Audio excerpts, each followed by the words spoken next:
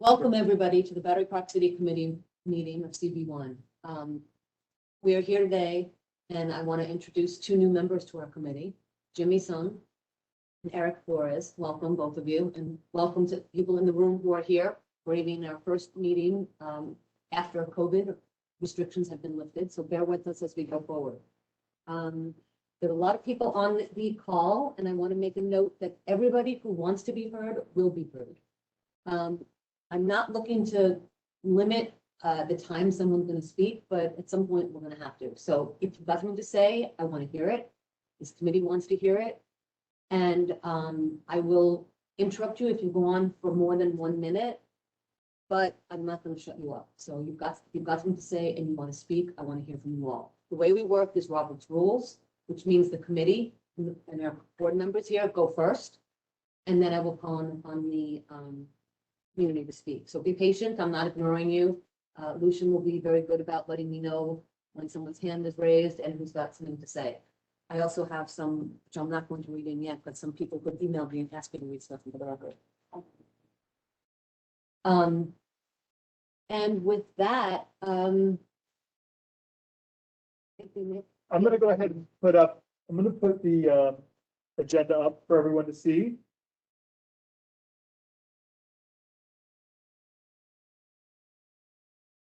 Once again, I do think that Community Board 1 is here we are breaking new ground with hybrid meetings. So I appreciate everybody for your patience today. If it rolls along best that we can.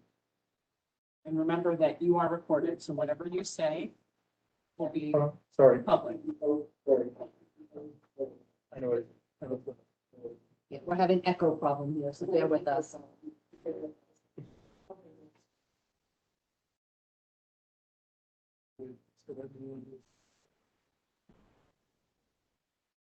So come on in. Battery Park City Authority folks are coming in. Please come in and sit down. Welcome.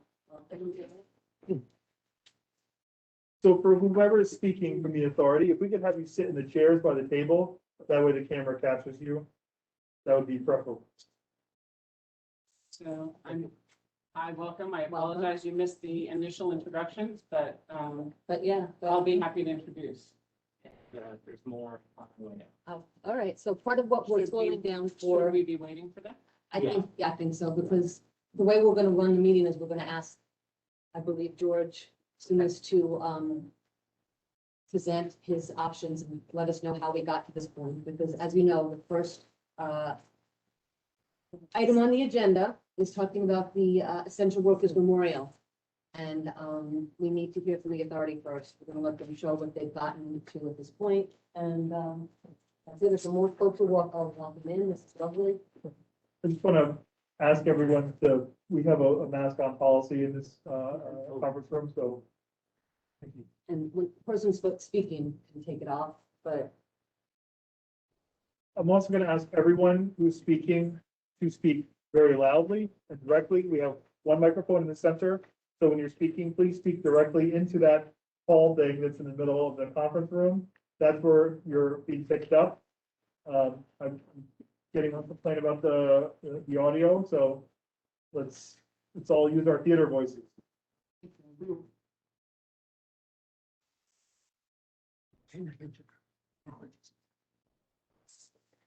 Nick, we should do it. George is here. Okay. You must know what we made. Yes, Is it? You want me to? that's fine. And then George said, this is the microphone right here, so. Yes, thank you again, everybody on the call. The audio is loud enough, but not comprehensible. Because the masks have to come on. When we're speaking. Yes. And I guess another housekeeping item will be that we would ask everybody to sign in, please. And please put the sign in on the chat. People in the room, we can figure it out. The URL is one way to go. Another way, you can, before you leave. And we'll I make sure you sign in. can share a link, or you can email. And the Wi-Fi password here, Yeah, if you want to hand me your phone, I'll type it in. interested in the rooms, not all of them.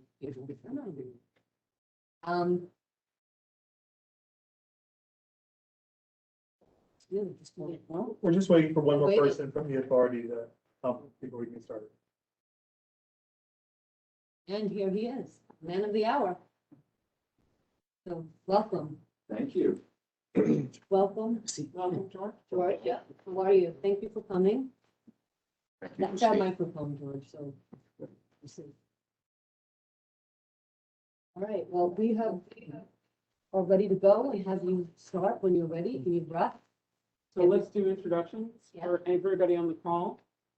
This is George Tunis, who is from the Battery Park City Authority, and we welcome you to the Community Board 1 meeting with your team.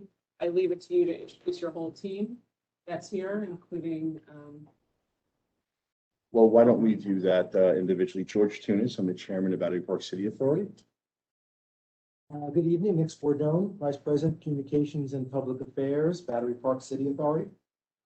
BJ Jones, President and CEO of Battery Park City Authority. Eric Munson, Chief Operating Officer of Battery Park. Gwen Dawson, Vice President of Real Property. Chamber.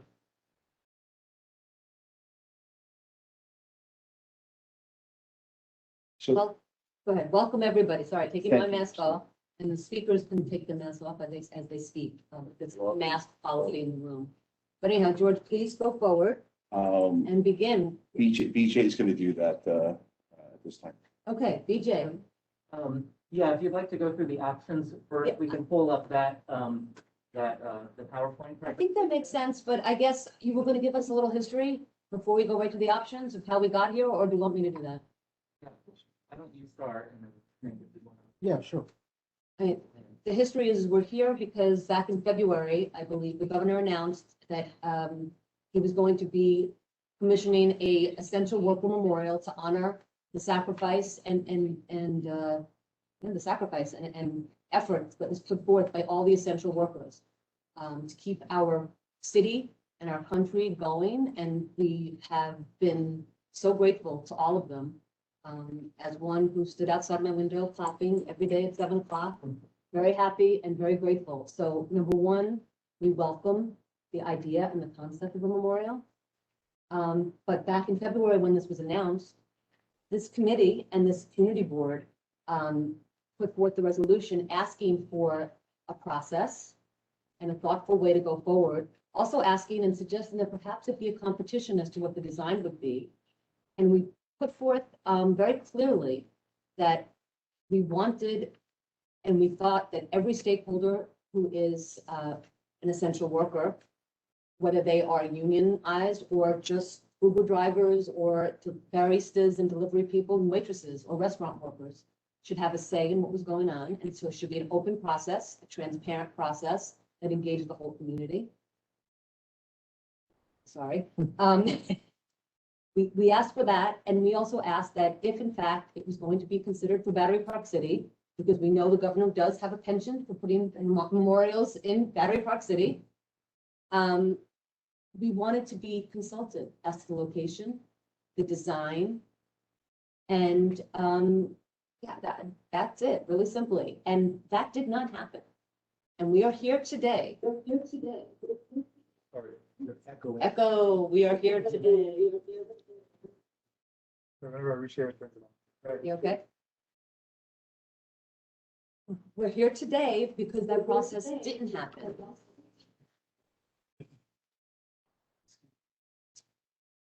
And we'd like to welcome. our first hybrid meeting. It's been a while since we've all been together. It's okay. Yeah, sorry, Lucian, when you're ready. You keep starting this. keep talking. All right, we'll try. But I'd like to welcome some new members or new faces to our community board, which is so lovely, and new people that are here. Because they really stepped up. Our neighbors in the north neighborhood stepped up because what was announced on a Sunday night or whatever it was that the memorial was going to be placed in Rockefeller Park. And that was not okay. And our neighbors stepped up and they put their bodies on the line and their children on the line. And they stayed out in rain, in sweltering heat. And they said, no, not here. And I will say that the Battery Park City Authority and the governor listened and said, okay, I hear you, not here, but where? And that brings us to this meeting, where? Go ahead, BJ, where? Let me just, and Justine, I think it's mostly right, just for the record, I know we're on it, so we'll just go through some of the steps. So in January, at the Battery Park City Authority Board meeting, Chairman had announced an open session that we were in the preliminary stages of entertaining the idea for an essential workers monument in Battery Park City and Rockefeller Park. It was an open session, it was announced. Yes, There were some questions then from the board. I'm sorry, okay, can you hear me now? There were some questions from the board at that point about kind of what was the size, what was the timing, et cetera. Your- Chairman, your our BPC, board, I'm yeah. sorry. The Battery Mhm, Park City that's okay. Authority Board. And the chairman had emphasized, look, we're kind of still at the beginning of the process, but this is something that we're beginning to work on. We wanted to make sure everyone was aware of it. It was at that point, then the community board, the subsequent month in February, which is where you had started, then passed a resolution in response to George. yes, saying, that is not correct. governor. Okay, sorry, that, But just to we're all clear on the process and kind of what happened. I think it's fair to say at that point, the resolution, I know I got it. I know you all sent it up to the governor's office as well. Without speaking for anyone, I think it's fair to say the governor's office heard you as well, because then in early April, what was announced by the governor was that there was going to be an essential workers monument advisory committee. which we were not invited to. No one from this community was invited to that. Not disputing that, I want to talk about, there was a process, perhaps not a process, a perfect process where everyone's going to agree with, but there was a process in place to select a monument. Subsequently, later in April, there was a public announcement about the advisory committee. Subsequently, in April, there was a public announcement about the advisory committee had met. And then in June 23rd, wasn't a Sunday night, it was a Wednesday morning, just because we're the objective fact. The announcement was made that Battery Park City had been selected by the advisory committee. And then the rest of it is fairly accurate from what you said. I know that the folks were concerned. Very concerned, yes, and I will say, it is with a sound and united voice that all of Battery Park City residents They've been great. and said, no, but I want to say this part for the sake of everything, because I did misspoke, whatever. All of Battery Park City is on board with the concept and the idea that not in Rockefeller Park. Right. So we thank you for that. I also want to add to that, there has been the Downtown Soccer League, the Yes. Downtown Little League, and the Downtown Giants have all sent letters of support. And many, This is saying, Right. why here, why open space, why active recreation space? correct, So people from Tribeca, people from FIDI, and as you said, the Little Leagues, and all the people that play. So it was a very much of a joint process, and people stood there, and you stood united to say not Yeah, Rockefeller Park. we stood there with you. And you did, I- you came and you spoke, and I appreciate it. I think when, I have apologized You have. because I think that, when, you have a position of responsibility, when there is a process that is certainly less than perfect, I think people should take responsibility. I'm not a big fan of this. I'm a fan of, let's fix issues. So when, I apologize because I thought that there should have been more input earlier on for a more diverse set of interlocutors.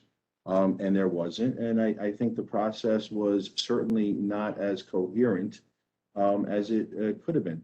So to the extent that I bear responsibility, I have apologized because I think it's the right thing to do. I also think the next step is now to listen to immediate concerns and act upon them. And I think we did that in record time. There is a reason why, sort of the rearview mirror is very small and the windshield is very, very large, because, we should look forward. Yes. Although I'm happy to, sort of have a postmortem on how the various groups with Battery Park City and CB1 and such can continue to improve a communication process with input where ideas go back and forth. And I think the more opinions, it's not only about being diverse, it's also about being inclusive. So I'm welcoming that process. We have announced that I'm going to be introducing some changes to our bylaws to ensure that that process, becomes by law. So George, I just want to say, I'm not thinking that the car that you reference with the mirrors, we're not all in the same car. We're not all on the bus together yet. And I don't think that it's actually on the road driving with everybody who needs to be in, even in this process. It's good to plan for the next one, but the problems that exist here, I say this as the chair of community board one, it is, the people I saw in the park were so diverse, up from Greenwich Village, well outside my community board. This open space for Lower Manhattan is an issue. You represent just Battery Park City. I represent all of CB1. We have 1,300 units, over 1,300 residential units going in across the street. Thousands more people in the neighborhood of Battery Park City, because this is where our open space is primarily. Tammy, I'm well aware of it. I lead the agency that maintains it. And we can go through all of the things Battery Park City has done to improve, renovate, create, maintain, so much so that the city has turned over certain parts of their land so we can maintain it, because I think it's universally acknowledged that we do a very, very good job. I think we should start to move forward on some of these issues. I heard you. We've had this discussion over and over again. I have acknowledged that there was a failure in communication early on. I also believe that we've done a pretty good job in catching up and hearing people. And once we have, to make changes, because, facts are relevant in this process. So I'm really aware of everyone who uses it, because we maintain it, and it is an honor of a lifetime to be able to do so, because I think the men and women of Battery Park City who work here, especially our Parks Department, does an outstanding job. I would venture to say that might be one of the reasons why people want to continue to place things here, because it's such a beautiful place. But if I may, I'd like BJ to take us through. It is not going to be in Rockefeller Park. It's not even going to be in a section of Rockefeller Park. Thank you. It is, we have announced that it is moving. I heard the community loud and clear. And when I met with 80 or 90 of the community members last Thursday in the park, what we had said is it will not be here.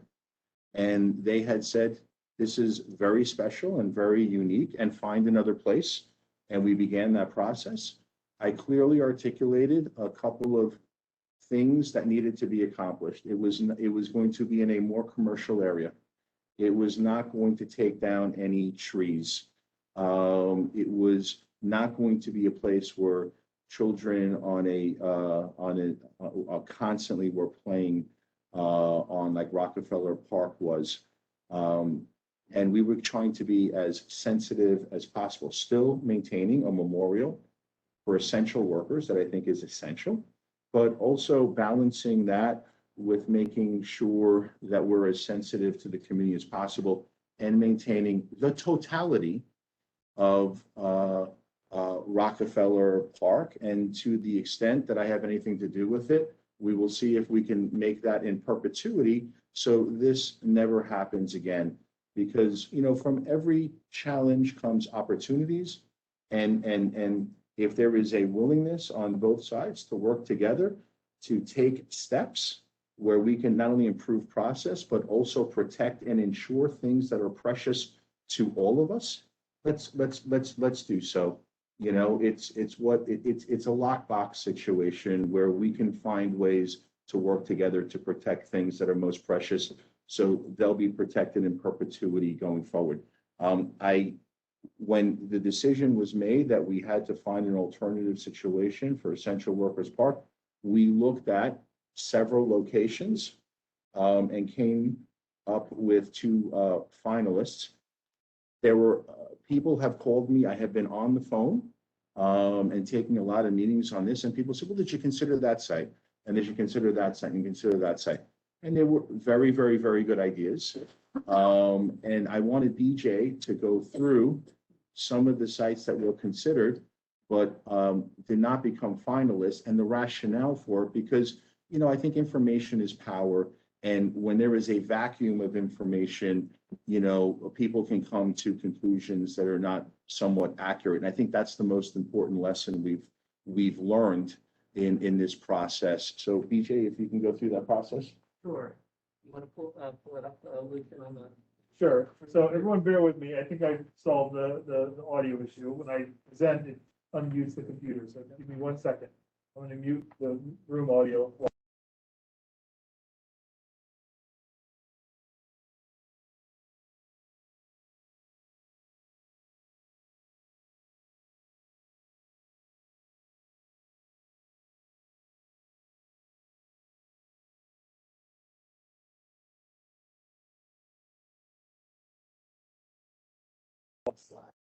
Bear with me because I have to make sure this is presented for everyone joining us remotely. Got it.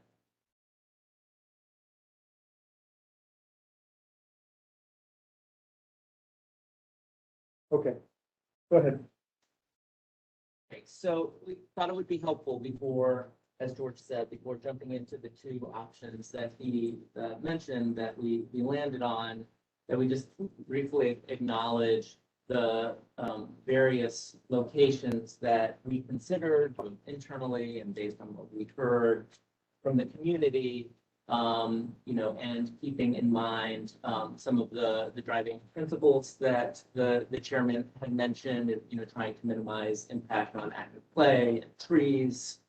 And while also we have to consider things like jurisdictional issues that can, you know, be complicated as well. And so this list is a reflection of the sites, you know, that we did take a look at with all of those things in mind. Stuyvesant Plaza, the area to the east of Stuyvesant High School, is a jurisdictional issue for us. As the chairman mentioned, there are some areas along the eastern boundary in particular where the city actually owns the bulk of the property, and we maintain it through a settlement agreement. And so that's what makes that one not feasible for us to make such a change to independently. The Murray Street Triangle, you know, the issues there were mostly related to access and traffic, both kind of regular traffic and commercial traffic that made getting to the site complicated and has safety issues. I'll skip to Belvedere Plaza, which is a beautiful spot, but as I think all of you know, it's also full of beautiful trees and benches. It's certainly used by the public. And then in looking at the top of South Cove, just where South End Avenue ends, there's circle cul-de-sac there.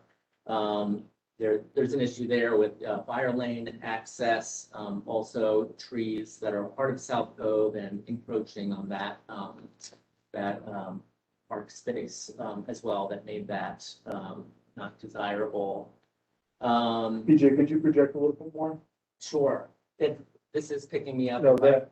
Oh, Only it's that. only that one? Only that one. Ah, Maybe come around if you want. All right. Hot seat. Hot spot. Okay, so we, just to recap now that I'm closer to the mic, had jurisdictional issues with Stuyvesant Plaza, traffic concerns and access with regards to Murray Street Triangle, the use and the trees that are prevalent at Belvedere Plaza, top of South Cove, had a mix of issues, fire lane, access, trees, and encroaching on South Cove itself. We did quickly look at the end of Second place as it goes into South Cove, also some similar issues, and that spot is just really tiny. The eastern boundary walkway, thinking on the south end of Battery Park City along Route 9A is a jurisdictional issue, again, where our role is through an agreement with the city, we maintain it. And then Pier A Plaza, also similarly jurisdictional issue where we operate and maintain it, but it's through an agreement with the city that owns the space. And so that's a summary of some of the options as we endeavor to find a different place other than Rockefeller Park to site the memorial, which brings us to the other two that are italicized on this list. The one in between the Irish Hunger Memorial and 300 BC, and also on Esplanade Plaza. And again, making our best, if not, perfect efforts to try to satisfy as much as we can the objectives that George had discussed earlier. Before you jump Yep. to the two Irish Hunger Memorial and Esplanade Plaza, which is the volleyball court, I just want to make a point, which you may or may not want to respond to, but one of which is jurisdictional issues are not impossible for you guys to overcome. We're doing it with resiliency plans. Yeah. We've gone well over on both the north and the south into the city and other areas. So we've worked with DOT. You guys are working with DOT for every resiliency plan. Parks. Yep. I mean, when one came to us, we have heard your hats. We have been in meetings with many jurisdictions with you. Right. So the jurisdictions, while that may be your primary point of it's very difficult, we know from working with you, and much to George's point from your own success, we know that that is not insurmountable given opportunity and time. That's right. Yeah. And then throwing out to you with Belvedere Plaza. Belvedere Plaza is not all trees. There is a corner Right. there that is Uh-huh. not all trees. Now, it's smaller Yep. than what you're talking about. There may or may not be the 700 load thing you were talking about, George, with us explaining about how you can't put dirt, or there's certain things. They may be issues there that I just am not aware of. But there are trees there. Mhm. There is a circular, beautiful space that's there. Mhm. And it is not a place where children play. Right. It is not a place that is used regularly at all. It is an open space, but it is not an active space. And I think there would be a way to creatively activate that space for your memorial, since it must be in Battery Park City and it must be done breaking ground as soon as possible by Labor Day. With all that said, but I just don't buy you. You have to take down trees. You can add the trees. And just for the public's sake, because there was a lot said yesterday where George referenced, he spoke to me many times. Yesterday was the first time that we actually spoke about that directly, George. I never said that we Wait. spoke many times. You said you heard lots of community input, which was at the park and yesterday, many I phone never calls. said that we spoke. We I spoke. said that was probably one of the problems, that we have never spoken prior to this.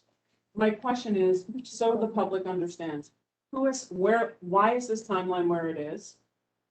And how did we get here? Because the public does not understand where we are and how we got to this. So as long as you look through this exhaustive list, all I know from what's been publicly posted by the governor is that he formed a commission in April. We didn't hear anything beyond that other than there were options and locations. There are no public meetings, there are no public minutes, there are no access for anything. So I need to ask, understand, so the public can understand in my due diligence as a chair, where is this timeline set and how did we get there? That I haven't heard very clear yet. Especially if you've already looked and turned down all of those. Yeah, the constraint for us, as you know, is the urgency driven by the commission to have a memorial in place by Labor Labor Day 2021, And- not Labor Day 2022. and also the recognizing the 20 different groups of essential workers. Of course, Which that needs is- to be there. Who is the designer? Do we know? Um, I'm sure you know. the original concept, was rendered by OGS. With the, Based on what feedback or was it just their design? Like, we had asked if there would be, for example, when you look at the 9/11 memorial, that was actually designed not by a fancy firm, but by a 9/11 survivor, just so happens, and essential worker. So my question is, we had hoped that there would be a large design competition and maybe give voices to others and have it be a little bit more connected. Was there any thought with, I don't know if you know, because I know you Yeah, were not on the. I can't speak to what preceded it, but you're correct that how this design process was different than the competitions that had Yes. existed for previous memorials. All right, I'm sorry to interrupt. Anybody on the committee have, go ahead, Jeff. I think, yeah, BJ, as you went through all of these locations, I mean, it struck me that one of the reasons that we have a problem is that Battery Park City is fully built out according to a very wonderful master plan. So really, every square inch has a current use. Yeah.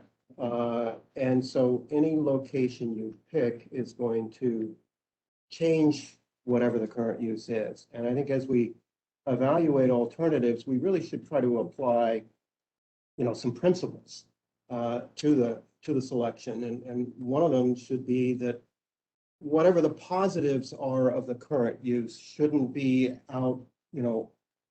erased by the switch to a memorial The use. master plan in this property called for a building, that's literally a skyscraper to be on it.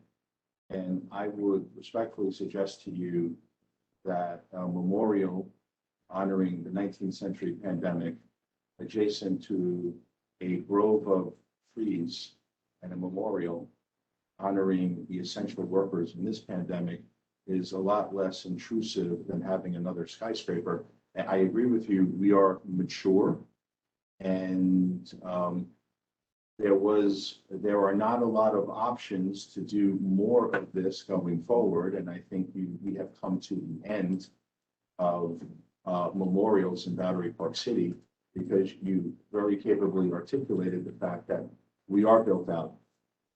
We're here to sort of improve and maintain and focus on more green space and such. But we are built out. But in this particular area, this was slated to be another high-rise building. Well, you're talking about one of the two areas, and I understand that is true for that one area. But sort of taking your comment earlier, looking forward rather than back, Yes, sir. what's there now is certainly better than a building. And so the question really is, Let me take it a step further, Jim, I don't mean to interrupt. But what is proposed at that particular site is also better than what's there now. Right now, there is some very unattractive glass benches that are breaking down. There's some concrete around some grass. And there is a concrete fireway of 25 feet. And what is proposed is to keep all the trees there, to put some hedges around it,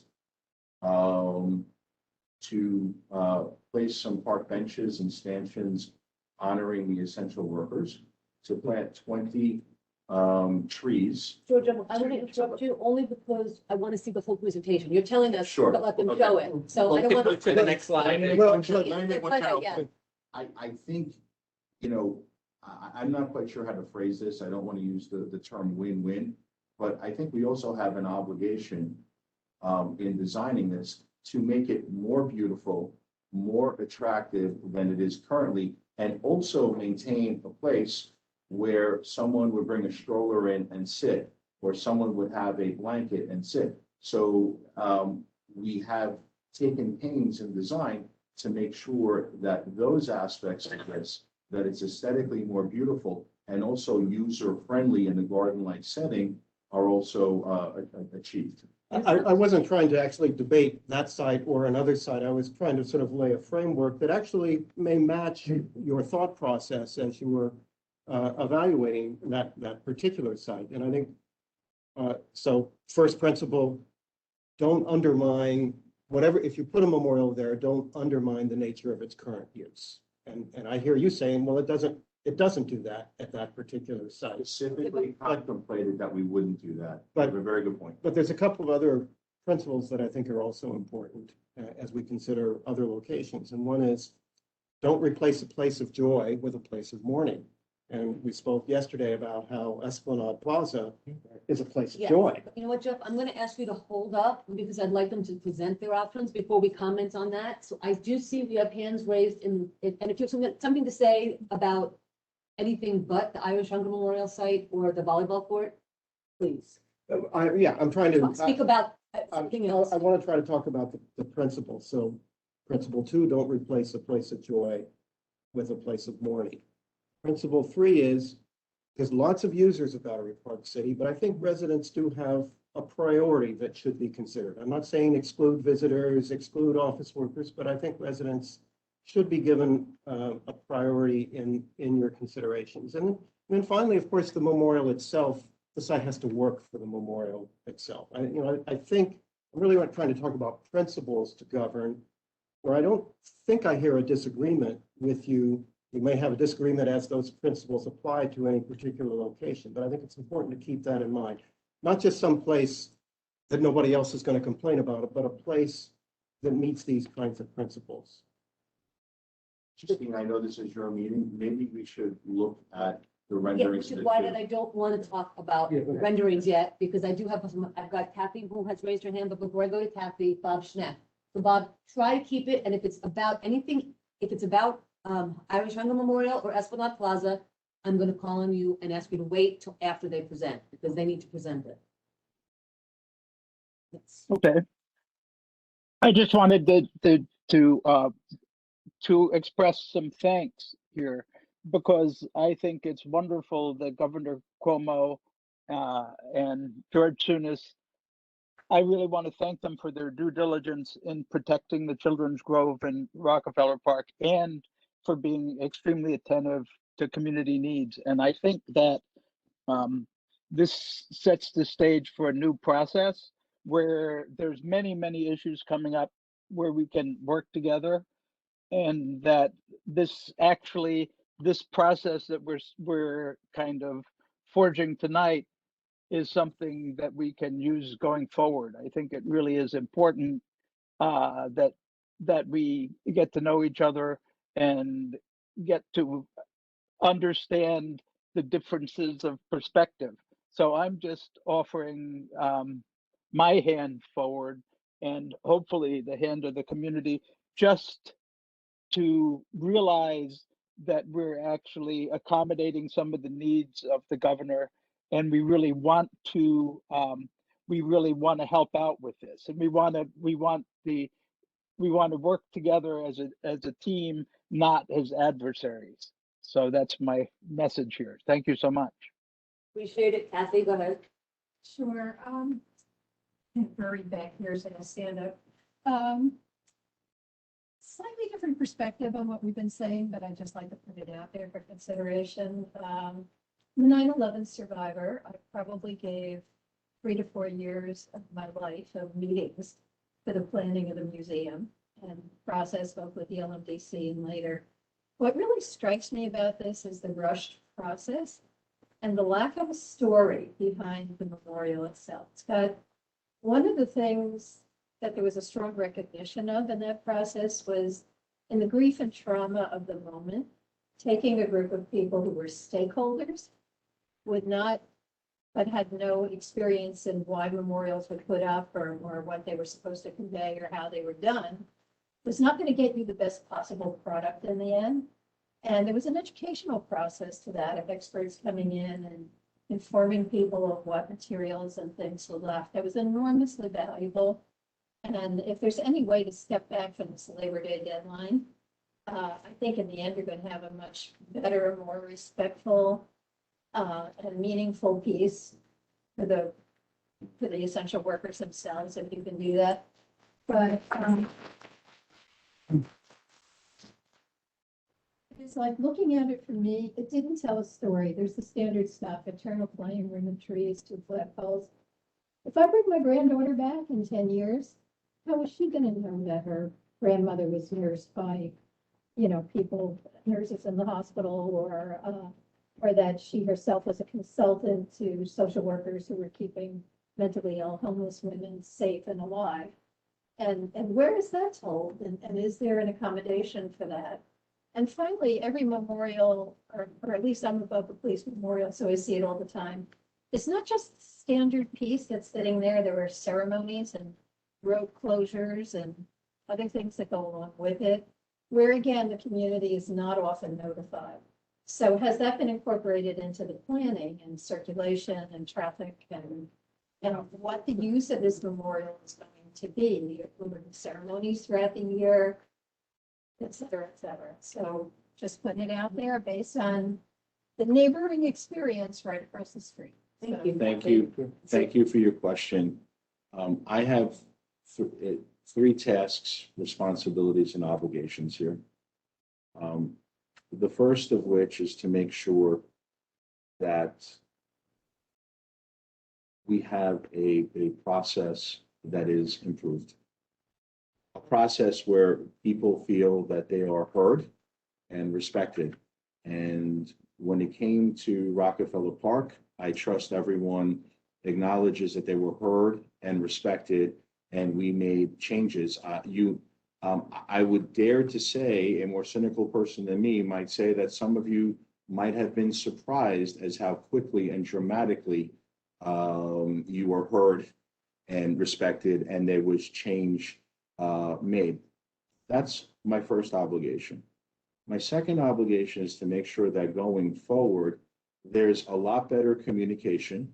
And I have apologized for my part in that, but I think all of us have an obligation to do better. And I think at Battery Park City, you need a partner, that's leading that charge to be more open, transparent, inclusive, and such. And I pledge to you to do that. And the third responsibility, and it's a very, very important responsibility. The gentleman said, look, residents should have a priority here, and on very much most things, I completely agree with him. We're here, because Battery Park City is a place where people live, and that's a solemn obligation. But we also have an obligation here to honor our essential workers who sacrifice so much. I have to respect the process that a committee of leaders of essential workers was formed, statewide leaders. There are 4.4 million essential workers in New York State, out of, I think, 9.2 million workers in New York State. Their leadership met, their leadership was given choices, they had input. This is what they chose, and this is when they told us they wanted to be done by. Labor Day is not just a day, it's a national day where we celebrate labor. So those are the three obligations that I have, whereas I very much appreciate your concern. We're not seeking a museum. And I don't want to speak for essential workers. They weren't speaking a museum or anything like that. They wanted a memorial in the state, and I'm sure there will be several. I've heard Queens is interested in doing them as well. And we have tried to balance the equities here of honoring the wishes of the leadership of essential workers and also trying to be as sensitive as we can to Battery Park City. And when that balance was pointed out to us, might have been off kilter, we made a change and responded. I just want to ask budget. Well, we wait till after they present, because, Well, but it's about the land that's currently there. The Battery Park City Authority in that area that you talked about with the benches and the lighting spent a good deal of money doing a repair and maintenance program for the art program. Can you elaborate how much money was spent specifically on that? Because if I remember from the board meetings, those particular projects were quite expensive to do all the repairs of the wiring, and it is public funds. So I'm a little concerned here that we spent a lot of money, insurance and repairs to go out and contract and actually fix that particular location that you're saying is not as well used. Do you have any, can you, or your team, tell us how many millions of dollars were spent on repair for that? I can't, when do you remember offhand the budget of the? I don't, Yeah. it included. The pylons, right? Yeah. Yeah. We can get that information. I think that that's a very relevant number for the stewardship of public funds, Yes. and that's something that should be looked at and considered. Just for the listeners, they said they're gonna have to get back to us with that. Yeah, I don't think they could have heard that. We're gonna have to, repeat something that people say from time to time, just so our, All right, so I'm not taking any more questions on this now. Please present the two options. Thank you. Okay, so you can go ahead, Lucian, to the next slide. Okay, so here is one of the, so, Tammy, I have a question Oh. on alternatives. Can I answer? Oh. Yes. Quick, Quickly, I quick. just wanted to know whether or not. This is Kelly Let's introduce you for the public. Oh, This yeah. is Kelly McGowan, and Kelly has joined us from the newly formed Battery Park City Neighbors Association. This is the one. And Kelly, if you don't mind speaking a little bit closer so the public can.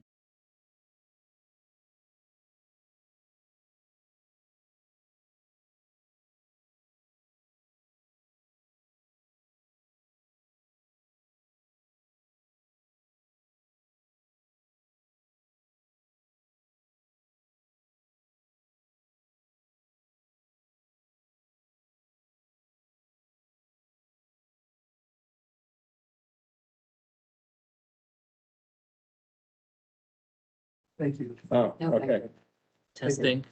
Yeah. Okay, so can you just repeat, you said, how about the Pataki, for everyone online, sorry, the mute button was accidentally pressed. He asked about the Pataki Walkway and BJ's. Yeah, I was just responding that that is, I was referring to that as part of the eastern boundary jurisdictional issue on the earlier list. Who owns that space? And that's where the city has jurisdiction, Even though it's state property 9A. even though there is it's an interesting, I'm not sure how to describe it, but it's a mix, but most of it is city. There are some spots that are state DOT. But largely that area is city. Including the part that was just dedicated that Kelly referred to, that was dedicated as the state heritage trail. And that is a spot where we were able to use a small portion that was part of the state DOT spot. That, again, reduces the options. Okay, present, please. Yeah, okay. All right, so back to where we are now is we have zeroed in on two options for this presentation.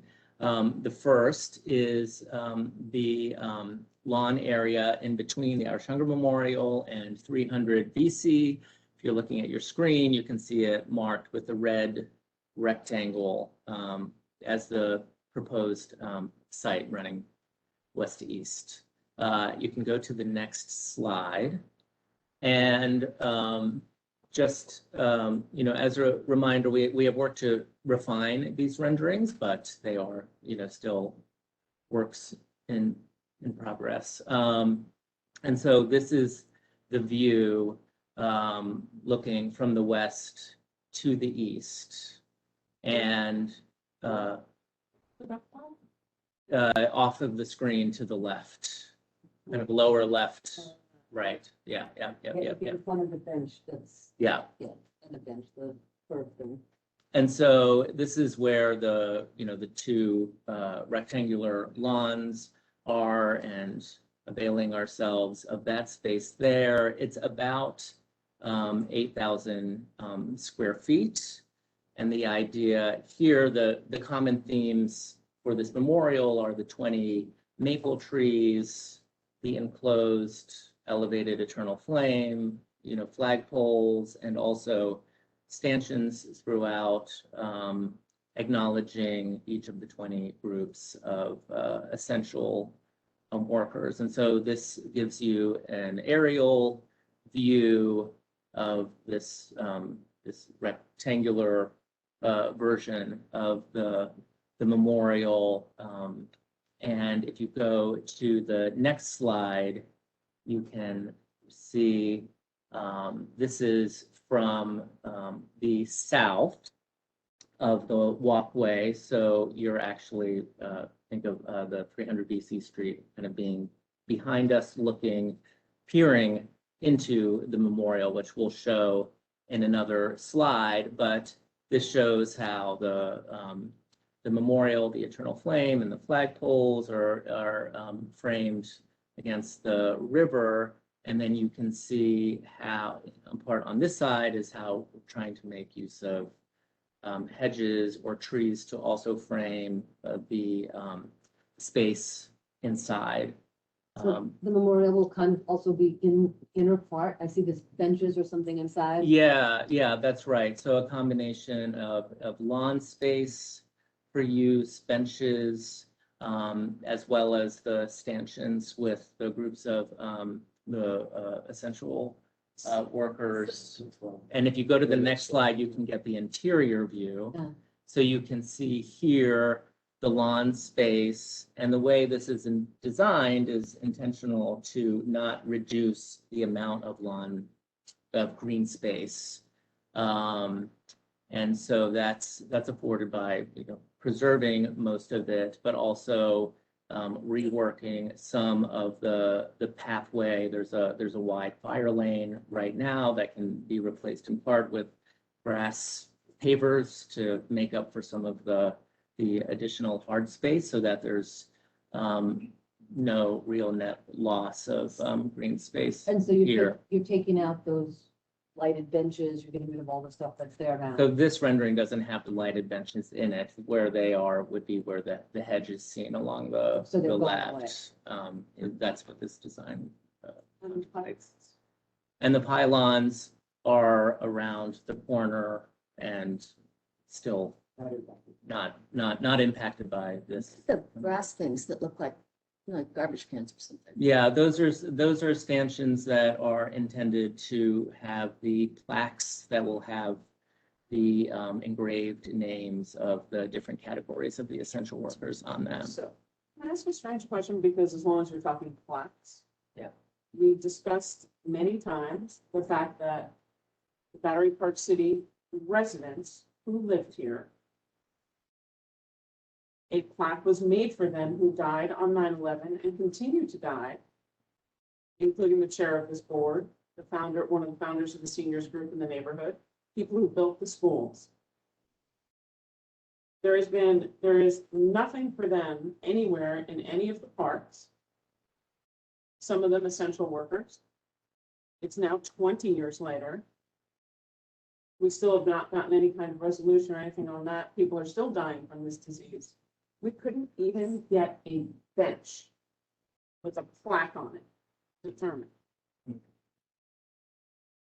So I understand you're gonna tell me, you've already said no more memorials because everybody has. I'm not But just understand how I feel. I'm And not- sorry. I'm not- I just need to say it because Tammy. it's not fair to the people who live here. Tammy, Sorry. if you, I'll shut up. Tammy, I'm not asking you to do that. If you would like to have a discussion on that, I'm happy to do so.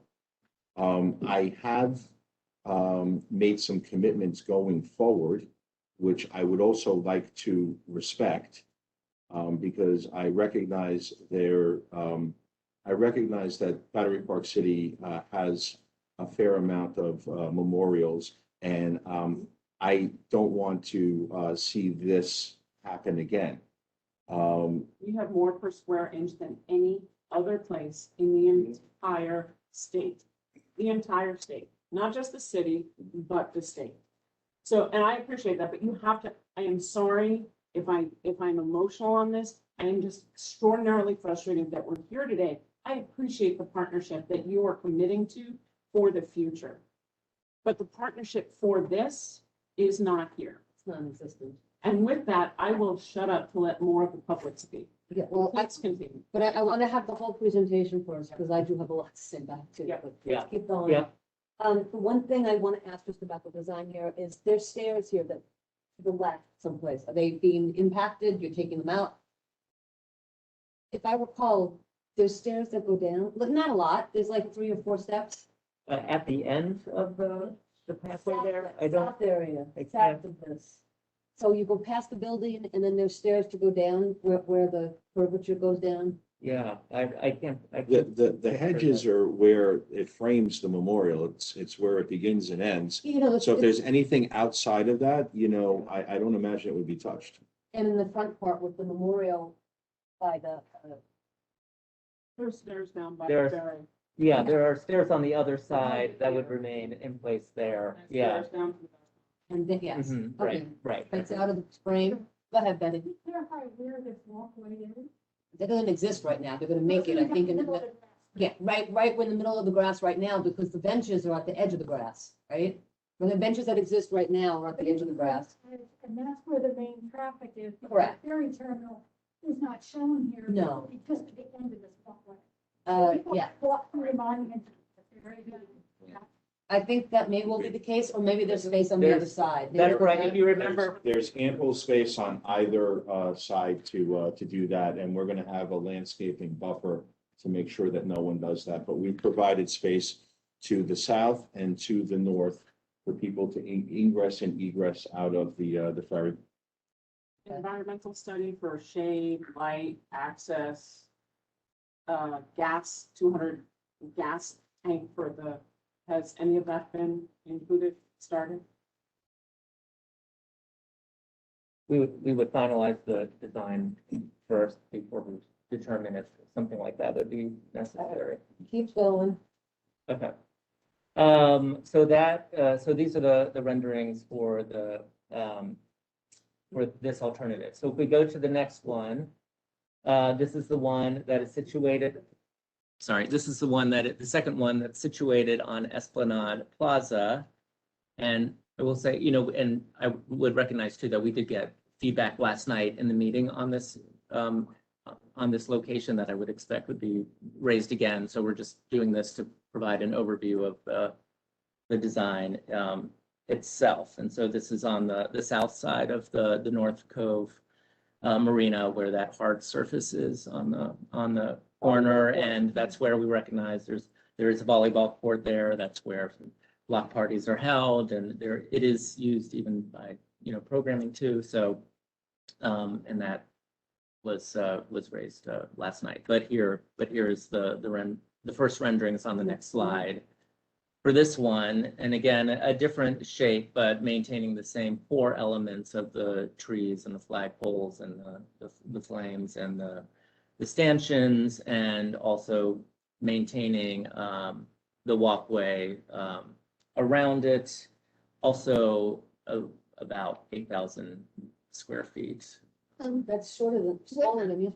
Up on the grass, that's where the playground is, right? Yeah, and this is where I would say when we're talking about draft renderings, the area that's green is out of the scope of the memorial. So it doesn't playground is gonna depict, Overlook the it memorial. doesn't, Yes. right, this doesn't Playground and depict the playground or A the. play- Right over. A Yes, a okay. playground may overlook something if that's where the consensus is. Right, right. So Have the conversation about being appropriate and very concerned to do the proper respect and diligence. Tammy, I agree with you, and it's an interesting dichotomy here. We looked for an alternative site, and and we look to have choices. So we looked far and wide, and there weren't a plethora of properties that were ultimately appropriate. Now, going forward, that's a good thing, because now you have me on the record as saying, we've sort of exhausted No more. memorials, because as a gentleman said, this is mature, it's built out. There happens to be one property that was slated to be a high rise that is next to the Irish Hunger Memorial, that in my opinion, is the suitable location. This isn't something that I think is something we should do. But I was asked to look at many alternatives and provide a couple. And I will tell you, in that process, it very naturally and quickly got narrowed down to one, All right, in my opinion. I'm gonna move along, because we've got so many people with their hand raised. Yep, so we can just do the next two slides quickly, so you can see the interior view with, again, the And stand. what we're looking at is the top lot? And what you're looking at is you're facing the wall that's there now where the playground is above it. Above. Right? So you're looking Lincoln east Park is above with the it. water Yep. behind So you. you're missing the dog run on the left and all of It's- the landscape. yeah. That is the top lot above it. And, Yeah. and again, just because it's just not rendered. Which is Not fine, but because that's it's what's there, for removed. people who Yeah. got this Because you picture of would what's there. see the Yeah, playgrounds. yeah, You yeah, do see the Yeah. toys, you do, the Yeah. equipment. Just to note that Kowski Plaza is named as a memorial plaza. right. The dog run above it is named for a memorial for a dog. Yeah, Yep. So Yep. just So where And you the see the open Berlin Wall. space, there is none. no, there's no open space, and there's Yeah, a okay, Gateway sky. Plaza is there behind that, I mean, that, gateways over there. yeah, so I mean, no, the buildings are back there too, after you get past Yeah. there. Oh, thank you, Okay, okay, so those are the, All right, the so, rendering. thank you. I'm sorry I'm rushing you along, but there's a lot of people. So I'm gonna call on Judith, Alice Blank, and then I'm going to the The public. public, and then if you guys want to, tell me, you're raising your hand, I'll go to you because you're in the room first. But Judith and Alice Blank. So Judith, you can go ahead and unmute yourself. And for people. Thanks. who are- Thanks, these are Lucian. board board members. Oh, yeah. Thanks, yeah. Lucian. Can you hear me? Yeah. You can hear, I Lucian. think I'm Sorry, getting Lucian. feedback. Hold on. Hang on, let me just try my headphones. That's better. Oh, no, it's not. Just give me a moment.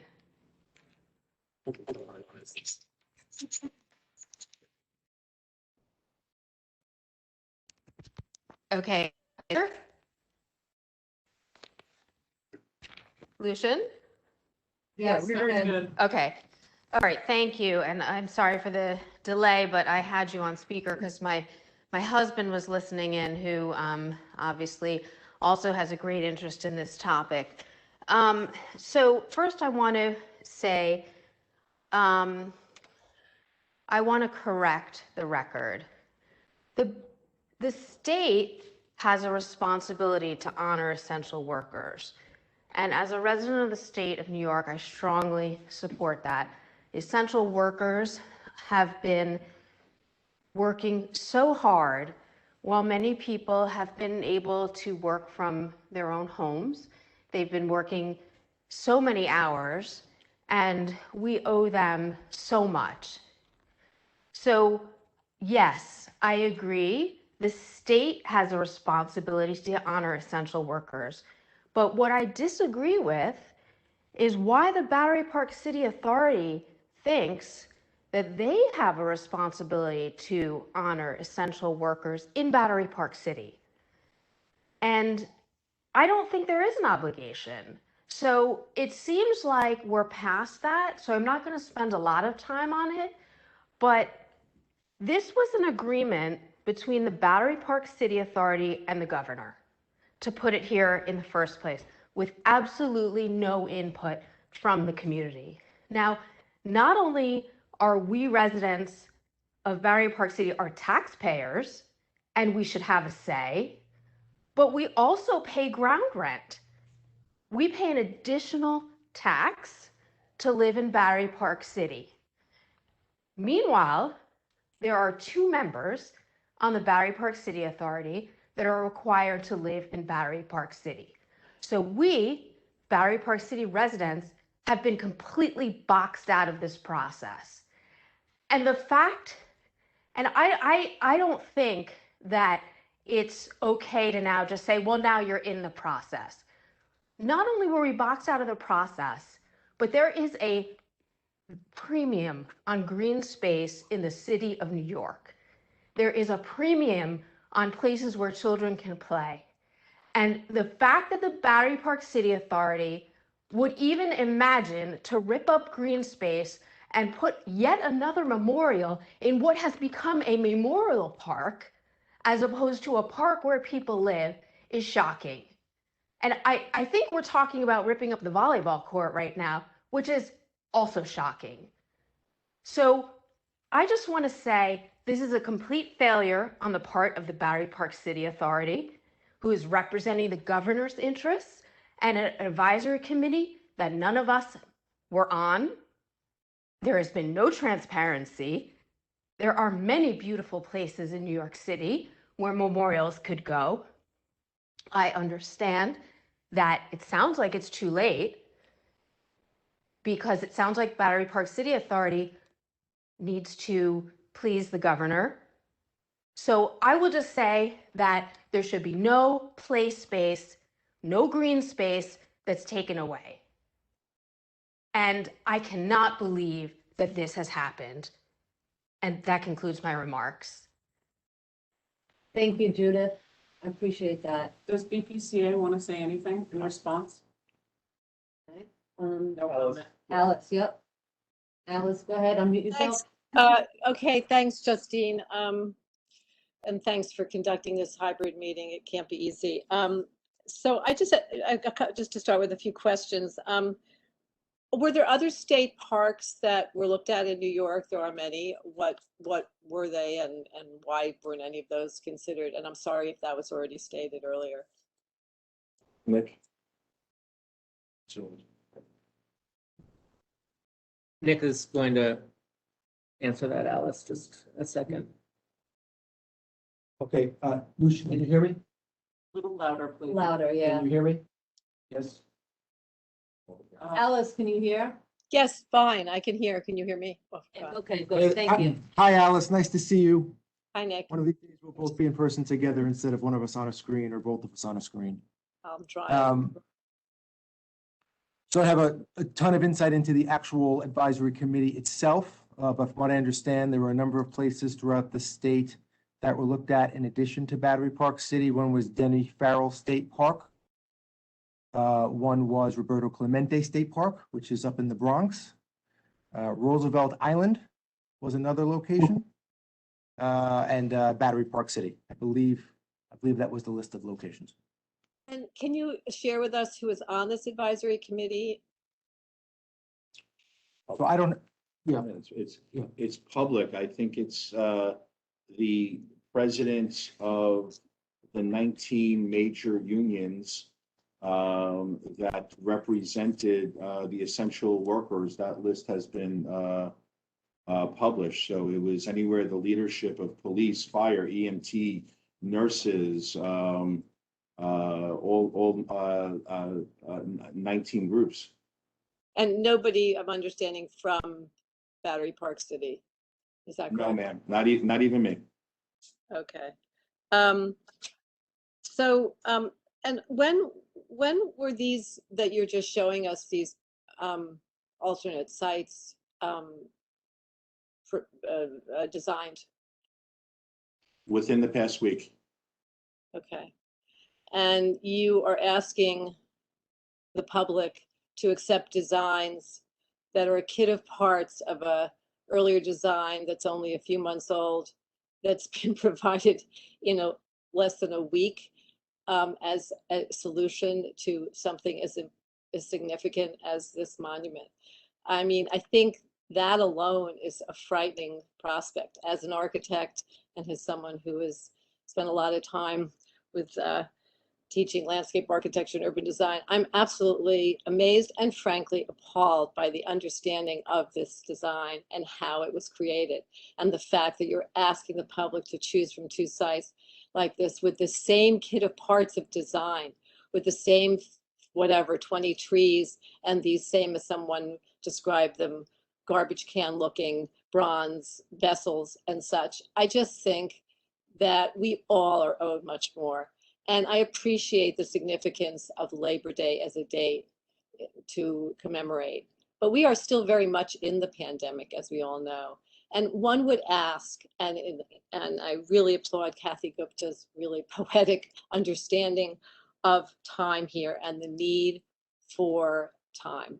And there is nothing to me that indicates any urgency for this design as it stands to be pushed through before next year at Labor Day and allow the community to really engage, the design world to really engage. This is not a small project and it should be done well, and people should flock to it, much like they do to, you know, the mall in Washington, D.C., which this looks like an attempt to recreate at this point, where people really are moved by this memorial. And I think that it can be positioned anywhere in 3 locations with the same kit of parts, irrelevant of views, of materiality, of vista, of significance historically, etc., is just selling us all short, all of us. And so I really call for a delay here, an extension in time. I am sure all union members would be fine to postpone this until we were actually past the pandemic and we can look to next Labor Day, which is, we all know, quite frankly, around the corner, and consider it that. So that is what I would like to put forth, and I thank you for the time, Justine. Thank you for your questions.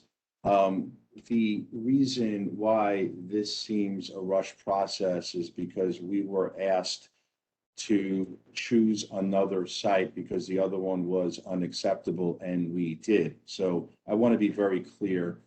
The other site was designed over a very extended period of time. I am not going to pretend to speak to union leaders' desires, or you said you were sure that all of them would agree to a delay. I am not that bold to speak to what they want. They're capable of doing that, but it is my understanding that in their meetings, they chose a site. They wanted it done by Labor Day. We went back to them and said, the community has asked us to find another site. They agreed as long as they got it done by Labor Day, and that's what we're trying to do. So I am going to have a great deal of respect for their wishes here. I would hope you'd have the same or Okay. We're having a little bit of technical difficulty. Hold on. I think that everyone would benefit, Mr. Tsunis, with So- an so maybe opportunity to really Alice, wait. So the city computer is. Hold on a second. Hold on a second.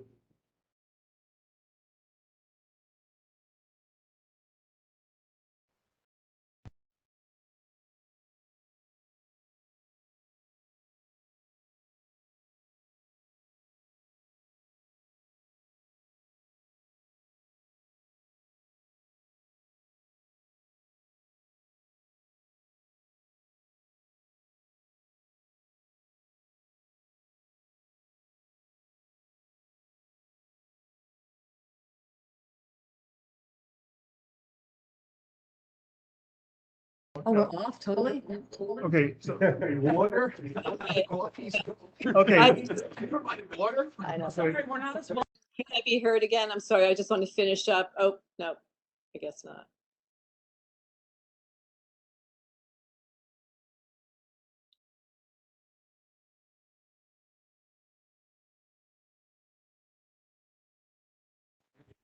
Hello? This- I assume you're Yes. not- Please be patient. Please be patient.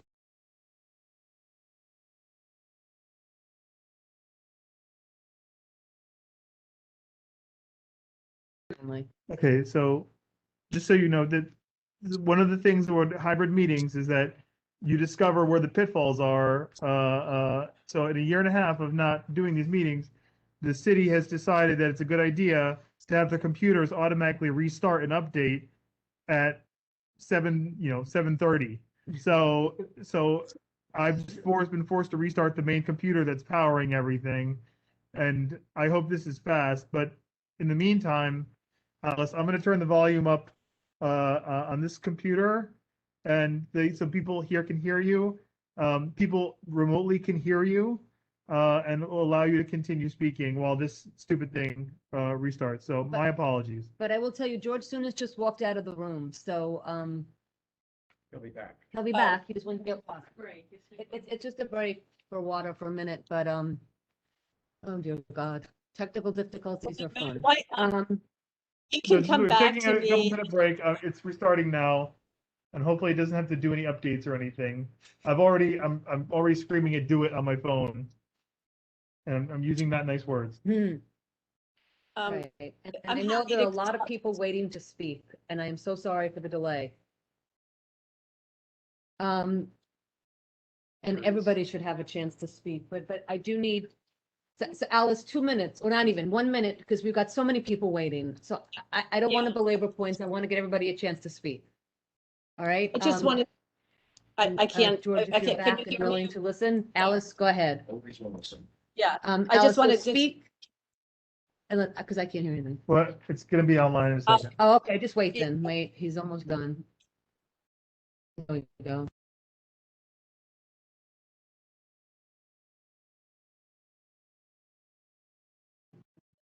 Okay.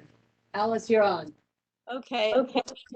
Mr. Tsunis, I can't speak to your meetings with your constituents. What I can speak to is your promise to engage more fully with the public at large as promised. And it sounds to me that you'll be breaking ground within a few weeks. That is not the kind of engagement that any of us are owed, and that what I understood this promise to allow for.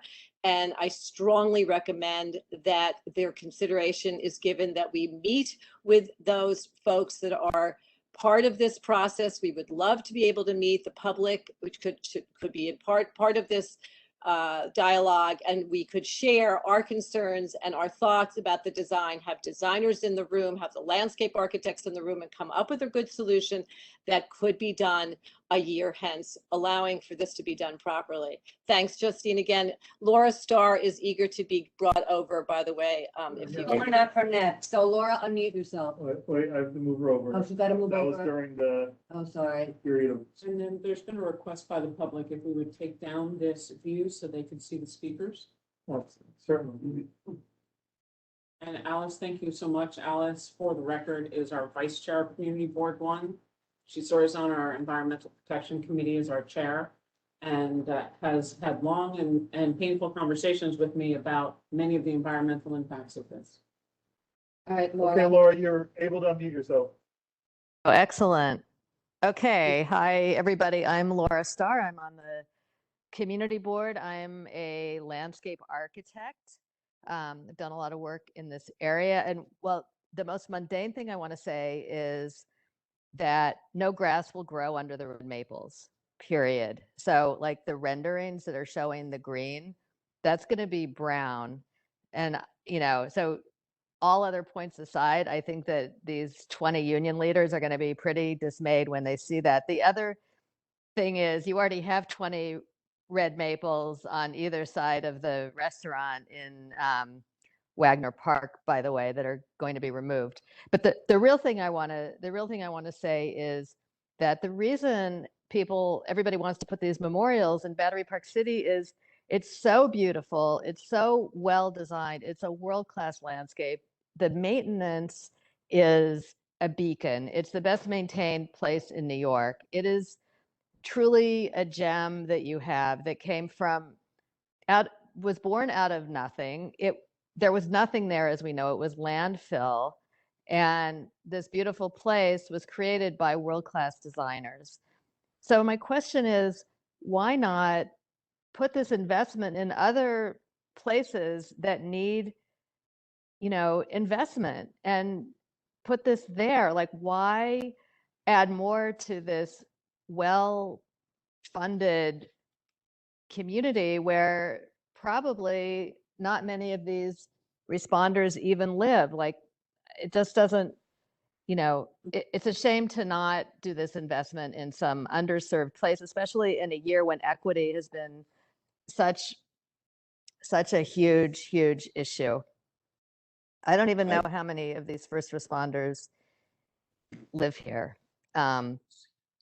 So that's what I was, I'm not sure who chose the original list of sites for this. But I know there's other state properties in New York. There's the Javits Center there, it's not just state parks, there's all sorts of state properties. In fact, somebody suggested, why not put memorials at all the hospitals and invest in their entrances or something like that and decentralize it. But the other thing is, if there's a time crunch and you do want to do something in Battery Park City, why not do something temporary, like make a nice walk of heroes for them, more like a Christo project or something that is like an event, a big press event before Labor Day for the governor and for them. So everybody feels really honored. And then we can go about having a real design process and a real process to properly site this thing. These current designs are not designs. They're not going to work. They're not in character. They're going to wreck the landscape of Battery Park City. Thank you, Laura. All right, let us go to the public, please. I'm gonna let Lucian be in charge, so when Lucian unmutes you, speak. Okay, so this is how this is gonna go. So many of you are signed on 100%, and I can see your name and I'll unmute you. Some of you, I see a lot of phone numbers. Some of you put your phone number in when you signed in, so I will be able to find it in the list. But I will get to a point where I'll have to start just unmuting phone numbers to ask people who they are, because there's no other way for me to do it. So I'm going to start from the top, and I know this person's here.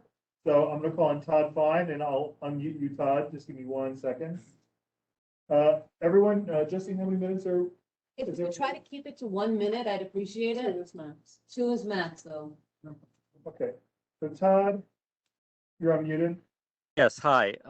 I am a scholar who studies monuments and memorials, and I think we need to acknowledge that in the late 19th century and the early 20th century, the city created an art commission designed for pretty much this exact purpose, that memorials were starting to be put up too quickly without a lot of character. And the city has a process, and arguably some people might say it takes too long, but it's a process and it works for the city. And what I don't understand is why we have to accommodate this conflict between the governor and the mayor on this. I mean, we're talking about a pandemic. Can't we come together as a city and do a memorial without a personality fight? Work together, find a great place. You say that they're working on one in Queens. Well, why doesn't the governor and the mayor work together to do that one in Queens with justice? There could be state funding for that. I mean, and it could be at a high quality with proper design and maybe with the design commission's approval. I don't think we should, have worse standards just because it's in Battery Park City. And then this could be also an opportunity for the city to upgrade its own memorial procedures, which also need to happen. So thank you. Thank you, Todd. I'm going to call Kelly, who's in the room. Kelly, introduce yourself so people. Hi, Kelly McGowan from BPCNA. I have 2 questions. One is, and I know we've been focusing on the Irish Hunger Memorial, but if we go back to the volleyball court, was there any consideration to a way to do that preserves the volleyball space and the active space by either pushing the foliage in the trees to the outside or the inside and preserves what's at 150 by 150 space that's so actively used? Was that ever under consideration, or could that be under consideration? It's an interesting question. There are 3 responsibilities that we have there, 3 challenges. There's an active volleyball court, and it's right in the middle. You then have to site a memorial, and then that is a very heavily traversed area. So the most important thing is to make sure that there's, and this is why, in my personal opinion, the site is flawed. you have to make sure that people are able to get north and south easily. That's a very heavily traversed area. So I would be very concerned about, sort of pushing things into, that walkway area. Okay. So second question is, if we are focused on the Irish Hunger Memorial site, is there something that we can do to protect? Because clearly it's an option. Is there something that we can do to protect, so permanently, the volleyball court as a community space? Kelly, that's a very good question. And this is what I tried to say about looking forward and how do we sort of protect the neighborhood going forward. I mean, look, I completely understand people's positions here, and that's why when I heard about the very sincere grief and concern about where it was initially going to be in Rockefeller Park, I moved very quickly to get it changed. I don't know who's going to occupy my role in the future. I'm committed to having a lot more community input. I think in all other things, resiliency and all programming and all other things, I think that the level of outreach and communication has been very, very, very good. Clearly, I wouldn't describe this process in that way, but in others, it has. So on things of this nature going forward, how do we, protect that it won't happen again when maybe you have a different chair or a different board or a different governor or for whatever reason, we should try to work towards assurances.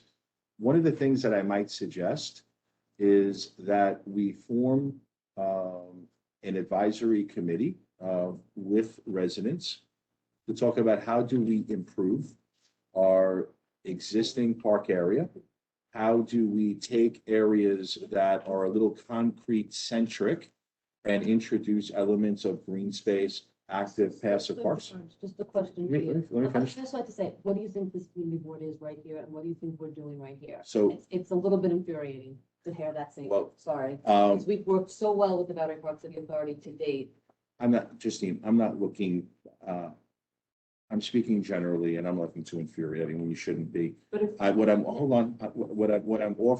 I'm suggesting is that if we do get together, and now if the Irish Hunger Memorial is where people think that this is more appropriate, and this is where it lands on, or the site next to the Irish Hunger Memorial, forgive me, that the alternative, Esplanade Plaza, that does have a very heavily traversed walkway and a volleyball court that may be around the volleyball court and moving eastward, that we do put in plantings, a park area, green area, so on and so forth. And it sort of ensures that area will be protected in perpetuity from something going forward. I think that's. I also thought you just said there will be no more memorials in Battery Park City. So I will go Well, back on that now. Look, I'm telling you, as long as I'm here, I'm not in favor of any. I'm not looking to do this for life. I'm just saying ideas to protect everyone going forward. I do have a concern because the governor's representative, who was here to start the meeting, has left. So any communication from this point forward, I feel the governor's not listening at all. And when we're talking about, because that's how we got here. Right? Yeah. So the question is, in terms of partnership, can you help broker a meeting with the union leaders that were on this commission so they can hear from the community and the neighbors association and the community board? They, I am sure, have no information of what's going on unless they're reading it on Twitter or thankfully watching the news.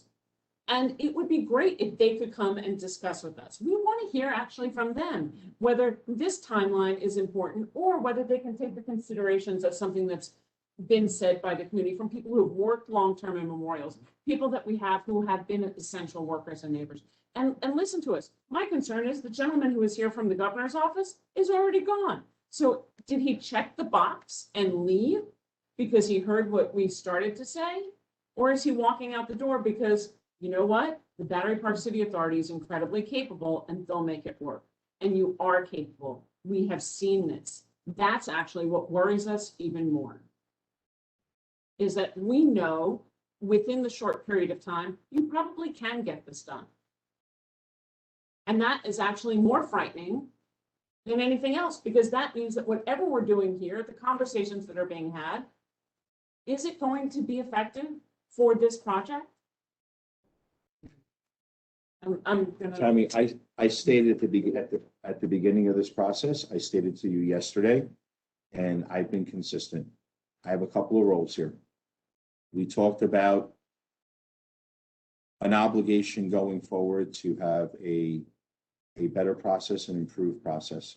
A process that has been more like the last 10 days, where I think we've moved heaven and earth and changed sites, which I think everyone would agree is probably the most responsive thing, you know, they've seen come out of a construct like this in a long time. You're talking for future, we're talking Okay. on this. And No, we are, when I spoke to 80 or 90 members of the public at Rockefeller Park, I had said, we are going to move it. It will stay in Battery Park City, and we are going to keep the commitment we made to essential workers and their leadership, but we will move it to another location because we heard everyone. So I have to balance both of those obligations. And George, you said that, and I just want to call your attention, all of you. We have 36 people online to talk, plus more. Sure. So I'm going to get water. I apologize. No, it's okay. Don't, but not repetition. We know what you're saying, and I appreciate it. And I know you're getting bombarded with lots of stuff.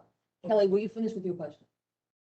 No, well, 36 my people. only, yeah, I did say that, right? But my only point was, because not just your chair, but everything else, but I think everybody has the sentiment that every square space is in mortal power from any decision from anywhere, other than the people that live here. So frankly, I don't really care whether I lose the space because of Memorial, or somebody decides to put a commercial operation there, or somebody decides to make it a parking lot, or some other. Or new building. It doesn't matter, Whatever. right? So, you know, that's what we're looking for, and that's, I think, the sentiment over many years out of the complete community is, that's what we have to stop, is having every square inch, you know, residents last and everybody else first. Kelly, we get Okay. requests to build things on Battery Park City. They're discussed, and, you know, we're not interested, and we feel that from a commercial point of view, Battery Park City is built out. We're not looking to add another restaurant in a parking area or anything like that. And we have opportunities to build other buildings, and we elected not to. This conversation is, I hear you, no more memorials. Get it, understand it, agree with you. We'll work towards that. You have my word. Heard you, that's wonderful. I'm gonna call on Matthew next, and then I'm gonna go to this board here, because we've got so many, but I just want to say to you is, thank you for no more memorials. What I also wanted your word that you're going to come to us for anything that's substantial like this, and you know what's substantial. Go ahead. Quick. Two ways of asking the same question. One, hypothetically, or no, in actuality, you could not have moved this out of Rockefeller without the governor's consent or over the governor's objections. If a future governor or the current governor says to you or a future chairman, yeah, I don't care about all that nonsense in your bylaws. I'm telling you, I want 10,000 square feet for this thing now. How do you or the next chairman say no? Or this community. Or let's bring it to a specific thing. The governor is committed, I think, to doubling the size of the Museum of Jewish Heritage. How does that not take away park space if it ever happens, because he hasn't moved on it? Or how does it not violate current, it either goes up vertically, which violates current zoning rules, or it transgresses into the park? Because that's going to be the next, if he ever moves on that, that would be the next conversation like this one. Yeah, I think that decision is the Board of Trustees of the Museum of Jewish Heritage, and not the governor. What I am telling you, my own personal view, is I have expressed that there is memorial fatigue here. And the reason why is because I have seen Hurricane Maria, I have seen Cabrini, I have seen this. Well-intentioned. No one woke up and said, I want to harm a community. I want to create discourse. I want to create problems. It comes from a very, very, very good place. And, we balance the equities and, we wanted to honor, and there's a community here that I personally feel we should have been more attentive to in this situation, which is ironic because we are the absolute most attentive body on all the other stuff. And that's something where we should be completely and wholly consistent on. So I can't speak to others. I can speak to Battery Park City leadership and the board, and we've discussed it. And, we have heard you, and we are committing that we are not going to support any other memorials. And Thank you. Rings the phone and says, I want this, you're gonna say no. I'm gonna have a very respectful conversation with the governor that, in my opinion, and you appointed me, and I think that matters, that I think that we honor the essential workers, which I think is critically important. But now I think that Battery Park City and everybody thinks that, I don't want to speak for anyone else, but if I could, that they have enough memorials and we can spread some memorials more equitably around the state. Next, Audrey. Thank you, Matthew. Okay, Sorry. so this is what we're gonna do to make this move faster. I'm gonna say who's up and then who's next. If you're next, raise your hand if you know how on WebEx. If you're on the phone, hit *3 and that will raise your hand. Okay, and then I can unmute you faster. So, like Justine said, Audrey Kaminsky, I'm unmuting you now. You're Hi, unmuted. can you hear me? Audrey. Go ahead. Hi, first of all, thank you guys for including the public. Tammy, Justine, I agree with everything you guys have said. I'm a resident of Gateway Plaza. Just as it was important to keep recreation space in Rockefeller Park, it is just as important to keep the recreational space in South Battery Park City.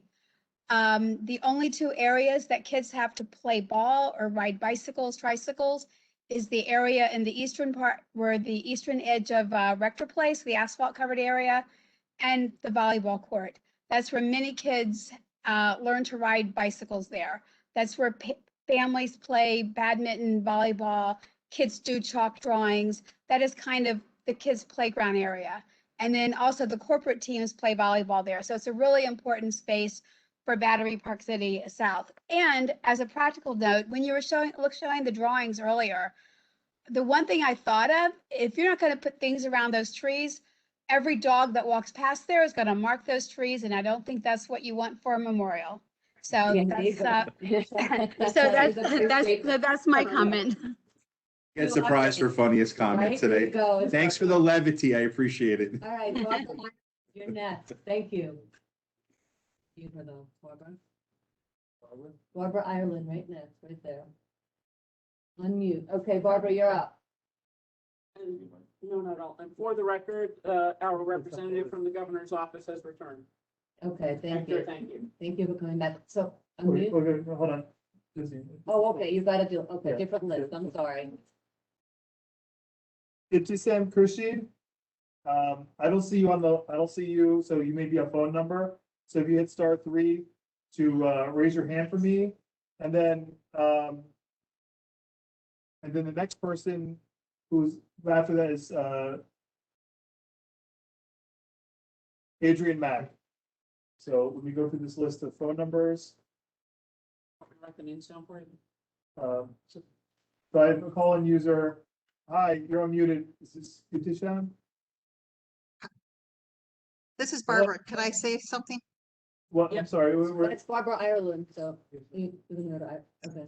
I just wanted to add that this is a planned community, Battery Park City. I sell it every day.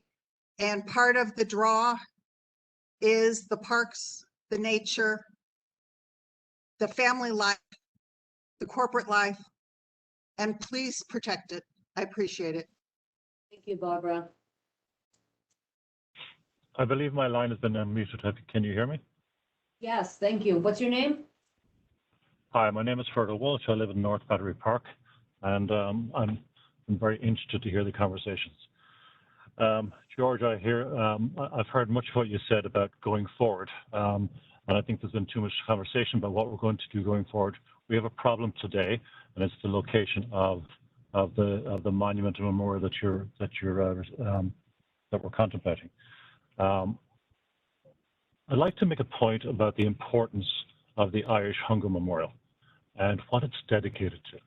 And that is the over 1 million people who starved to death between 1845 and 1852 in Ireland. That's 1 million people who starved to death, and the 2.5 million people who were forced to leave Ireland. In my view, placing another memorial beside that disrespects and undermines the memory and the importance of what the Irish Hunger Memorial represents. I don't think this would be considered for down around the Jewish Museum, and I don't think it should be. It wouldn't be considered for an Armenian Holocaust area, and I don't think it should be. And you should really be considering the importance of the Irish Hunger Memorial to the community, to world hunger, and respect that aspect of what this is representing. Thank you. Thank you. I think I have the right person next. Here we go. Hi, you're unmuted. Itchy. Hi. Can you guys hear me? We can. Loud and clear. Welcome. Welcome. Hi. Thank you, Tammy and Justine and CB1 for organizing this. And George, thanks for coming and hearing our concerns. I know some of our representatives met with you yesterday, and my understanding is it has to be in Battery Park City. But my request to you is to convey to the governor and the union leaders who requested this monument to go back to the drawing board if possible and give us more time. Something as important as this shouldn't be rushed. It should be a much more thoughtful process. I believe a few speakers also said that before. And if there's any opportunity to do that and relay that message to the governor and the union leaders, if they can come to maybe the next CB1 meeting, I think that would be appreciated. Thank you. Thank you. Very good comments and very good points. Appreciate it. We'll call the next person. So I don't see Adrian Mack on the list. Adrian, if you could please raise your hand. If you're not waiting to speak, if I haven't called your name, please put your hand down. It makes it a lot easier for me to find other people. After Adrian Mack is Eric Jesse. After Eric Jesse is Osvaldas Pranavicius. And then Kelly. So I'm going to find, I know Eric is on. And then Kelly Reynolds.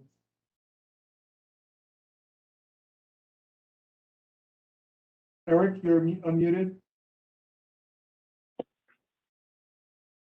Eric, welcome. Good evening. Good evening. Hey, Can you hear Eric. me? Yes, we can. Good evening. Thanks you all for putting this together. I appreciate it, and appreciate the forum to have an opportunity to talk to members of the BCPA as well as the governor's office. So I will take my time to discuss three particular things: the design, the process, and the speed. So first and foremost, I'll start with the design, and I won't hold back and say the design's an embarrassment. It's an absolute and complete embarrassment. It doesn't in any way capture the loss or the shared sacrifices of the essential workers. It does not in any way symbolize the void that's left behind by those who are not able to make it to this point in time. Let's just do a quick just parsing of North American history. You have what? The Oklahoma Memorial. The Oklahoma Memorial received 624 designs before a 100-wife team was selected. By what was just shared to us by George, it seems like some corporate government entity was tagged to pick something and build something as important as this memorial. That's a travesty. After the Oklahoma Memorial received 624 designs, they finally workshopped that design into something that was fitting to the space. It is something that's tied into 901, the last one of what they described this piece, 902, when the truck bomb went off, and then 903, what they call the moments of recovery. It is a monument that speaks to the space, it speaks to the severity of the issue at hand, and it actually marks what happened there. Let's hop over here to New York, to the World Trade Center. We have 2 reflecting pools, 2 waterfalls, and they reflect the void that were left when those 2 buildings came down. Further south, we've got the Vietnam War Memorial that the designer there described as, quote, a wound. It was meant to replicate a wound, one that's closing and healing, but a wound nevertheless. What do we have here? We've got red trees, what some would look at as either Valentine's Day carnations or something that's paying homage to Christmas. In both cases, it's a complete travesty. That is the word I best use to describe this. I will tie it in and say, in 2021, in a world in which we live in, with Me Too issues and social unrest from the George Floyd murder, the idea that we could not throw this to an open decision, to an open forum, to have other historically underrepresented designers step forward and share this honor, when you look at the fact that essential workers were comprised primarily of those people from those historically underrepresented groups and ethnic groups, it is a complete travesty. That's the word I use to describe this. I'd expect a lot more from the BPCA. I'd expect a lot more from the governor's office. And frankly, the notion that we can sit here and be, to use a word, gaslit with facts and figures that don't make sense in no way whatever captures the point at hand. I'm embarrassed to see this, and I hope this doesn't go further in any way, shape, or form. Thank you for your time. Thank you, Eric. Thank you. Okay, Kelly Reynolds. Is somebody? Kellyanne, yeah. Okay. Kellyanne, you're unmuted. Can you hear me? Yes. Hi. So I'm a lifelong New Yorker. I grew up with Robin's kids and Justine's kids, and I'm actually a historian of Irish and Irish American history. I've grown up in Battery Park City, and I still live down here. I've lived here for 30 years. I lived here through the '93 bombings, through the 2001 attack, and the only time I've only ever not lived down here is the 2 months I had to live in a hotel after 9/11, and then the 2 years I was in college in Connecticut before I transferred back to New York City to go to college here.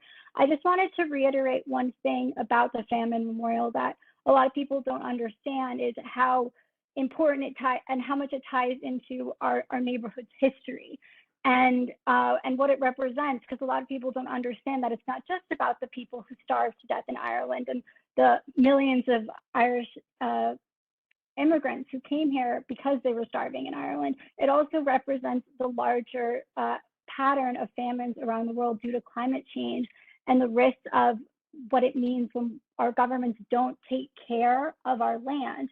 And it represents a massive trauma for a large group of people and a large group of ancestors in the United States, but it also represents the trauma of 9/11 because they started building and laying the concrete for the foundation of that memorial days before 9/11. And on the morning of 9/11, the concrete was set.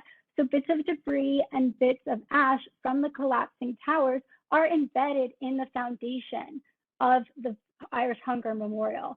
And they had to take a break from that and in order to put the building on pause, and because they had to give over their supplies for the rescue and recovery efforts.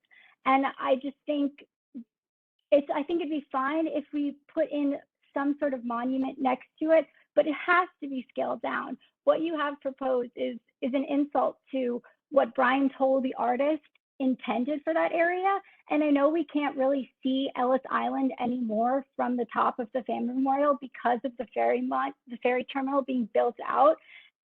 It's just insulting that you'll put a flame there and you'll put the flag poles there and you'll further block what was the main intention of that beautiful piece of architecture. It was in planning for years, and I can go on and on. I submitted a written statement. I know we're limited for time, but I just wanted to advocate for Brian, who worked so hard on that and overcame so much on 9/11 and in the months after in order to give that to our community. And it's become a beacon in our community. It's become a refuge for migratory birds. And you guys spent so much money renovating it and fixing the piping issues.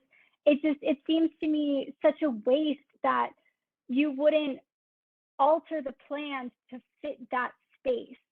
The 20 trees there doesn't work. The trash cans, they look like spiderweb trash cans. I mean, like, it's just not going to age well. And I'm going to wrap it up, but, you know, there's so much you can do while being respectful to what's already here and what's to come. So thank you. And good job, everyone. Thank you. Thanks, Kelly. I want to ask George and the Battery Park City Authority two follow-up questions based on what Kelly and Eric just said. Who made the decision on the design? You said OSG, but who made the decision? The The design was selected by the group of union leaders. I think it was called the Essential Workers Commission. The commission made the Yeah. determination on the design. Yeah. And when were the design, who chose the locations to present to this commission? All of the locations, are you speaking about? I don't know. Do you know what there was more than one? There were, I think Nick mentioned 4. In addition to Battery Park City, I think there's Roberto Clemente Park, Denny Farrell Park. And who chose those locations? I don't know. I'm not going to speak to something that I don't know. No. So the Battery Park City Authority didn't choose the design or participate in that process, right? It's just, this is everything the commission has brought to the authority. The OGS was spearheading the design process. Which the commission approved. Correct. Can you define OGS for everyone joining us? Office of General Services, New York State. Okay. Okay. I'm gonna go back to the list now. Yes, please. So Adrian Mack, if you're there, please raise your hand and I'll call on you when we get through this. Osvaldas Pranavicius, please raise your hand if you wish to speak. I'm gonna call on Emery Eisner. Then after that, Elizabeth D. Then Howard Wilson. So all of you, please raise your hand and I'll call on you to speak, starting with Emery Eisner. You're muted. Well, first of all, thank you to the community board for putting this together, and Tammy and Judith, thank you too. I agree with everything you said. Frankly, I have to say that this is all very disappointing. You know, as we say in law, this doesn't really pass the smell test in terms of process. I think congratulating the BPCA and Governor Cuomo for moving quickly from Rockefeller Park to a different location when Rockefeller Park was an unforced error that was sprung on us out of the blue isn't really an accomplishment. You know, and additionally, it kind of, you know, it's a little bit of a head scratcher that this, you know, committee of union leaders who are completely unaffiliated with us, you know, also approve this redesign location doesn't make sense. I suspect that people were just trying to make a square peg fit into a round hole here. Second, it's very disappointing. It sounds like a decision has already been made. And it sounds as though it's been made really just driven by an arbitrary September 7th deadline, something that I suspect is political in nature as opposed to practical. And I feel a little bit bad, you know, because I feel like a prop so that the Cuomo administration can say that the community had input, whereas in fact, we didn't. This is yet again being foisted on us. And then to the point that the BPCA has an obligation to essential workers, I'd like to see that in the BPCA bylaws, because I don't think that's the case. I think that there's an obligation to the community. With that, I want to move over to the design because I think there are a couple of things that bother me. First of all, I just think it's an eyesore based on the rendering that we saw. It's just ugly. I don't understand why the red maples. It seems completely arbitrary, and it seems like too many being forced into too small of a space. The garbage bins with the plaques look like they'll be impossible to clean and will just become a complete nuisance. I think ruining the Irish Famine Memorial is an absolute travesty and crowding it. It is a beautiful memorial that is for a wonderful kind of commemoration and cause. It's incredibly important to New York and to the New York community. And repair the memorial correctly. I mean, just today it was pouring water. The last point I would like to make is, you know, I think that the fire is an incredibly, the eternal flame is a superbly terrible idea. It is ecologically bad. It's light in the middle of the night. Nobody needs it, and it needs to be removed. Thank you. Thank you so much. Okay, next.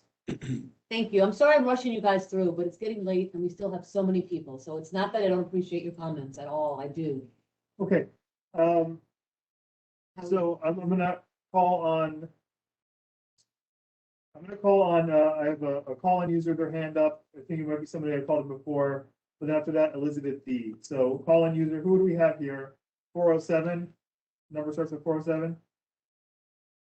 Hi, thanks so much for calling on me. My name is Maureen. I'm also an Irish American whose family came through Ellis Maureen, Island. I'm sorry, we're going in, I'm sorry, I'm gonna cut you off, but we're going in order. I'm trying to go in order of people who signed up.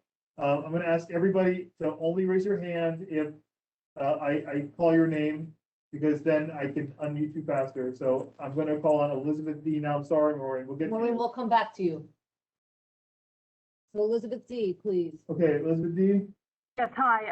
I appreciate the discussion everyone's having and the effort they're putting in, and I agree with what has been said about the memorial. I just want to bring up a separate topic, just in case anything does come up with the volleyball court area. Back in July of 2017, they began a construction project which lasted almost 3 months, and it was due to a sinkhole. It was quite extensive. They had to take out a mature tree, put in metal plates. And considering everything that's going on today with the weather patterns, you know, that area is low lying. It has been totally flooded when Sandy came along. And even today when I was doing my walk, there was a mature tree down on the Esplanade near West Thames that was totally ripped out from the wind last night. So if anyone's considering putting 20 trees around that area, it sort of doesn't seem like a good idea. It's adjacent to 2 buildings. Our buildings are coming up on our 40th anniversary. So just something that's not been mentioned, and I just want it on people's radar, that's all. Thank you so much. Thank That's you great. thank you for reminding us about. Okay, thank you. Because that is a good reason why. Okay, that place. great. So Adrian Mack, Osvaldas, don't see your hand. Howard Grossman, can't find you in the list. If you're on the phone, star 3 to raise your hand. Now I'm gonna call on Therese Kreutzer, then followed by Judith Weinstock, then followed by Corin Cohen, then Prateep Menon. So let's see. Therese, I'm gonna find you and unmute you.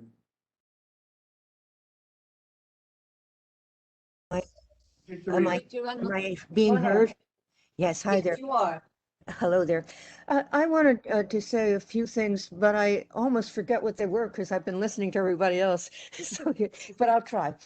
George said rather early in this conversation, facts are irrelevant in this process, and he went on to say when there is a vacuum of information, people come to conclusions that are not accurate. Unfortunately, there were some erroneous facts that were presented about this quite early on in the process, and I think they inflamed the rhetoric unnecessarily. Having said that, I wanted just to say something about the Irish Hunger Memorial. It is in Battery Park City, but people didn't think it should be in Battery Park City at the time. They said, why is it here? And I'll tell you why it was there, because George Pataki, who was the governor of New York State at the time, went over to Ireland with his mother to go to the church where his mother's parents had been married. And I think they went with Tim Carey, and they came back and they had this great idea about let's put a memorial in Battery Park City. It was given over to the Battery Park City Authority to handle the process. They were the ones who put out the design competition. There were 5 people who were considered. They were the ones who decided on the ultimate design. They were the ones who paid for it, the Battery Park City Authority. The community was not involved. And when the time came for the whole thing to be unveiled and actually the final speeches given, George Pataki gave a speech, the president of Ireland gave a speech, and then they went to the Conrad Hotel and they all had dinner. And actually the whole thing is rather interesting and so on. So I do not fault anybody from the Battery Park City Authority for not getting you in the community involved sooner, because that has not been the process in the past. I do admire George for coming to bat and saying this is not going to happen in the future. And that was not all I was going to say, but I forget the rest of it. You'll probably hear from me in some other venue. Thank you so much. I appreciate it. As always, wonderful to hear from you. Thank you.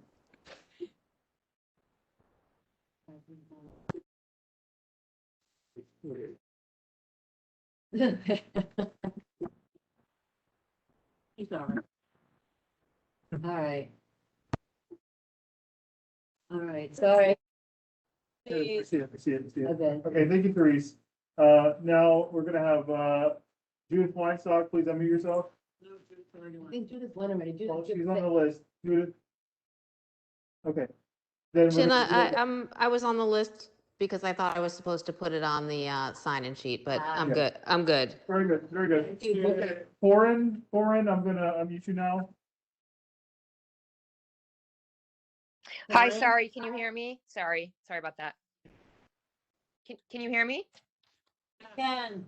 Okay, great. Sorry, I'm just putting my kids to bed. So I am a resident of Two River Terrace, and my apartment actually overlooks one of the proposed spaces by the Irish Hunger Memorial.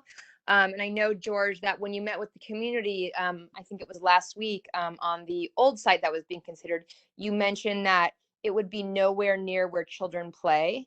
But I'm not sure if you're aware, but my children actually play there every single day, as well as many of the other children in the community. It's used for music classes. It's used for group and individual exercise classes. It's used for art. It's used for toddler play. It's used for general picnics from the community. So I don't see how this is a viable spot, knowing that that's kind of a promise that you made to the community.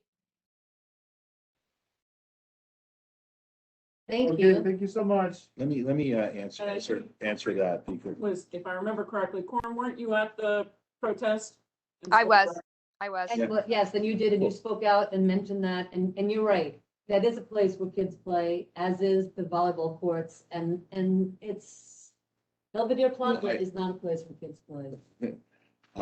Corin, thank you. We did move it and we moved it to a place where we minimized that sort of thing. But to the extent that music classes are taken, one of the things that I've heard, and I want to reiterate, is that the memorial is also for the living as well as those who perished. Children taking music classes there, I don't think violates that. We expect and we hope it would be a place where parents and children would go and lie on a blanket and enjoy the day. It's designed with that in mind. So I think that the things that are happening there will also continue to happen there. At least that is the way we're looking to design this. So objectively quiet memorial that would allow children's music classes in the same space? Because it will happen.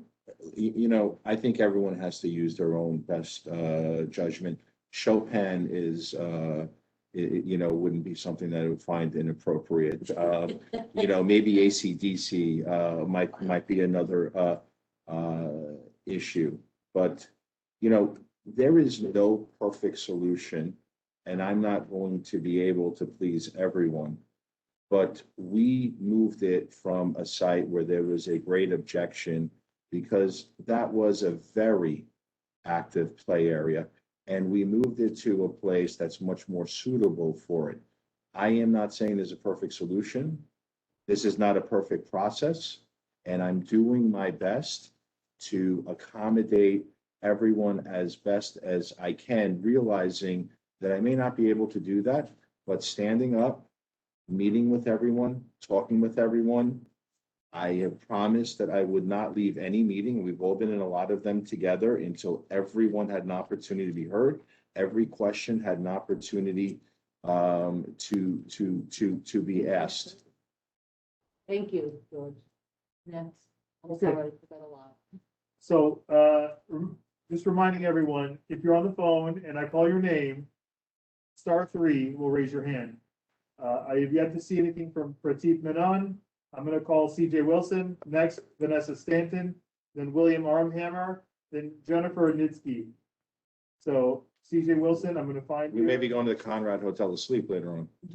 Will you? Well, we all will, be, right? Okay, CJ Wilson, I'm going to unmute you now. You can speak. Don't ask. Thank you very much. Perfect, go ahead. Okay. Thank you.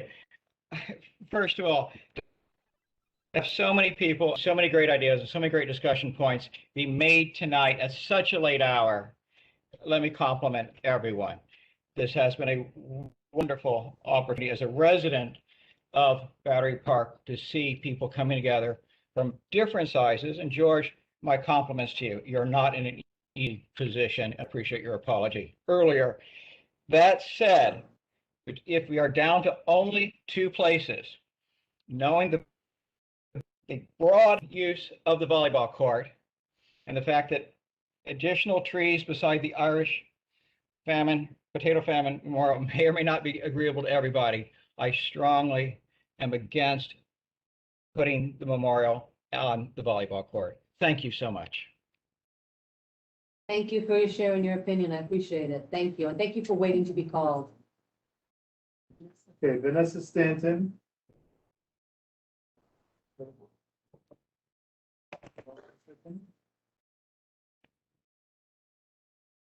quite a number of people here, so finding people on the list takes a little bit of time. Vanessa, I believe, oh no, wait. It's 2 minutes. Vanessa Stanton, you're up.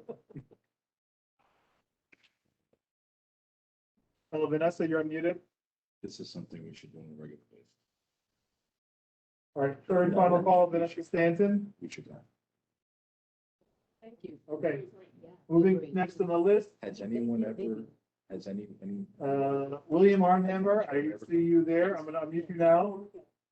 Just a little bit of quiet in the, are we ready? Yeah. Are we ready? Okay, Yeah, well, please, go ahead. Mr. Arnhammer?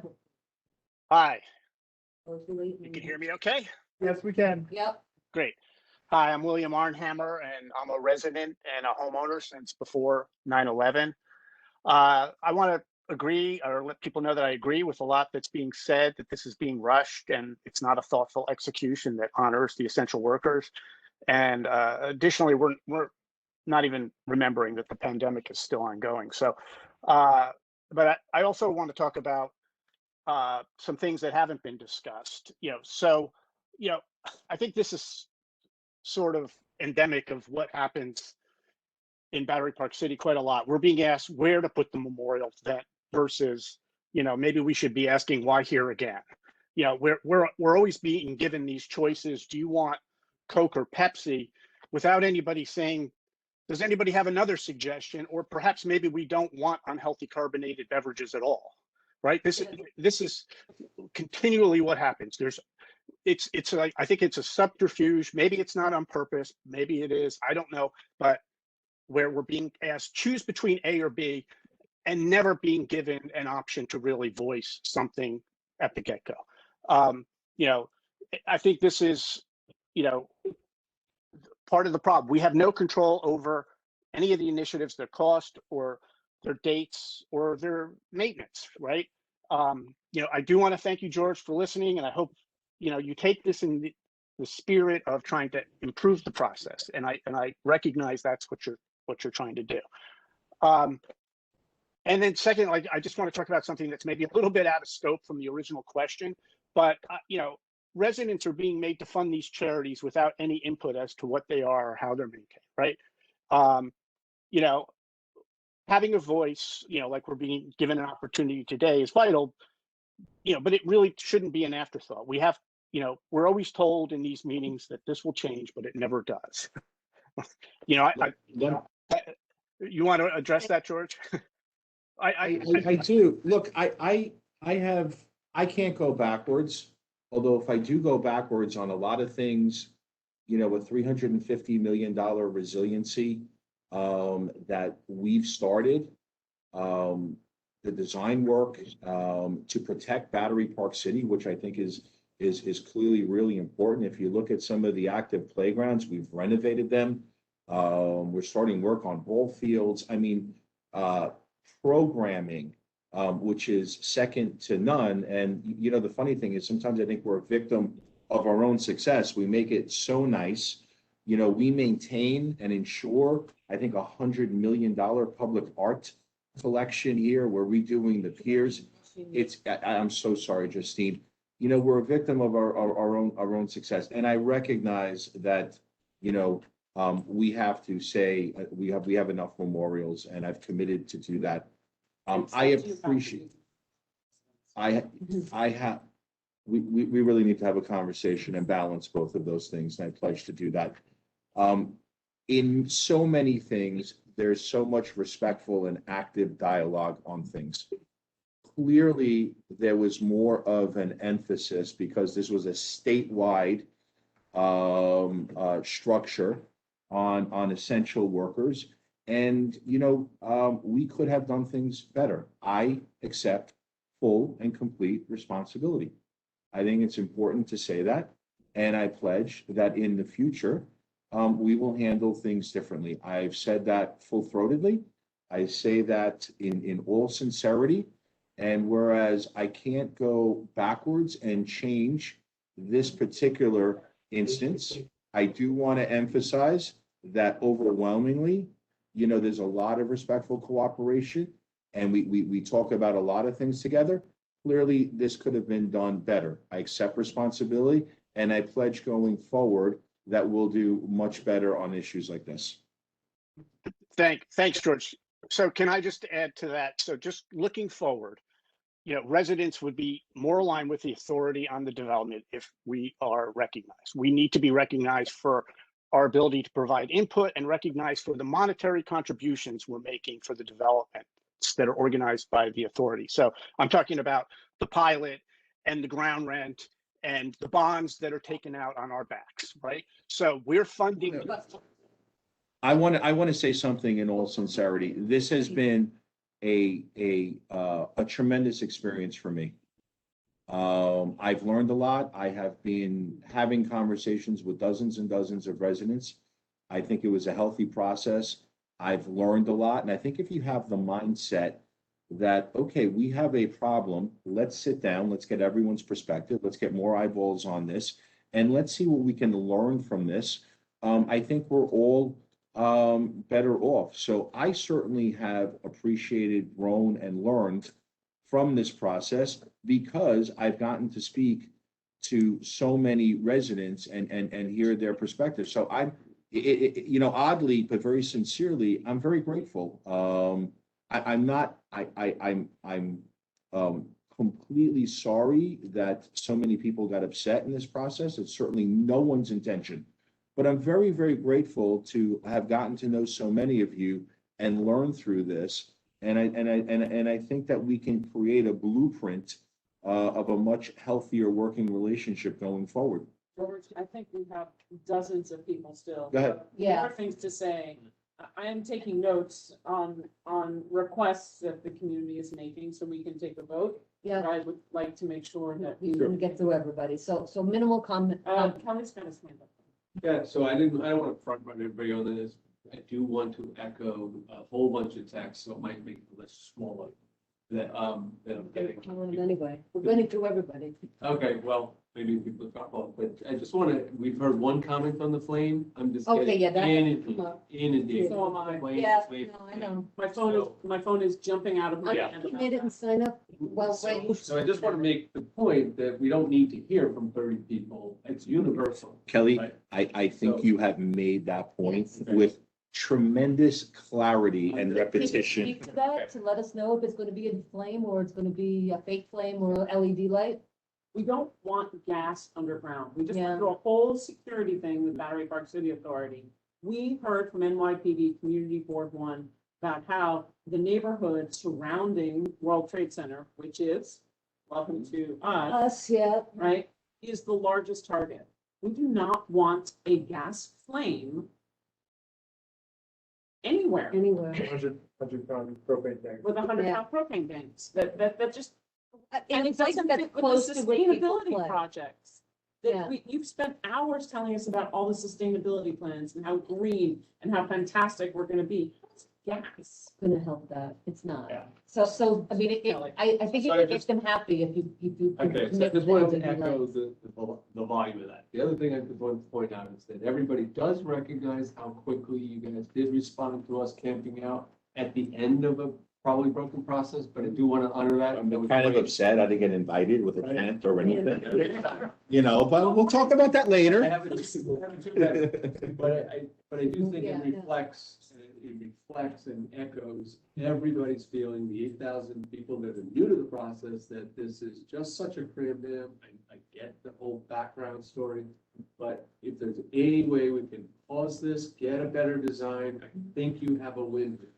Kelly, part of that process that you're not, it came directly from you asking me anywhere but here. Right. Okay, so you know that Anywhere. I think they said not here is what I think that they said.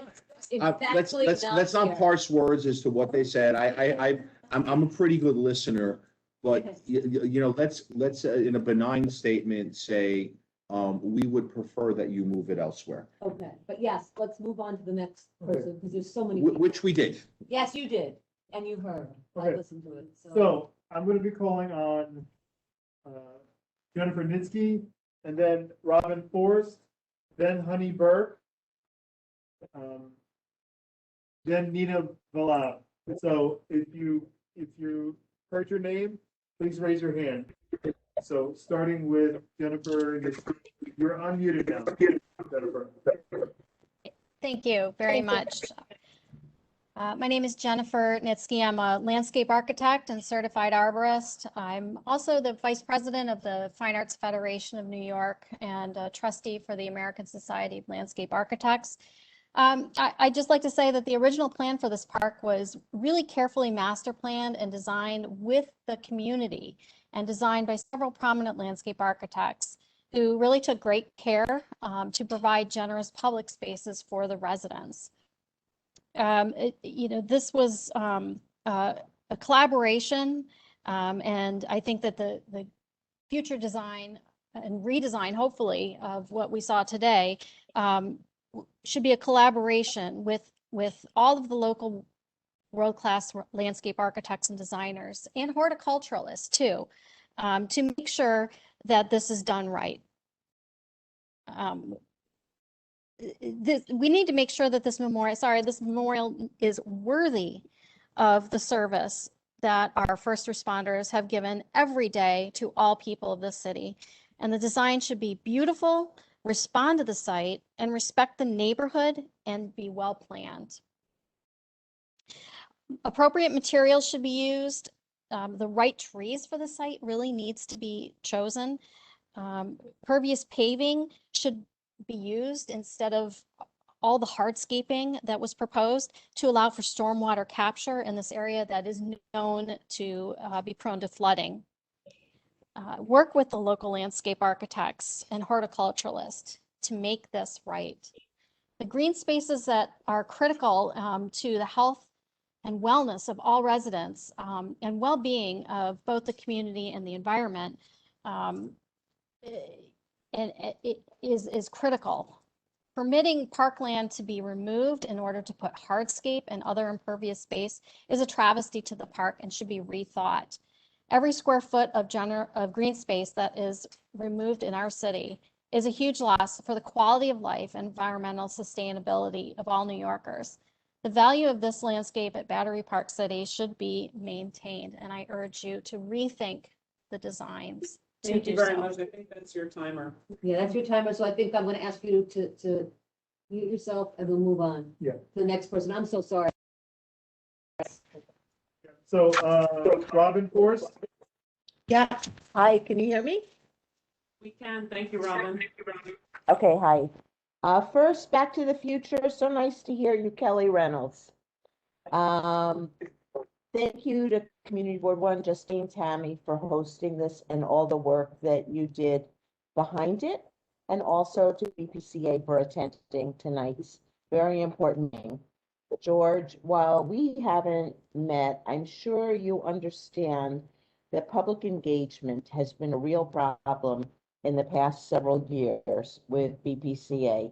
Really, since Cuomo became governor, it was honestly not a problem under prior governors. I do appreciate your willingness to be more open going forward. It will be a welcome change from the recent past. And while I can't help mentioning that it seems that several of the union leaders on the selection committee attended a $10,000 a plate fundraiser for the governor last week, I do want to focus on another issue, which is a question regarding the use of OGS. If I understand correctly, that means that an RFP process could be avoided, accelerating the speed with which this project could proceed. Is that in fact the case, that there is no RFP involved in the design of this project? I can't speak to OGS. Sorry? I can't speak to OGS. I'm not going to comment on something that I don't have firsthand knowledge on. Was there Did an RFP? Battery Park City Authority do an RFP related to the Battery Park, design that and I can speak construction? to. Battery Park City did not do an RFP. Thank you. I appreciate your reply. Thanks, Robin. Appreciate it. Okay, moving to Honey Burke. Honey Burke, you are now unmuted. Hi, thanks for calling on me and thanks for convening this. Hi, honey. Hi, just a quick comment in terms of the Esplanade Plaza location. Not sure if anyone has mentioned that, of course, the police memorial is just around the corner from that location, and that is, of course, dedicated to first responders, many of whom lost their lives on 9/11. And similar to the comment about the Hunger Memorial earlier, citing another memorial literally within a stone's throw. I mean, you'd be able to see both sets of flags together, basically, from both memorials. Has to be disrespectful to the police memorial as well. Not to mention to the, to the essential workers memorial. So I'd like to put that out there as well. And thank you. Thank you, honey. Thank you for that. I appreciate it. Thanks. Okay, so moving down the list, I'm going to now unmute Nita Valab. And then after that, Marina, Jimmy Sung will speak. I'll unmute Robin Galloway, Alice Blank, Alyssa Anzer, and then Tao. If you've heard your name, please raise your hand. It makes it faster for me to find your name and unmute you. And now I'll unmute Nita. Thank you for raising your hand. You're unmuted. Thank you. Thank you, Justine and Tammy and Jeff for the soundbite that I hope we see in the media tomorrow.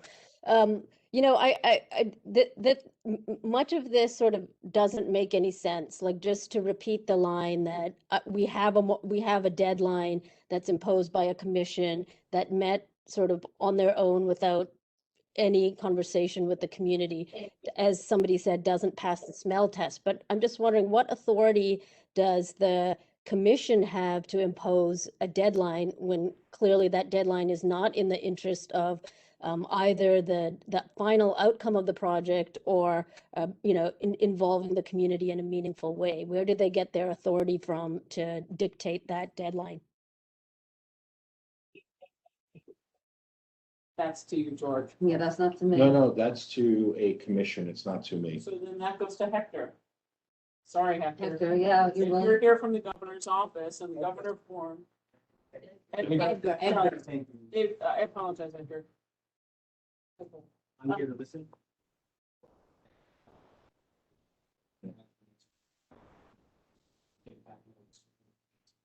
Can you, since the governor formed the commission, can you answer the caller's question?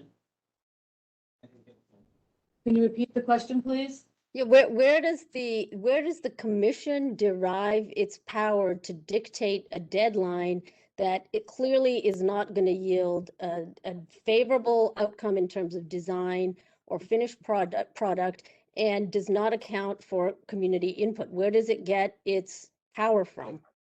I think that question should be directed to the commission. If you're talking about where does the commission derive it, I'm certainly not going to answer something. No, we're We're asking asking Edgar. Edgar because the commission was formed By by the the governor. So Yeah, we're we're not asking asking Edgar because the governor, he is our governor's representative in the room. And Sorry. if you don't know Edgar, can you get back to us, I please? can get back to you. I'm aware of that. Well, I just, as a follow-up, George, I mean, you are enforcing the deadline. So even though you don't want to answer the question, it seems like you also are being forced to uphold the deadline. So there is also some responsibility there. I mean, you could say this deadline doesn't make sense and let's try to rework it, but you're telling us, well, we're going to go with what the commission said. You The know, commission isn't a public body. I can't ask the commission a question. It's not a public body. I can only ask the Battery Park City Authority and the governor to answer the question. Right. from what I am choosing to say here is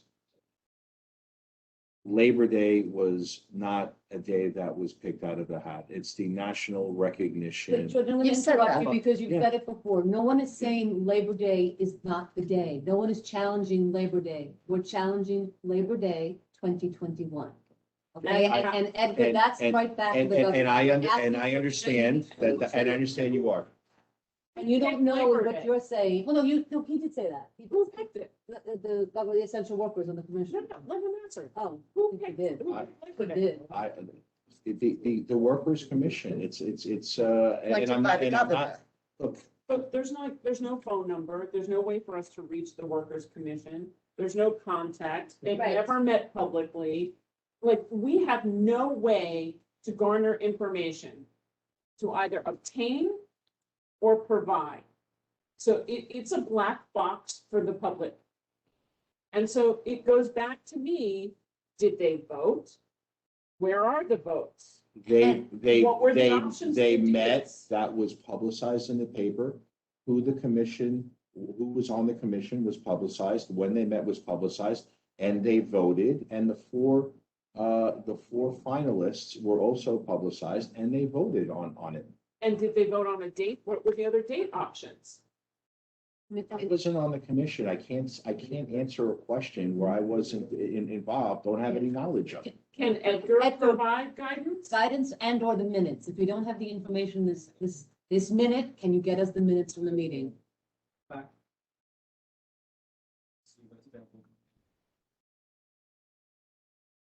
Thank you. I think we should keep And I moving. think we're gonna move, we'll keep going, because Yes. we still got a lot of people. Okay, so Marina, then Jimmy, Robin Galloway, Alice Blank, Alyssa Anzer, then Tao, then Kenneth Silva.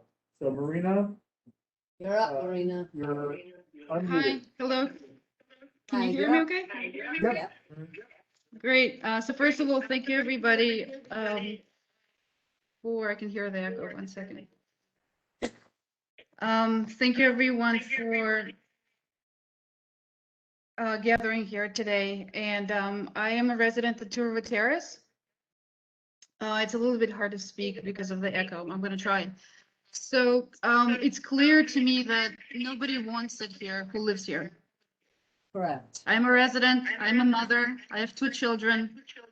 I've been living in Battery Park for the last 15 years, in different buildings, in different areas. My children play in the memorial parks. My children walk in the memorial parks. I live here, this is my home. We don't want it. Our children don't need it. There's so much pain here. I was here for September 11th. How dare you? And George, I'm looking at you right now. I understand who you have to answer to, but we are living here. This is our home. How dare you? A different process is required. I am a mother, like many people here.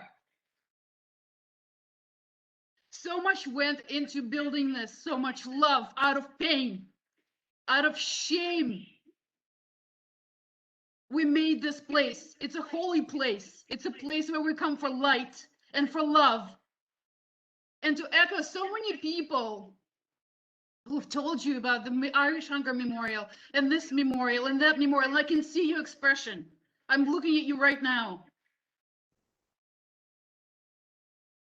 Okay, Nina. I'm going to tell you, there's so much traffic in those areas, and there is so much love there that's put in, and so much energy that's put in there.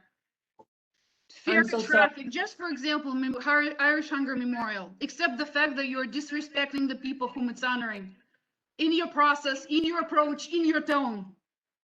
Nita, I need to move on because there's so many people. I so appreciate your Okay, passion. let me just, I'm sorry, People let me just calling make in. one practical point that I didn't hear mentioned, which is there's already tremendous amount of traffic in the area, and I'm speaking right now about the Irish Hunger Memorial from the ferry, from the tourists that overflow the Brookfield Plaza, from the security that's constantly there overwatching children, which we deeply appreciate. But putting any kind of monument that will bring more traffic will absolutely suffocate the area. Your drawings do not represent what's there right now. I They're appreciate your inaccurate. comments. That Thank you. Ma'am, I am sorry if you feel that I in any way intentionally, inadvertently sought to hurt you. That is the last thing I would ever do to anybody. So I'm so sorry that you feel that way, and I apologize. I assure you, it's the last thing I would ever want to do. Thank you, George, and thank you. And Nita, I'm sorry you're upset. I appreciate it. Having been a survivor of 9/11 as well, it's monument fatigue, George. That's what you were hearing there, was monument fatigue. I know this is not your call. I mean, you've made it really clear. This is not your call. You're doing the best you can with a really pretty horrible situation, and that is appreciated. So you know, okay? That is, it is the best you can do. So we're gonna move on. Jimmy, who is actually in the room. Yes, Jimmy. Jimmy, from now on, you're on the committee. You don't have Raise to. your you don't have hand. to- If I can see you, I didn't It's know. waiting for my turn. Thank you. Yeah, so after 3 hours, I finally learned who can really help us. Edgar. Edgar. Exactly what is your position? What's your job? What's your job title? Wait, Edgar, I'm so sorry. Edgar, Come to closer because respond. I can't quite hear you. I'm the director of visual affairs. So you can help us, right? It looks like what happened is the 19 members of the Essential Worker Advisory Committee came up with the time, right? The site, which Battery Park City, and the design, correct? Are they gonna meet again? Yeah. Okay, Listen. I understand, you know, so please go back to the governor and say, you know what? We're having a problem down here.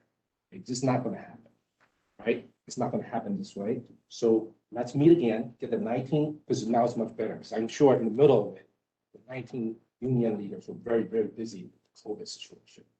They probably didn't think through it as clearly as they should.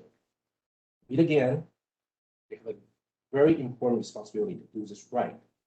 Otherwise, disrespectful to the essential workers, it's disrespectful to the New York State residents, not just New York City, everywhere. It's got to be done right. I mean, if the design, that could have been anywhere. It's nothing, doesn't look like New York to me, right?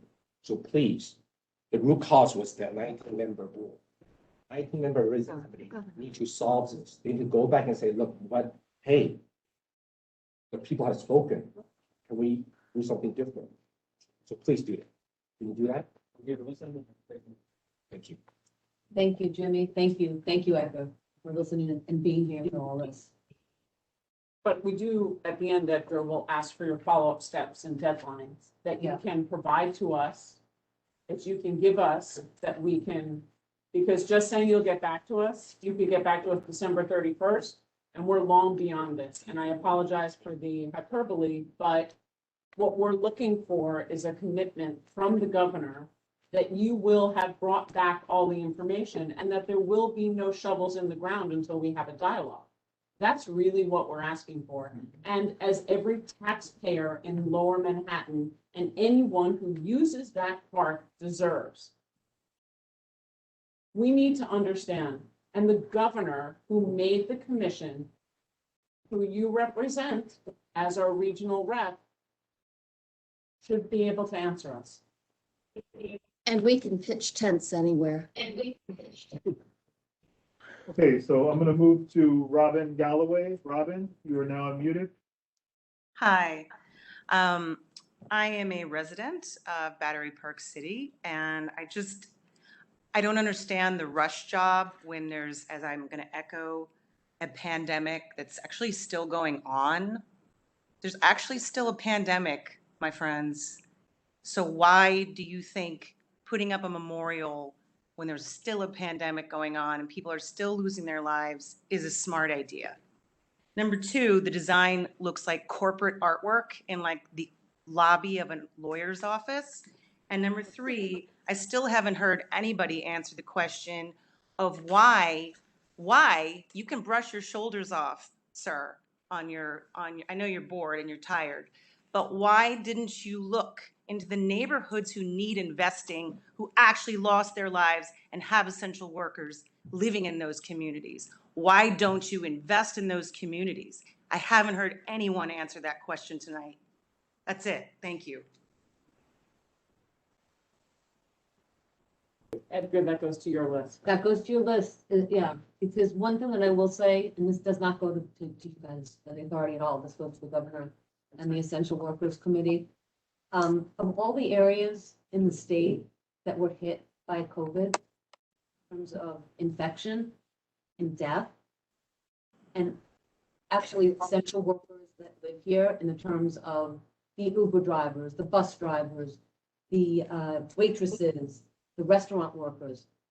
It is not in Lower Manhattan. And it's not you. I know it's not But I you. know that, but you know, now I can make the argument to say that we should only have memorials in more ravaged areas or more vulnerable areas, but we shouldn't, I mean, you know, we're going down I get it. This is for you to answer. That's This for is the not you. governor to This come is not back you. to us, because Yeah. this is out, we're asking why the commission chose the locations. The commission This is not voted. you. So we want to hear back, why did the commission vote Did they for this? consider these Why things? were the others, what, you know, where? I appreciate the question. All I'm saying and that's a very fair question, but when it seems, and maybe I misunderstood, that we were saying, well, you know, it should be in an area that was more impacted.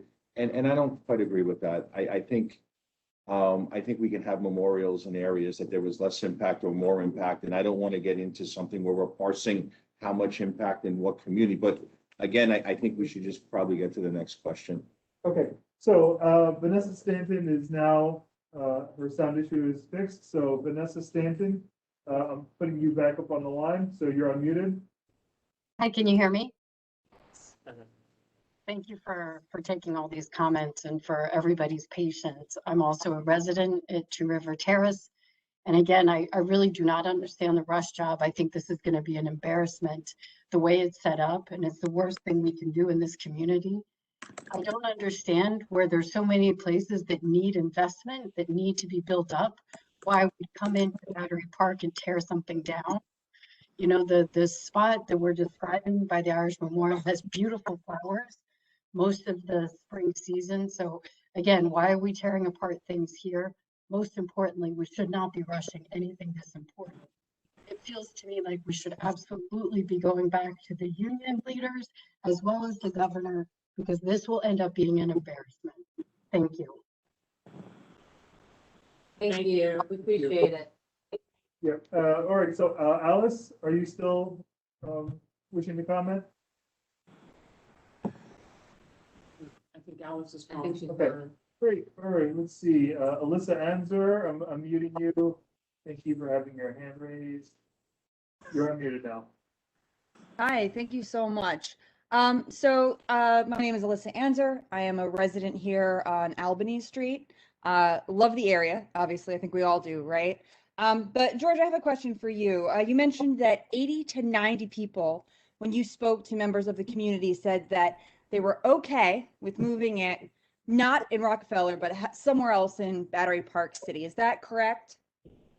I think I it's don't more than wanna- 80 or 90. Yeah, I wrote it down, so I just want to confirm that because you said 80 to 90 people. You're like, yeah, the community's fine as long as it's not in Rockefeller Park. So I am just wanna- told I was told there were 80 or 90 people in Rockefeller Park. Justine tells me there were probably more. What I heard there was much respect for essential workers. We just don't want it in Rockefeller Park. Please find another place. So and we did very, very, very quickly, which I thought was a tremendous sign of respect. So, and I get, right, or the obligation to the essential workers, we all owe a lot to them, but I strongly disagree. I mean, all the sentiments that have been laid out here today are absolutely true. This was not community focused. This should absolutely be opened up to give artists an opportunity. It seems like there's a rush job with the timeline. And honestly, why I say this, 80, 90 people that are okay with this being moved elsewhere in Battery Park City, I would want names because I've sat here the entire 3 hours. And I have to say, sir, the majority does not seem in favor of this, myself included. And if we absolutely have to, because you are forcing our hand, because it seems like promises were made behind doors that the community was not involved with, then it should at least be opened up, and it should at least be something that we can all get excited about. But I disagree that it has to be in Battery Park. It has to be this year because there were conversations that we weren't a part of. Ma'am, I appreciate everything you said, and I think everything that has been said is a very sincerely held belief. I do not doubt the sincerity of your words. I hear them very clearly. I heard them very clearly that afternoon at Rockefeller Park, where we chose to listen and very quickly make a change, which I will tell you was out of complete respect for the community because we heard you loud and clear. I appreciate it, but your damage control shouldn't, it was damage control. It wasn't out of respect of the community. It was because you were put in a corner. Okay. Okay. All right. Yeah. Are we in for 2 minutes? All right. Yes. Yeah, Yeah. okay, Vanessa, thank you. Thank you. thank you. Thank Elizabeth. you so much for sharing. All right, so moving on to the list, we're making some good progress here. I'll be calling on Tao, but then I'd like please Kenneth Silva, Beth Coleman, Yadin Sunej, and Jeffrey Chen to have their hands raised. If you've spoken already, lower your hands, please. That will help me move quicker through this list. Tao, I'll now be unmuted. Can you just be? You're unmuted now. Thank you so much. Good evening, everyone. I'm a new member to the community. I come from China. One word to summarize my feeling is that shocked. The story that is repeatedly told this evening is the government had a meeting, they made the decision, so we have to rush. It doesn't make sense. This doesn't sound like the America. It reminds me of Hitler in 100 years ago. It reminds me of some bad queen or king in the mid-century. Someone in the very beginning said, hey, gentlemen, I'm talking to you, don't leave. Oh, no, that's okay. Keep talking. There's other people here.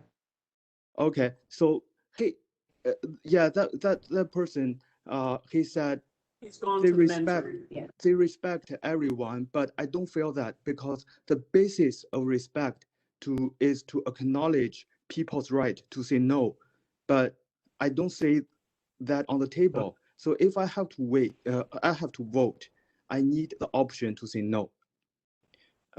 Also, he said he made a mistake and will take full responsibility.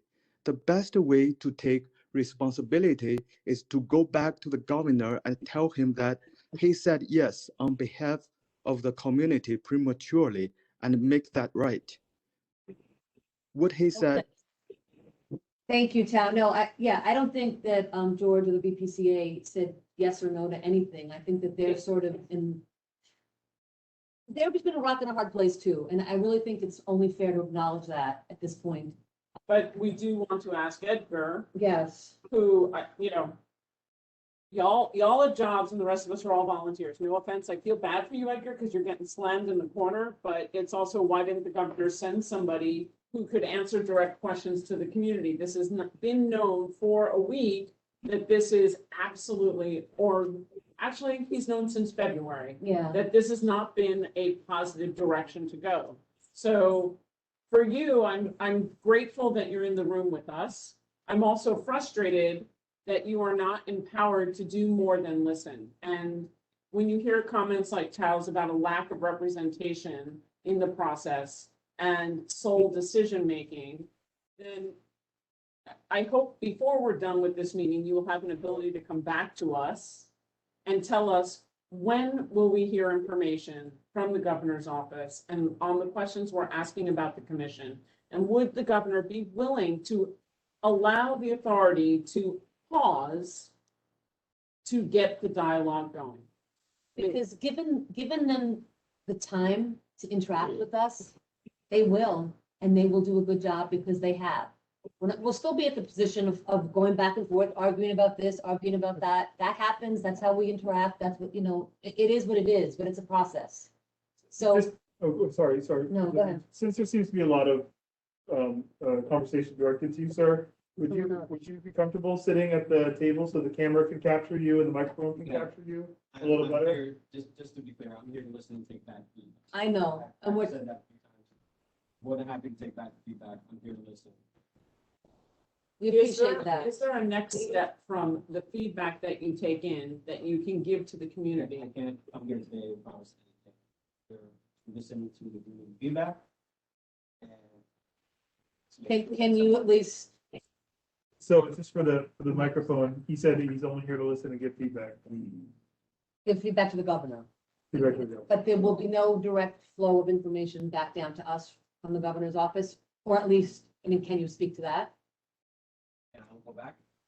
Information. So we'll come back to you, Jordan, then, after it comes back. Okay, so Kenneth Silva, I can't find you on the list. If you're on the phone, please hit *3. Beth Coleman, you're up next. Then Yatin Sunej, Jeffrey Chen. Please raise your hand so I can find you on the list. And Beth Coleman, I see you. Thank you so much for raising your hand. You are unmuted. Okay, hi, my name is Beth Coleman. A little bit louder, Jessica? Beth, sorry, a little bit louder, Beth. Can you hear me now? Yeah, theater voices. Yeah, theater voices, exactly. Use your outdoor voice. You're just a little low, but go ahead. Okay. Okay, Beth Coleman. I am a resident of Battery Park City for 34 years, but I am also an essential worker for 7.5 years. And I work at Elmhurst Hospital. I spend my days in Jackson Heights, Elmhurst, Queens, and then I come home to Battery Park City. And they are two different worlds. And I promise you that nobody at that hospital knows about any kind of memorial.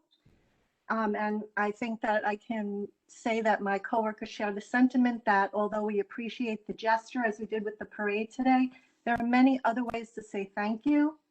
Personally, for me, putting a memorial in my neighborhood and taking away green space is definitely not a way to say thank you. That's more like a kick in the face. I just wanted to put that out there, that this is a zip code that was probably one of the wealthiest in New York City and the least affected. And I don't see any point in having a memorial here at all. Plus the fact that a memorial really should be to the people that we've lost, not really to the healthcare workers. I hope you were able to hear that. Yes, we did. Thank you. Okay. Appreciate it and appreciate your service. Thank you. Of course. Okay, so thank you, Beth. I'm gonna unmute a phone number. So if this is Kenneth, let me know. If it's not, we have to just wait until it's you on the list. So the 646-872 number, who is this? You're on the phone, 646-872. Could you identify yourself, please? Hi, I think you have me again. That's Marina Pillar. I spoke before. I'm happy to speak again, but I already spoke. So sorry about that. Next time, we're gonna stay on you. So the 407 274 Yes. number? Hi, can you hear me? Yes, we can. Who is this? She started. This is Maureen. You unmuted me earlier and then muted me. I am a Battery please Park go ahead, City Maureen. resident. Yeah. Yeah, so I've been on the call for about 3 hours now, and I'm running late to a work call. So first, I want to say that we're all grateful for New York's first responders, not only throughout the pandemic, but over the many challenging moments for New York and this country. And I agree that from a physical security and safety stance, we cannot afford to place a massive source of gas right in the heart of what has historically been a target to undercut America, its economy, and the values that we stand for, no matter which side of the aisle on which you find yourself standing. I personally dedicated many years of service to the U.S. federal government in Washington, D.C., and subsequently, I represented the U.S. Conference of Mayors for a number of years. So it's incredibly transparent that the state's self-imposed Labor Day deadline reflects the ambition of the governor and his cronies to try and clean up their own mess after what many would say was a mishandled response to the pandemic by the New York government. From underreporting deaths in nursing homes across the state to political posturing about refusing vaccinations that could have helped keep people out of the hospitals and eased the burden on medical workers and other first responders. So to be clear, Governor Cuomo and his other New York City and Battery Park City elected officials have seemingly only responded in the past week or so because they had to, because the media and others have piggybacked on an opportunity presented by frustration from this community.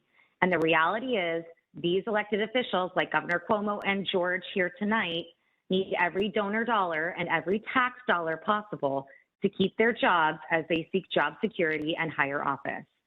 People have been fleeing New York City in droves as crime and tax rates rise by extraordinary numbers. New York City public schools have seen a drop in nearly 1 million students. To honor our first responders and every New Yorker impacted by this pandemic, investing in getting all of New York vaccinated so we can see visitors and workers and kids thrive here and help build back New York is essential. Until we no longer need masks, let's spend our federal COVID funds and every other state resource to get through this pandemic, which is not over, and prepare for the next one, because we are not prepared. And that should include investing in education and childcare to support the next generation of first responders, starting with creating more green spaces across all New York boroughs where all New York children can play. And having lived in Battery Park City for many years, it is a treasure in all of Manhattan, and it shouldn't be diminished monument by monument, year by year, particularly not without input from the community that lives here, and particularly not without due process. Thank you so much. And thank you for being so patient and waiting online and having us call you twice and not let you speak. So thank you very much. Okay, so Yan Sunej, Jeffrey Chen, and Matt, I cannot find you on the list. Please, if you're on the phone, hit star 3. Jess Coleman, you'll be up next. Stacy Shub, M. Bentami, I'm sorry, that's your email you put in. Then Greg Scheinlin, and then Jenny Lowe. You all are coming up next. So again, Jess Coleman and then Stacy Shub. Thank you for putting up your hand. Jess Coleman, you are now unmuted. Unmuted in 2 minutes. Thank you, Jess. Hi, thank you. My name is Jess Coleman. I'm 27 years old. I grew up in Battery Park City. My parents still live there. I recently moved close by to Tribeca. I wasn't going to speak tonight as I agree with almost everything we've heard from the committee and from the public, but unfortunately, I feel the need to speak up and inject some hard truth here because from what we've been told today, it sounds like we're still not being heard as a community, and despite all the loud objections, my sense today is it's full steam ahead. Let's be realistic about what happened here. We've heard a lot of references today to the working group of essential workers that put this together. That group did not include any community leaders or residents or even essential workers from the community.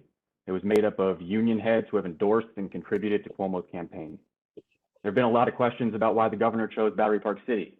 We all know the reason. It's because he has the legal authority to do so without seeking input from the community, as he has done time and time again, period. And now he has dispatched Mr. Thunis, who was appointed by Cuomo and has given nearly $200,000 to his campaign to finish off this latest Cuomo vanity project. So I commend the community for seeking a resolution, but the fact is that virtually no one in the community wants this, not the Rockefeller Park proposal, not any of these frankly pathetic proposals we've seen today. We still haven't heard from one speaker today, I believe, who actually wants this.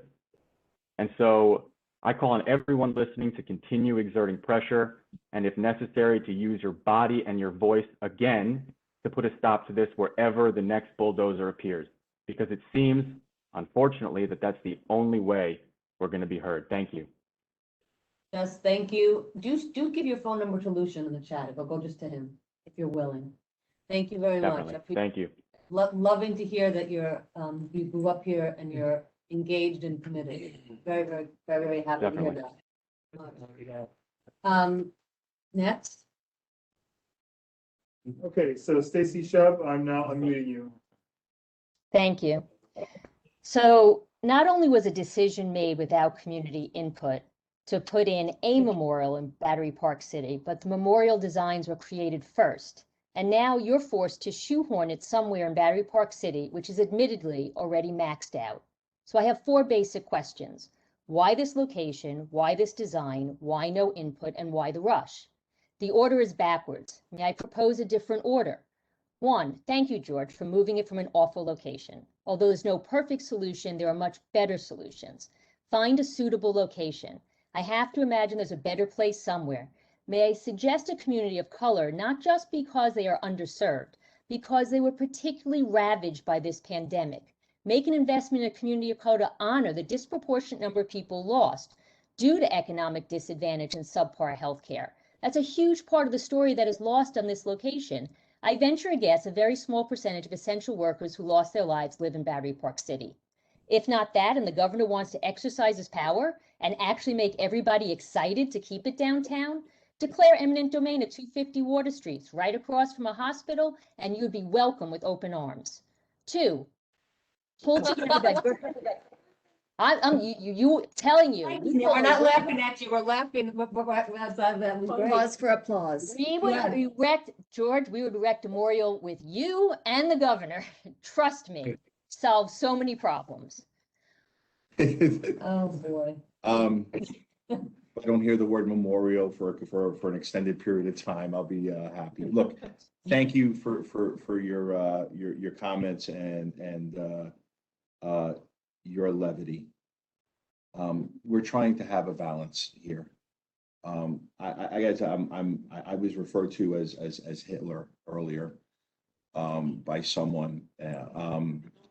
Yeah. It wasn't you, Well, it was. It's all I would ask is in every it's you know, I mean, 6 million people died in the Holocaust and 8,000 park with trees. No comparison. Okay, there isn't. I have been, if anyone could say that I have been disrespectful in any conversation, in any engagement, that I insulted anyone. Never. No. I you have didn't. not. So please, I'm here to, I have spent, gladly, it's my obligation. I'm here for obligation. This is not because I donated money or anything like that. Battery Park City is something that generates $350 million a year. It returns $250 million a year to the city of New York. We have rent resets. We have leases that need to be expanded. We were a 99-year lease 50 years ago. We're a 49-year lease. We have to negotiate against the largest, most powerful developers in the country. And I assure you, you rather have me at the negotiating table than someone else. George. So I'm here to help. All I ask is, you know, I understand people's passions. I understand anger. I understand frustration. I hear it in your voice. But please, let's keep it respectful. I certainly am. I mean, let's not be political here. Let's not make political statements, and let's not refer to anyone as Hitler. We can at least get on the same page there. I was gonna say, we have rules of decorum. Yeah. And the next person who tries to do the political and denigrating of people in the room will be muted. And everybody in the public needs to understand that. We do not insult each other. George is here. He's willing to be here, and we are very grateful for that. The governor's representative is here. We're happy he's in the room, at least listening and taking notes. Is it everything that we want? No, but there's a dialogue happening tonight that has not happened in a long time. So we Robert's rules include decorum. If anyone, there's no politics here, there's no name calling, there's none of that. Yeah. And we want to be Civil respectful. dialogue. And may I correct the record, because my wife may be listening, I am never running for office, okay? Because she would kill me. I understand that. Jimmy, you had your hand up. Oh, I was Hi. here. Sorry, Stacey, George, wait, 1 second. Oh, sorry. what you have done so far, actually. Okay, and the reason for this is that you can understand New York City, the Statue of Liberty is there for a reason. A lot of us that have different experience of a different kind of political situation. So sometimes they see fence being put up, cops showing up, kids camping out, right?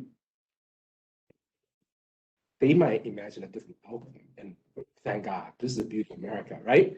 No, honestly, the cop didn't move in. Jimmy, This is beautiful. I This is actually was so on the well- phone. I know. And I was, I know. and I said, remove it. God forbid a kid got hurt. There was machinery there. And no one, I assure you, no one woke up one day and say, you know what, let's hurt someone.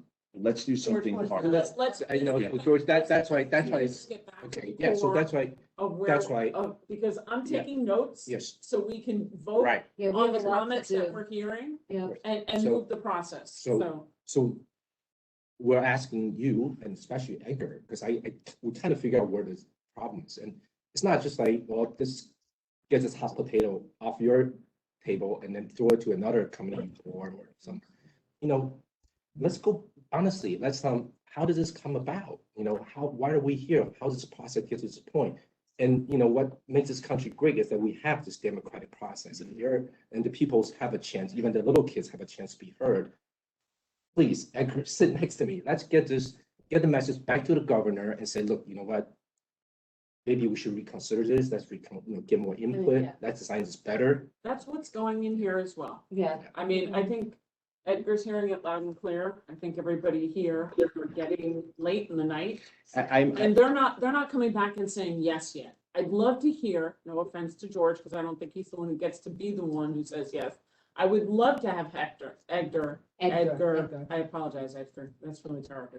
I would love to have Edgar be advising the governor and the governor come back and text George and say, listen, I hear what's going on. I hear how upset the community is. You're doing a great job trying to work with them, but yeah, let's take a pause. Let's rethink this for a minute. We're not going to stick a shovel in the ground. The surveyor won't be back tomorrow. We're not getting that tonight. Tammy, that's exactly what happened last week. Am I getting it Exactly tonight? what you said is they But said George, they don't want it in Rockefeller Park. There was a pause, there was a change. And I want to set expectations. And You know, did, though. we That's- have to do both. We have to do both, which means a sense of compromise, which is the very, very American way. We don't always get what you want. And more importantly than this issue is moving forward, that everyone understands that, okay, we need to have better conversations about community priorities down here. And that I assure you, Why is the everyone compromise has required? heard you. Why is the compromise required now? Because we made a commitment to honor essential workers with this at Battery Park City. That's what they chose by Labor Day.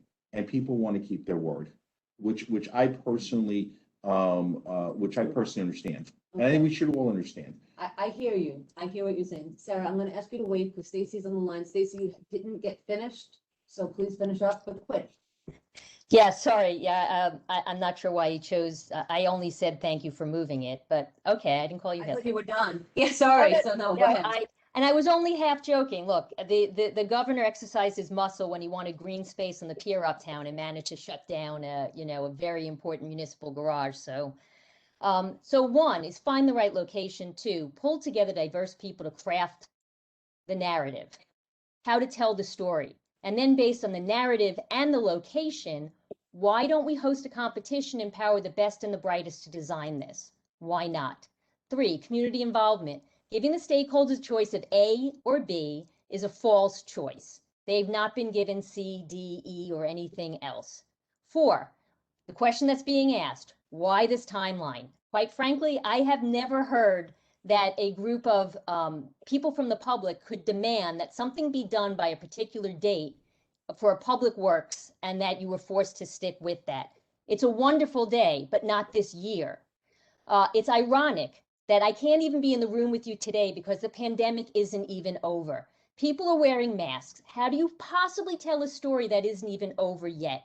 I really want to understand why the rush. It's not a compromise if we haven't all met. So I understand the authority's been given a very difficult task, and I don't question your intentions. I never have.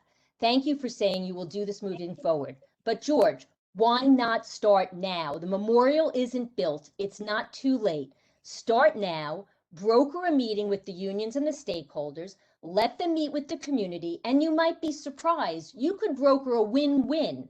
Please, George and Edgar, I can't see you, but Edgar, can you please commit to allow us He's known as Hector in this room. Yeah. Edgar, just commit. It isn't completed. Broker a meeting and then see where it goes. Thank you. Thank you. Thank you, Stacy, and I'm sorry I cut you off before. I appreciate it. Thank you for what your comments are. Next solution. Sarah was there. I just Oh, had a, Sarah, quick, the okay. way that conversation went, it sounded like there could be shovels in the ground tomorrow. Yeah. Is that what you said? No. Okay, because if there are shovels in the ground tomorrow, there's gonna be, another huge. I understand your point. Okay. When are shovels anticipated to go in the ground? Can we get on to the next questioner, please? It seems very much like gotcha right now. Well, that's. It does. I'm trying to have a dialogue and hear everyone. And it seems, well. We'll get a schedule eventually, right? No, we'll see that. Okay, so, there's a lot more discussion, in store here. Yeah. And we're almost through this list, and there's 3 lucky people here at the end. Greg Shandlin, I see you. Saw you. Yes, there you are. I'm gonna unmute you, and then Jenny Lowe, and then Edward Newman. Go ahead, Greg, you're up.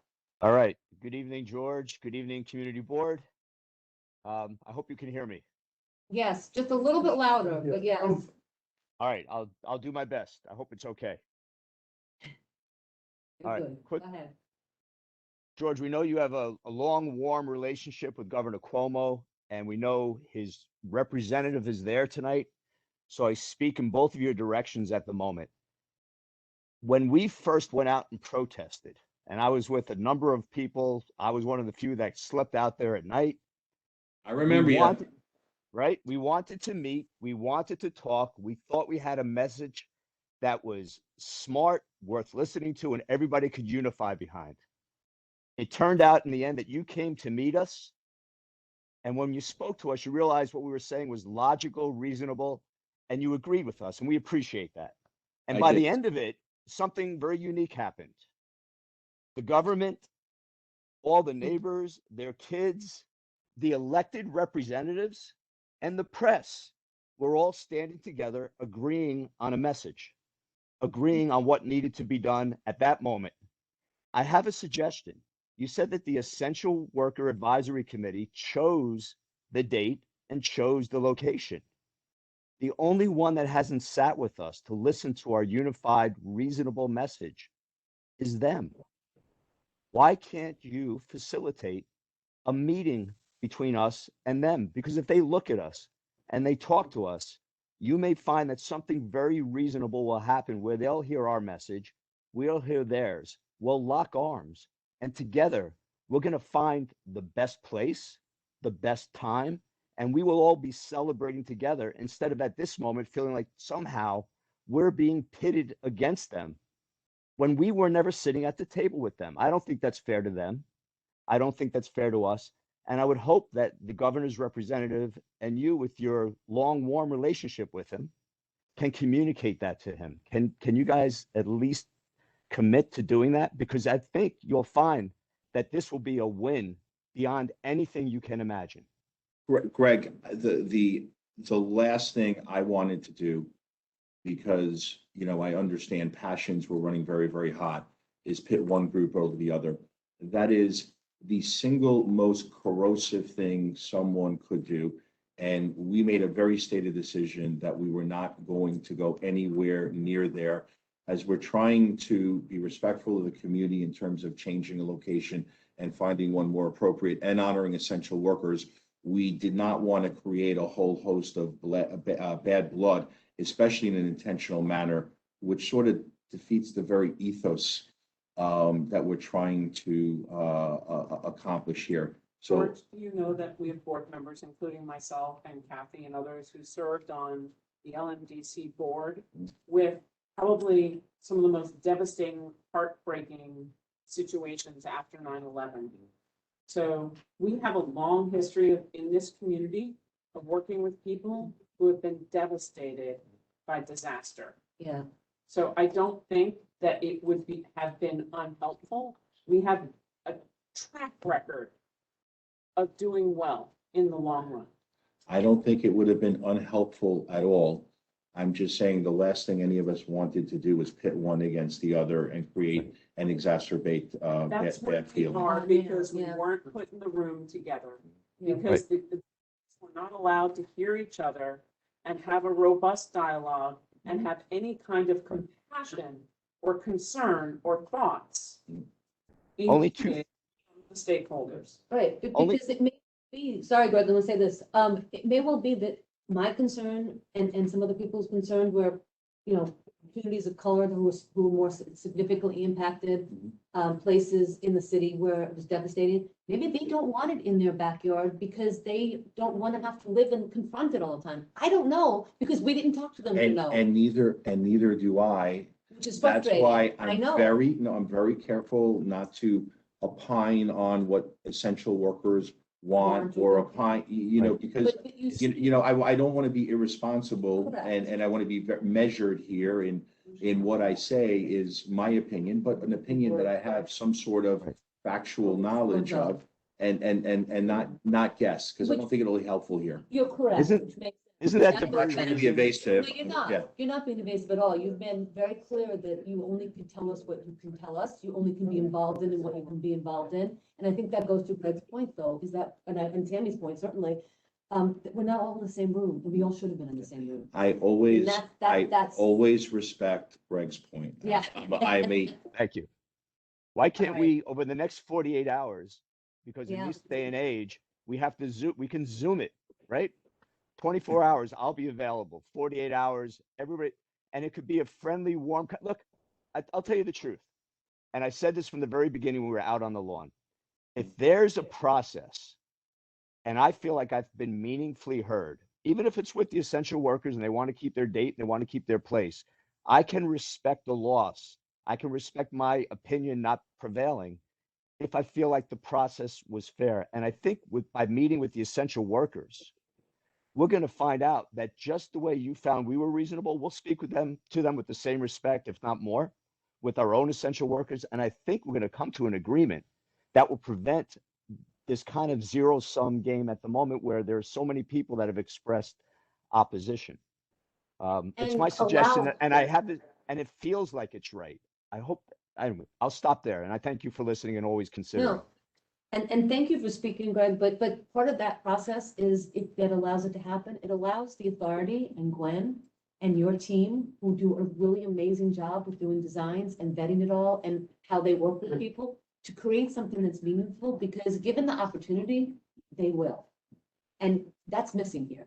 And what I heard from Laura Starr, what I heard from Alice Blank, architects and some other people with the, also landscaping architects, was that there are issues here that maybe the people who are up here don't realize because they're not on the ground here. Your folks know this. And the governor, your folks that you put in place know this. Trust them, use them, and work with us all, because we have worked well together.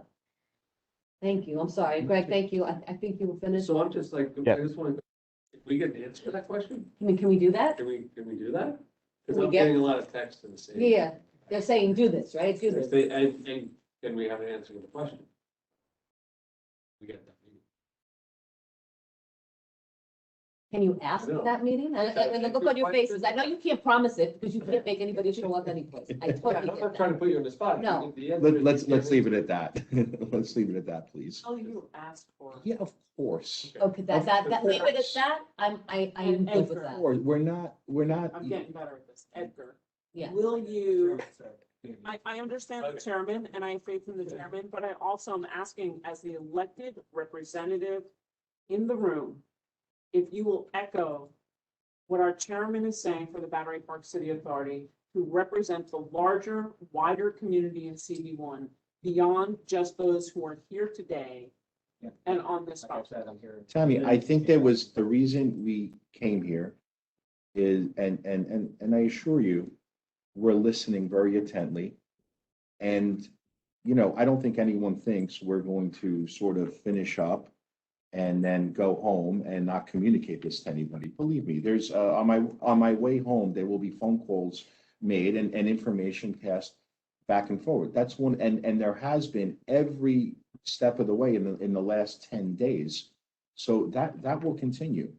You may not get everything you want, and the reality is no one does. I certainly don't, but you are being heard, and compromise or alternatives have been discussed, have been executed, and such. There is, as I said, going to be no perfect answer here where we please everyone. I am under no false illusion. And I understand that I am the person who, has taken responsibility, and I got to bear the brunt of that. But that's my responsibility and my obligation. But I assure you, I cannot promise you an end result on everything, but I can promise you a good faith effort, and that information is going back and forth. And I also will tell you, when we were in Rockefeller Park and I heard people, we made a change in record time. And, please understand that was hearing you. And as you said, we can't look in the rearview mirror. Yeah. That, right? You said you wanted to hear all of us. I do. And guess what? You You- now get, this is what we want and this is good. Listen, it doesn't mean that I have to say yes, that I can't ask for a compromise. So you say you don't always get what you want. What? Great. Labor Day is a beautiful day. How about the compromise of 22, not 21? Tammy, you are a very articulate, very effective, and very dogged advocate. And I appreciate that. We have can't- 5 more speakers. Let's get to them. Let's get to it. Okay. All right, next. Okay, so now we're gonna have Jenny Lowe, Edward Newman, Allison Turkel, Brittany, Luella Whalen, and Eric Jesse. And I think that's cutting, then we're cutting. them off. And then we're gonna, Matthew, to close it up, is that fair? Media last. Yes. Media last. All right, so Jenny Lowe, you are unmuted. Good evening, everyone. I'm Jenny Lowe. I'm the state committee member for the 65th Assembly District and a longtime resident of Lower Manhattan. I am also a frequent visitor of Battery Park City, a beautiful place that I call an oasis and escape from other parts of the city. I want to first commend you, Tammy, for moderating this meeting that is very respectful, where everyone gets heard. And George, thank you for listening. I know we never met, but from watching this meeting for 3 hours, I commend you for being there to listen. And the key about meeting and discussing difficult topic is to be able to talk in a way that you folks have been doing all evening. So I really, really commend everyone who have been respectfully discussing the differences. What I wanted to say is that anytime that we want to make a change and a significant change in the community, we need to have the full input of the people in the community that will be impacted. And we need full input from the beginning and transparency every step of the way. So I really urge George and I think Edgar somewhere in the room to pass this message along back to the governor and whoever else that make this decision that George have to deliver to all of us today. And it really, we owe so much to the essential workers. They deserve a very thoughtful design and a place where they are welcome. And I don't know where that is, but I'm sure that there are many places in New York City, in Manhattan, that would be. And I mean, the last thing people want is to be forced into a place where people don't feel good about going there. And I just wanted to just say, please give us some time, because I really agree with all the other speakers who have said, we are still in a pandemic and we don't even know what's coming with this, all these rates, infection rates are going a little bit yo-yoing at this moment. So Jenny, the time would be helpful to all of us. Thank you very much. Thank you so much for calling in, Jenny, and thank you for staying on the call for 3 hours. Very much appreciated. Okay, I'm gonna search for Edward Newman. All right, Yep. Edward Newman. You are unmuted. Yep, there you go. Go ahead, Edward. Hi, my name's Edward Newman. I'm a resident of the south end of Battery Park City, have been a resident of FIDI and Battery Park City for the last 20 years.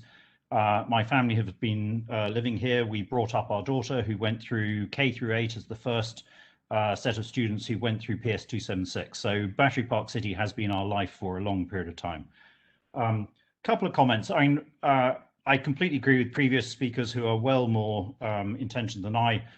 The design of the monument as it was proposed at Rockefeller Park really looked like a terribly poor impression of a COVID-19 vaccine or virus, sorry.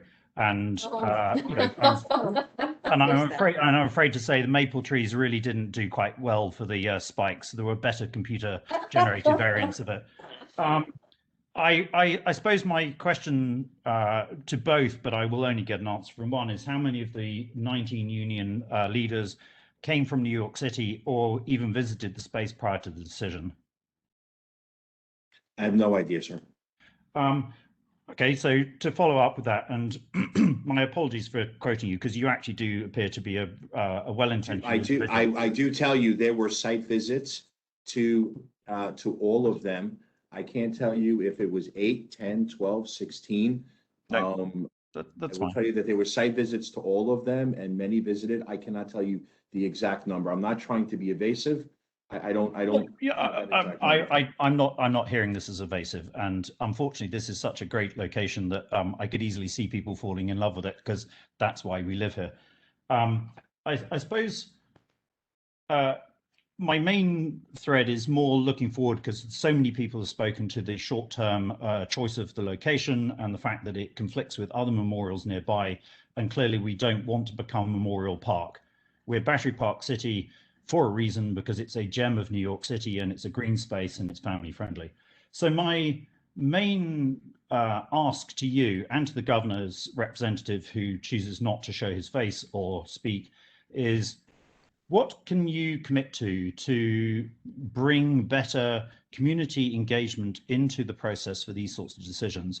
And would you be prepared to fight to get greater representation in the composition of the BPCA governing board so that it is more than 2 representatives and it has people who truly live in the district, who understand and participate in local events and are active in the community? Because it really, a lot of the conversation is not against you personally, it's against the office of the BPCA, chairman or president, my apologies. It's not directed to you, but historically, the chairman's office of the BPCA has not engaged the community, has chosen to unilaterally make decisions, and the community has not had representation. So I'd love to hear that you are prepared to commit to get 4 or possibly a majority of representation on the BPCA board for decision making in their processes. So look, 2 excellent questions. One, I'm going to answer very, very robustly. The second, I'm going to be a little lawyer-like, and you'll understand why when I get to it. Overwhelmingly, when it comes to most things, whether it be the resiliency project, sustainability efforts, whether it's been extending rent protections at Gateway and various other things, there's a very, very good relationship, and that has that's true for the overwhelming amount of issues. I think the staff does a really good job of reaching out. I personally, when anyone has ever called the office and asked for a meeting, I have always responded and given them a meeting. There are issues in Battery Park City, whether it be Pier A, the Wagner Hotel, OPEB issues, on people that were at the Parks Department before we merged them into Battery Park City, or rent protections, extending rent protections at Gateway, that I have taken an incredible amount of meetings here. Clearly, that didn't happen on this issue. I have certainly taken responsibility for that. It's not all my responsibility, but I feel that I can speak to myself. The ball was dropped. I have admitted that, and I'm not going to make up a story that we did this perfectly. I think we all could have done better, but out of this process has come a lot of new friends, a lot of new people that I'm talking to, and a commitment to make sure that we have input on all issues at the very beginning. Yesterday at the community meeting, I've pledged to make sure that there is a little bit of ULURP in our land use process.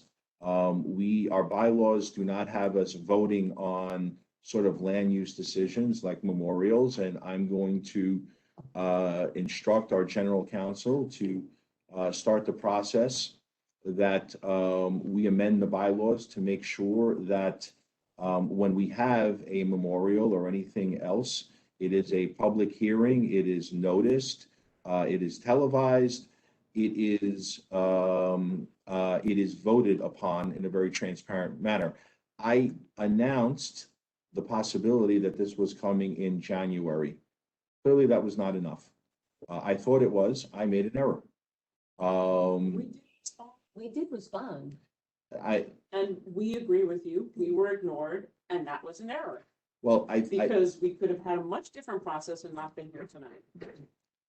So we committed to making something more transparent in terms of any land use decisions. The other thing is, I have told everyone that I support establishing the Battery Park City Neighborhood Association, making sure that they establish a 501c3, whatever assistance we could give, use of our boardroom, and having sort of more interlocutors talking to us about various issues is important. But also learning from a process that could have saved us some pain of getting more input earlier on. I believe everyone here wants to honor essential workers.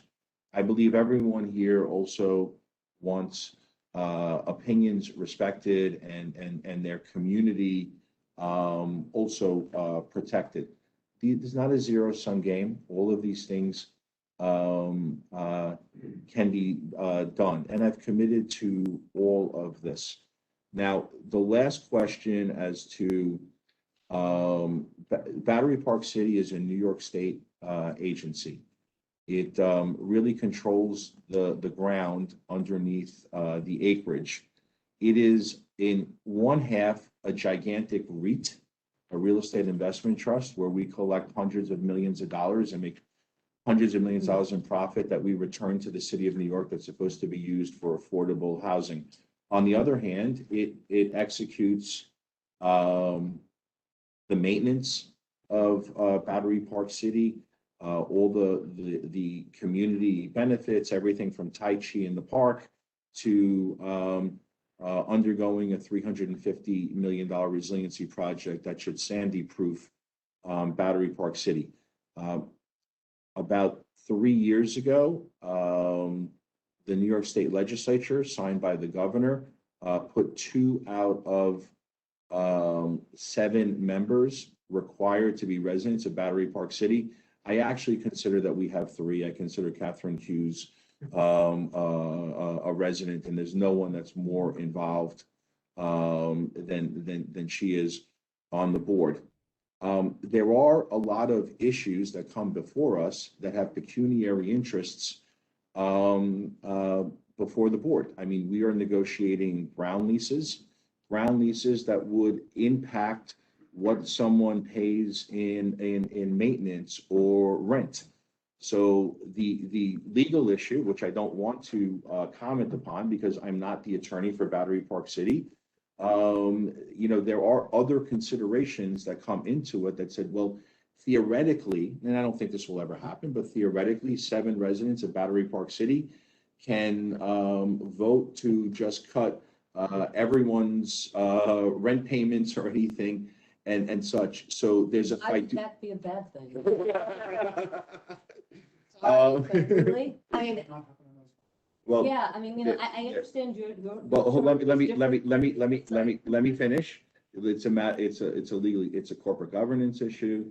There are bonds to be paid, there are covenants on those bonds, and it really should be an issue that should be answered by attorneys. But I don't want to be, let me finish. I don't want to be evasive. He asked 2 great questions. I absolutely love his voice. Yeah. So I wanted to answer him. Yeah, but I know, but we got. I hope that was helpful, sir.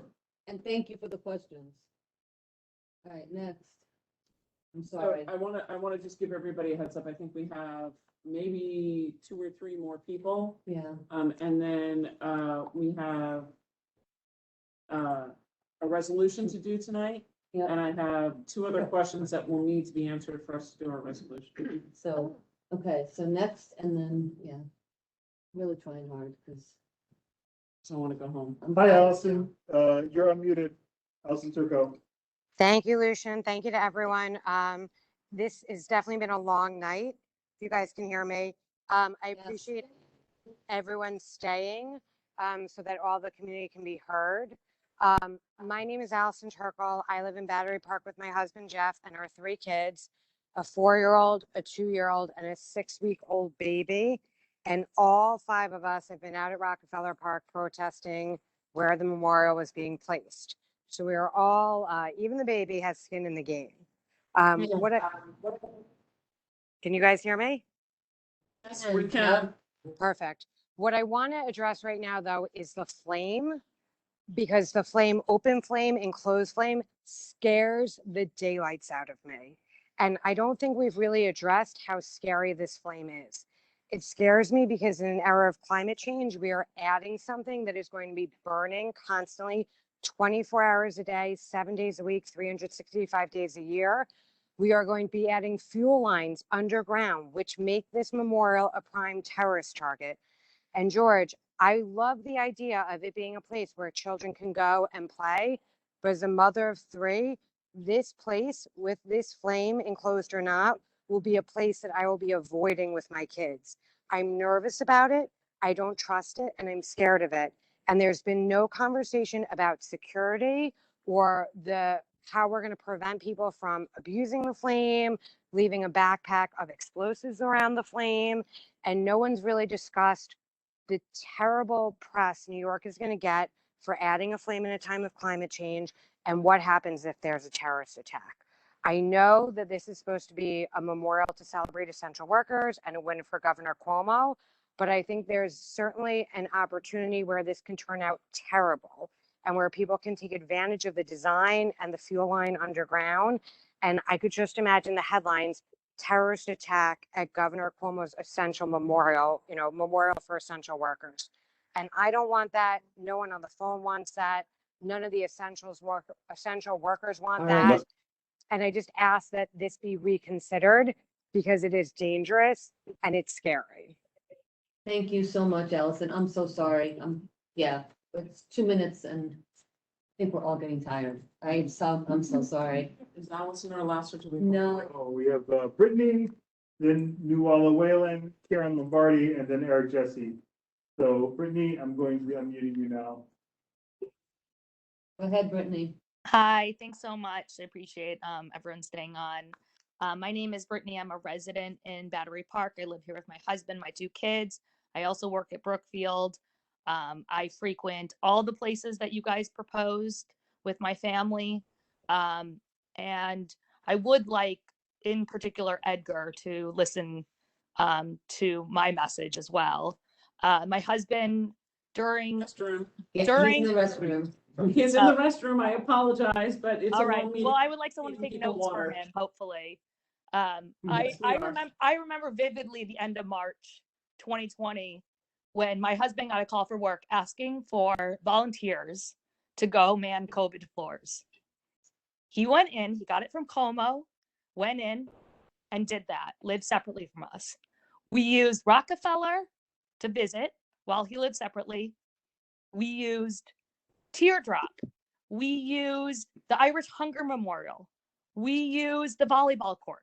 We used every green space, open space to spend time together because that's the only place we had to spend time together that was safe.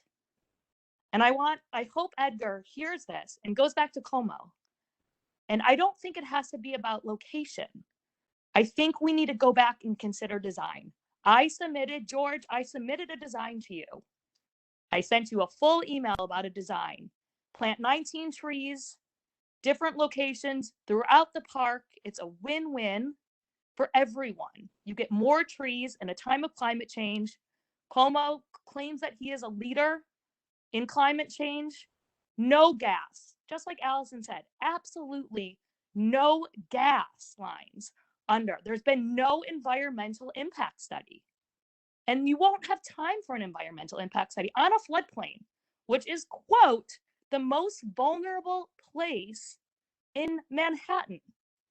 So I don't know how you can put gas lines underneath the concrete, turn any concrete over to dirt, to put in trees that will never survive because they're so concentrated in one place.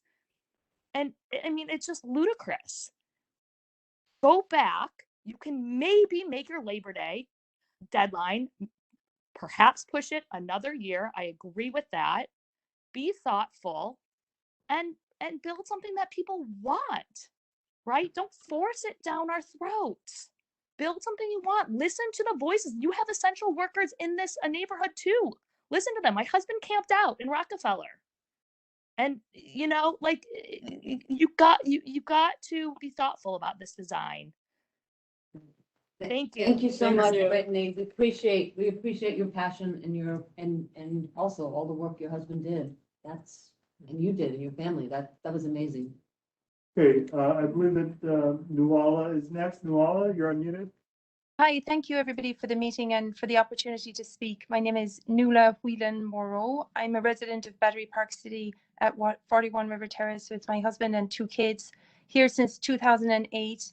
I'd like to thank George for recognizing that Rockefeller Park location was a mistake and taking action to stop that. We appreciate that was done, the action to stop it was done swiftly. We do not appreciate that the swift decision to move to other sites. I don't think that has been properly considered. I think we should take the appropriate amount of time to fully consider the implications, environmental implications on residents, and on particularly for the Irish community in the Irish Hunger Memorial adjacent site. So I think all of that should be taken into account. I echo Alison's comments on the risks of the flame. I also echo Brittany's comments on her excellent suggestion of 19 trees throughout the park, which would allow visitors to visit our beautiful community. And I would like to say that I also echo some of the earlier speakers, including Kelly, who commented on the placement of the Essential Worker Memorial directly beside the Irish Hunger Memorial. It's not respectful to either of the groups that the memorial is intended to honour and recognise. In this case, putting the two together is less in total than the respect given to either individually. So it should be separated. And my specific question is, I'd like to know who in the Irish community has been given at least the courtesy of being informed of the plans for the Irish Hunger Memorial adjacent site. Somebody in the consulate, or at least the community should be aware, so they're not blindsided in the same way that residents were blindsided with the initial plans for Rockefeller Park. Thank you. Thank you. So I think that's a question that maybe Edgar or you could, was there any dialogue with anyone involved with the You've asked that and I've said no. Nuala, this is Lucian from CB1. We learned about the sites yesterday. First thing I did was I sent a message to the Irish Consulate General. We did, and we invited them to come. Yeah, we did. And we invited them. So they're aware at least, but, okay, thank you though, it's a very good point. Okay. Thank you. Yeah. All right, next is Karen Lombardi. There we go. Thank you. I've lived in Battery Park City for almost 16 years, and I know it's been a long evening, so I won't repeat anything that's already been covered. I just have two additional points that I wanted to make. One relates to the flame. I think you've heard from many of our community members, you know, that we universally oppose the concept of a flame being part of this memorial. People have already expressed that we, you know, have security concerns, we have safety concerns, we have environmental concerns. I just wanted to add to that list that, you know, something I think the designers may not have considered is that this memorial is too close to the World Trade Center to have a flame. Too many people in this community lived through 9/11, and it's, you know, it touches too close to home to have any kind of a flame be a part of this tribute.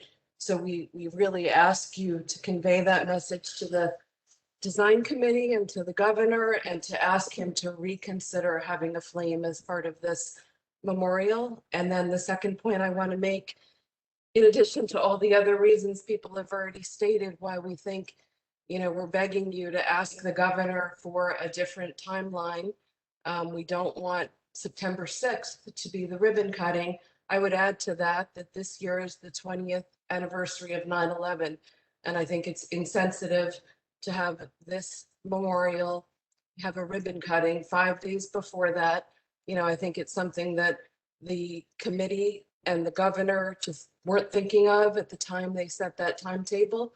But, you know, George, I'm sure you know, everyone in the community knows that that month of September, not just the day of 9/11, is incredibly difficult for this community and incredibly important for us. And, you know, there's a lot of events before and after 9/11 that we've become accustomed to, and I really would like to ask you to reconsider the timeline for that reason. Thank you. I appreciate what you said. And it takes Yeah. one of my questions that I no longer have to ask Yes. about the 9/11. We would like that conversation. One of the other reasons for the important date change is this is the 20th anniversary.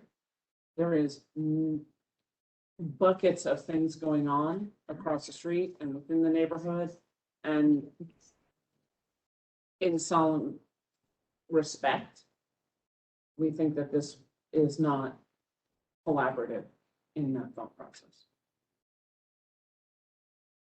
Okay, so I'm looking for Eric Jesse. I don't see you on the list, Eric. I had you on here before. He has to tuck his kids into bed. Yes. I got a text from him, but I will text him back and see that he could. Okay, well, That then was the end of our that's list. our list. All right, Matthew? Yeah, I promise I do not intend this as a gotcha question, so please try not to hear it as one. But although you occupy a position of influence and authority here, you're not the driver, you're the implementer. The governor is the driver. But the governor's man in the room is saying only that he's here to listen, and that's that. You've spent hours on this tonight in the park, to your credit. I don't think any authority chairman has ever done that before. So God bless, but the governor, as near as I can tell, has not said 3 words about this in public since this blew up. My question is, do you think you're being treated fairly by Andrew Cuomo, or are you being treated to try? I love you, Matthew. Next. Any thoughts beyond you love me? I love you too. I love you too, Matthew. I love you more. I love you most. I'll take that meaning that you're not comfortable answering the experiment. Look, I will say one thing. When I discussed this with the governor at Rockefeller Park, he immediately said, find another location. So, and I don't think that should be lost. It may not be everything everyone wants to hear, but it is certainly something. Thank you, sir. Did the commission then who voted on the options and the location, have they weighed in on this second location? Have they toured it? Do they know anything about it? I have not spoken to any of them, but my understanding is that was discussed with them. And was another vote, like, were they offered an opportunity to vote between the 2 sites? Tammy, again, I'm the least evasive person, you Maybe know. Edgar knows. But I can't answer, it's not proper for me to answer a question I don't have any knowledge of, and I'm not trying to be evasive, that's the last thing I am. All right. If I knew, I would answer it. So if I may sum up just quick things here, and this is gonna kind of work us into the resolution, I think, but what I heard loud and clear is thank you for moving this from Rockefeller Park. Number one, that's there, thank you. Step one, because that was a no-go, and thank you. Second, very strongly, no flame. Wherever this goes, no flame. I know, No gas. no gas. No Yeah, fossil No, fuel. you know. Okay, all right.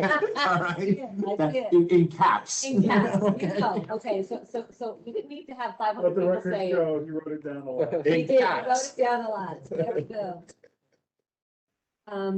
Yeah, so no, we're also saying, not here. Which I know you've said that's not possible, but we've also said not here. Pretty much everybody has said that, there might be other places. And then what I think we have said very emphatically is Labor Day 2022. There's time for process, there's time for design, and there's time for, just a better space. And feedback to the community, yes, exactly. And yes, that's another very good, yes, thank you, Betty. If it was Brittany, I'm so tired now, I don't know who's talking, but somebody just made a very good point of stating that the proximity to 9/11 20-year anniversary is going to be difficult. And I will tell you right now, I'll say it on the record, I apologize. When the woman who was on the phone was talking about 9/11, it triggers me. It triggers me, I reacted, and I will tell you that there will be a lot of reactions to Justine, that. So I apologize. it triggers, all of us have. Yeah, everybody. I mean, I'm a New Yorker, I live, 20 miles from here. We have all lost friends and people we love and close. It triggers everyone. And we're all empathetic to it. We're especially empathetic to this community where it happened. It's not just Battery Park, the community is all, I know. So those are things to keep in mind. Go ahead, what am I Let's keep missing? going. So obviously the rush process, the timeline change, inclusion of the community, public design as a consideration, if we can get the date moved.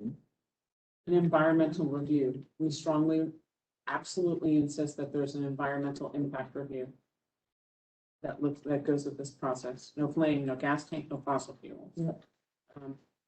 Great, open meetings.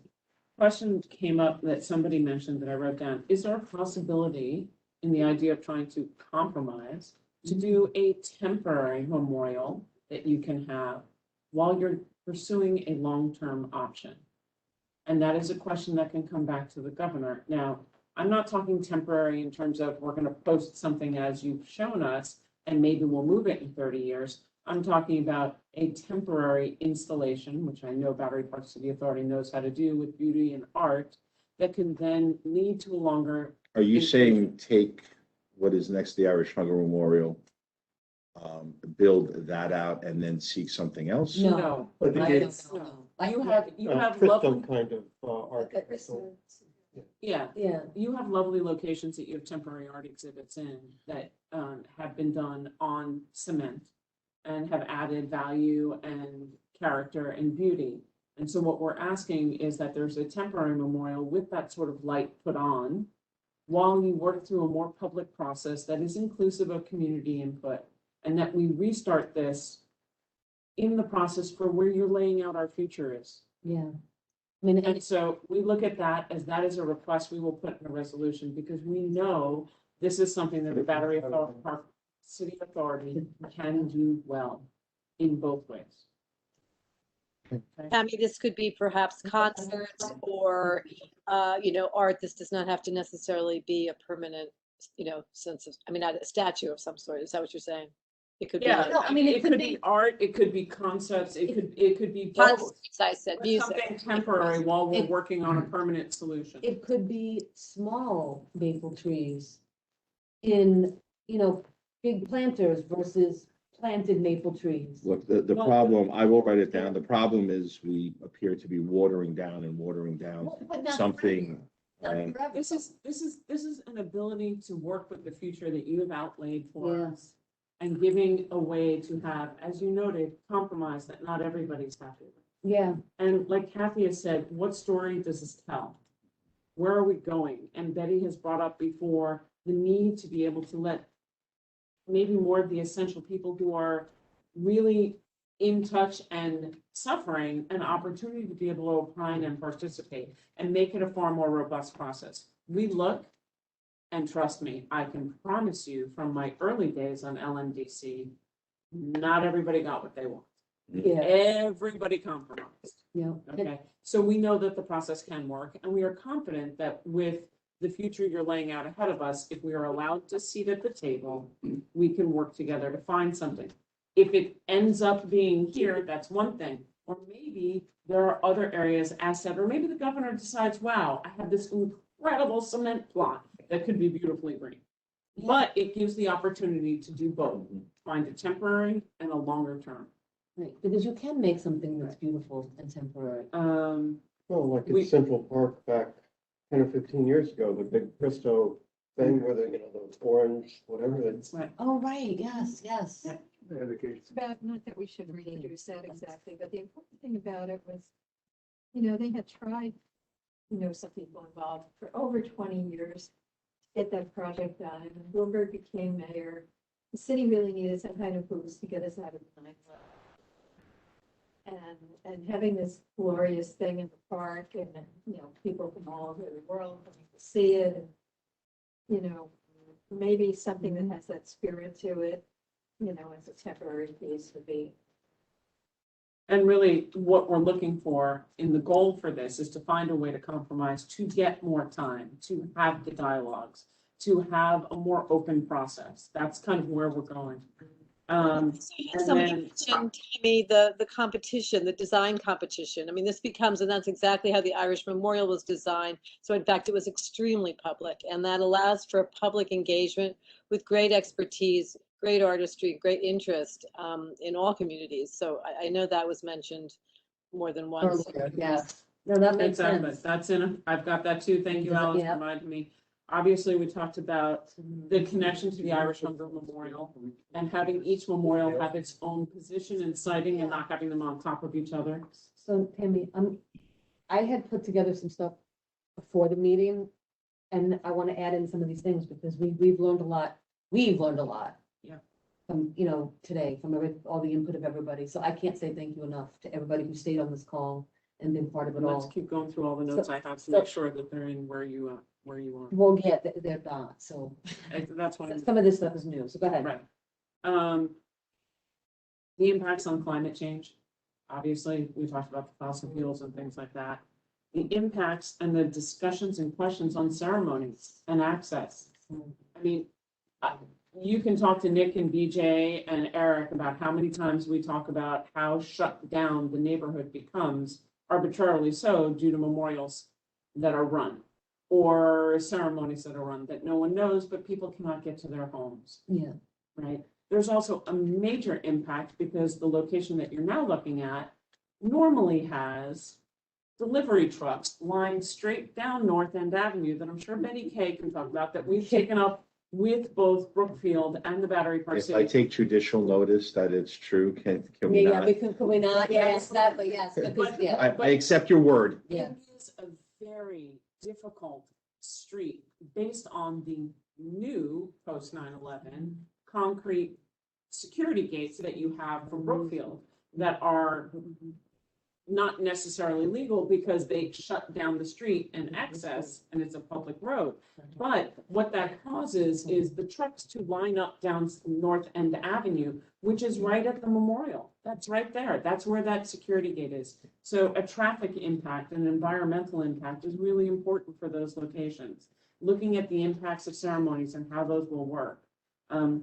I would suggest if you're going there that perhaps Brookfield should also have a seat at the table, because that is space that they're used to having as open space as well. Yeah. We would love to see a schedule. If we get nothing what we ask for, obviously this won't be a positive thing, but we really do want a confirmation on the schedule. I mean, am I gonna have the people who are on this call camping out? I understand. And also. Let's not get into what ifs. When can we get a schedule? Yeah. when you get back to me on the other things, hopefully. All right, Because also, I know you've got to rush it, assuming you're going to keep to your timeline. I'm concerned about night work, I'm concerned about weekend work, early mornings, all these things that we have the very boring discussions about what it's like for the quality of life of everybody who lives there. And there are people in both locations, a lot more by the volleyball court, but in the other, you still have the 2 River Terrace. We've got people who live across the street and it's loud and it carries. If we're gonna do location comments in the resolution, we need to comment on the volleyball court. I think we need to, yeah, I mean. That's basically the public square of Battery Yeah, Park City. and we it's that haven't, area. and we haven't really commented too much on the locations. We've heard a little bit about. Well, she just commented several things on the volleyball court. and the volleyball court, we will actually note about the active space, the public event space. I will also note that there was a remediation project that the Port Authority had for their locations that we worked long and hard with the hours and things like that. So I have concerns. We reached out to the Port Authority to find out if that location had been proposed to them. And we have not heard that they were aware of the siting potentially there. And they do have water intake tunnels immediately below the volleyball courts because they drilled in the volleyball courts. We're aware of it. Eddie? I'm going to make a comment too that I'm going to guess when they did this like this, if they did it during COVID. Yeah. Comment is the community is so different than what it's going to be in a year or two. That really concerns me. I know how few ferries come now. Goldman Sachs has really only kind of started them up again, and they're still not very. But New York Waterways is a minuscule fraction. People were transversing that road, it was sidewalk next to where you're planning on building, is not realistic at all. The people from CME group who are in that building aren't back really at work yet. So the people at Brookfield are only minimally back at work. The traffic of people, pedestrians around, the tourists, this is a whole other magnifier. They're not seeing the place the way it is. Yeah. And back in COVID, I can tell you, I was the only person on my floor. I can tell you the person above me was gone for months. I mean, they were just. The city emptied out. They were living. Some were in other countries, some of them out. Well, And that's true. And then they added another. That also puts us back to the runs, the walks. Yep. And the impacts on the volleyball courts of putting a memorial there when it's actively used, not only by the local community, but by not-for-profits across the city who do run walks through Battery Park City. And I have heard you. There is nothing more that you can add to that particular point on the volleyball court. I've heard you. Yeah. So envisioning done. And agree with you. So our points pursuant to what Betty and Jeff are saying, I've got notes about the volleyball courts. Envisioning was done during COVID does not represent the current and future needs based on what we know, the pedestrian and the access, nor does it take into account the additional ferries that have been added by the Port Authority to connect both Battery Park City to Midtown, Yonkers, Staten Island, and the full plan for the traffic that's going to come in through the ferries. We were the tourist. Huge bunch of people running around. Okay. Let's see. That. Thanks for And so. staying 4 hours. I'm gonna, yeah, no, what's I wrong? think we've got, I I think- think. I'm concerned it's gonna be 5. So. No, it's not. Date change. Date All right. change Read schedule this for. out into the record, I mean. Yeah, let's so go. everyone- Let me ask you, I have heard this. I don't know if it's appropriate for me to be here while you do your resolution. Oh, it's It's fine. appropriate. It's fine. but You you can- can- I- Because you may have your 2 cents to add as we talk, but No, look, you're gonna go home. I was here to listen. Okay. And in this process, I've done a lot of listening, and there's been a lot of very, very, very good points. And in the places where I thought there was an overwhelming merit, we moved and we changed the location. We found a location that is smaller, that's more commercial in nature. that's not really used anywhere near as much. And that we thought would be much more sensitive to the community. That was done in earnest. It is essentially 20 trees, some shrubbery. Our horticulturist and Battery Park City Park staff will make sure that it is immaculate and that it's beautiful. We're looking to take something that is essentially, you know, some grass area and make it stunningly beautiful and make it even more attractive to the community. And that's what it'll, Do you see the community though using a memorial space versus open space? There are aspects of open space within the memorial. I think there's so many other places in Battery Park City. I thought Rockefeller Center would be a major detriment where they really use it. You mean Rockefeller Park? Okay, Rockefeller Park, where Yeah. they really use it. And I don't think, you know, I'm sure it is used a bit, but, you know, there needs to be a reasonable factor in this too. We were picking, looking for a place that had the least impact, and I think we've done that. Now, going forward, I don't know how else to communicate that we heard you, and I don't know that we're. Labor Day 2022 is the best way. Tammy, you can ask all you want. You can ask, and I cannot promise or commit to that. I've promised two things. I came to listen, I came to communicate, and I came to make sure information was getting back and forth.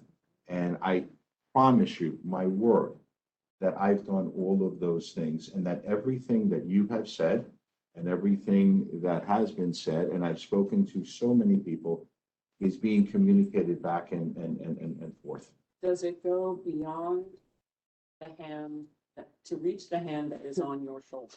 Yeah.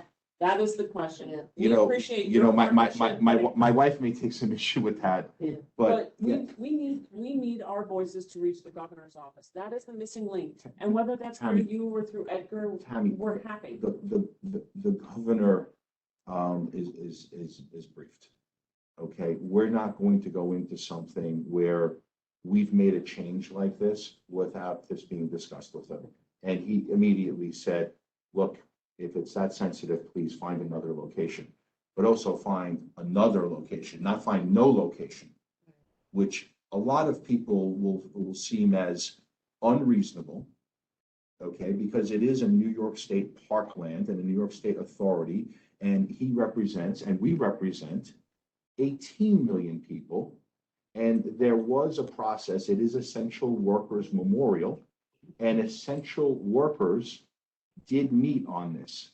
Do I think the process could have been better? Yes, I've admitted that. I've admitted that. I don't know if I can admit it again. I'll always admit it to you. No, we It can, but what I'm saying, yeah, and you know what, it gets counterproductive. Everything I have heard here, and for the last 10 days, I acknowledge, and information has been passed. Battery Park City will be doing a number of things differently, and we have been communicating with all the interlocutors and stakeholders. That was my commitment to you. That I have kept my commitment, I promise you. Hey, Kelly. Just, Kelly, I would, normally we don't during business session, but I will recognize you. Thank you. Thank you.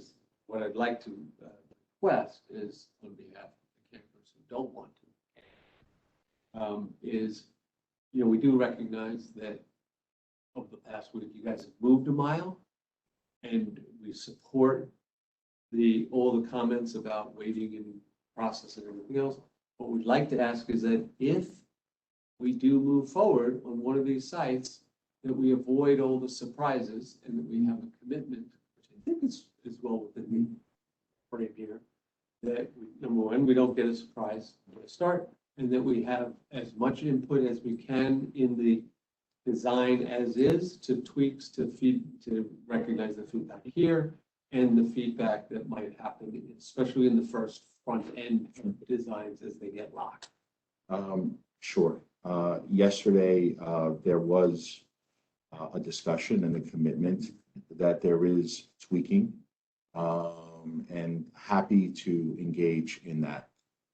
I think that would be really helpful because you've got a lot of people who would like to have a say. Justine, we discussed Yeah. that probably 3 different times today that said, hey, if that's where something is going, and this one is done on a more expedited basis, is it reasonable to say that not everything is locked in and we could make some tweaks and we could. Work in terms of the, I mean, I know it, I guess that's what I think people Justine, would I'm like. I'm looking candidly for community leaders to stand up and say, look, not completely happy here. And we have expressed that. And we got the major win by moving out of Rockefeller Park. But you know what? They're not completely tone deaf because, they changed it. They came here, they listened to us. And, they're genuinely listening. And, in the spirit of tweaking this, future cooperation, goodwill, whatever you want to do, please join me in saying, look, we're not completely happy here. But you know what? We understand in the totality of circumstances that there's a sense of compromise and we're going to move forward. So here's where I'm at as a chair of community board. We will take a vote tonight. The problem that I have is I absolutely appreciate your partnership. I appreciate you coming here. I appreciate everything about what our future could possibly look like. Battery Park City. On this particular situation, My gosh. I have not had one person from the public, not one, and not one person from the committee say, gee, let's go forward. This is great. We're going to compromise and we're going to go. What I am hearing is that there's not enough compromise. And that, no, this isn't the way we have it. This is not right. And my phone's blowing up. I've got people going, what time am I setting my tents out tonight? That, I can't And tell. where, which place? And where, I And where? cannot tell people to pitch tents, nor will I. No. It's against the laws. It's against the rules. I get that. But I also, We're not As- the arresting type of but I people. cannot, as a community board leader, go against what Majority of people what are- everyone is saying and say, George, thank you, I'd like Tammy, another. I get it. I will not push you on this issue. What I would like, though, is people of goodwill to say, you have a constituency that you represent well, they have spoken, you will respect their wishes. There's a larger constituency that is expecting a memorial. And people of goodwill may disagree on this, but it's not going to impact our relationship going forward as we're going to continue to work together and such. If I can have that, I will leave here very, very, very happy. If I can have more compromise, then you could leave very happy. Yeah. All right. I need What- more than just one compromise. In Yeah. order to make the community come on board, Yeah. we need more. And that's what this resolution is going to be talking I about. got it. Could we have a phone conversation tomorrow morning? Absolutely, it won't Okay. change whatever. I'm not saying, Whatever's voted here. I understand that, but you said you need more. Call me tomorrow and let's have that discussion. Let's Okay. get that going. I'm always going to respond to a phone call. And, maybe something comes of it, maybe nothing comes of it, but if there's no conversation, nothing will ever come of anything. So I respect the process that you have, and I respect your feelings on this. I hope I was an attentive and respectful listener here. I didn't try to be evasive. And I thank you for inviting me. I thank you for your time. This has been Just 100%. And this goes quick way. I will not get a call at 9 a.m. Like I got calls between 8 and 9:30 this morning. There are surveyors. My phone is blowing up. My kids are like, I need lunch. What's going on? Why are you answering your phones? Am I going to get those calls tomorrow on shovels? I hear you. You're not getting them tomorrow on shovels. And no we'll- shovels tomorrow. Okay, I'm we're not- in that. guys, let me tell you something. there is no way that I can literally start something without someone knowing about it. It's just not unfeasible. Okay, so, I get it. I get it.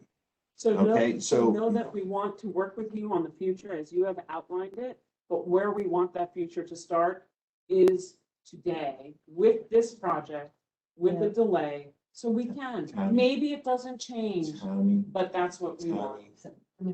I have been very, very, very clear to set expectations with everyone I've spoken to. I have an obligation to listen. I have an obligation for input. We've had respectful conversations. We made a very, very significant change with, I think, people were very surprised at how rapid that came and how significant it came. Okay? But it was always not in Rockefeller Park, but we'll find something more suitable, not perfect to everybody, but more suitable. And Not where children play. And you I still mean, haven't found that we stop. could literally, exclude every single place Yeah. where a child has, but look, I'm gonna get going. I have a tradition at Battery Park City, and then when I was chairman at Nassau University Medical Center, before every meeting, I went around the room. I shook everyone's hands. I said hello. Those I didn't know, I said, I'm George. Nice to see you. I've done it at every single Battery Park City meeting. I've done it at every meeting where I was chairman of NUMIC. So if you don't mind, I want to go around the room, shake everyone's hand, wish them a good night. In the age of COVID, just be careful. Some people Okay. do, some people don't. It is not a representation of you.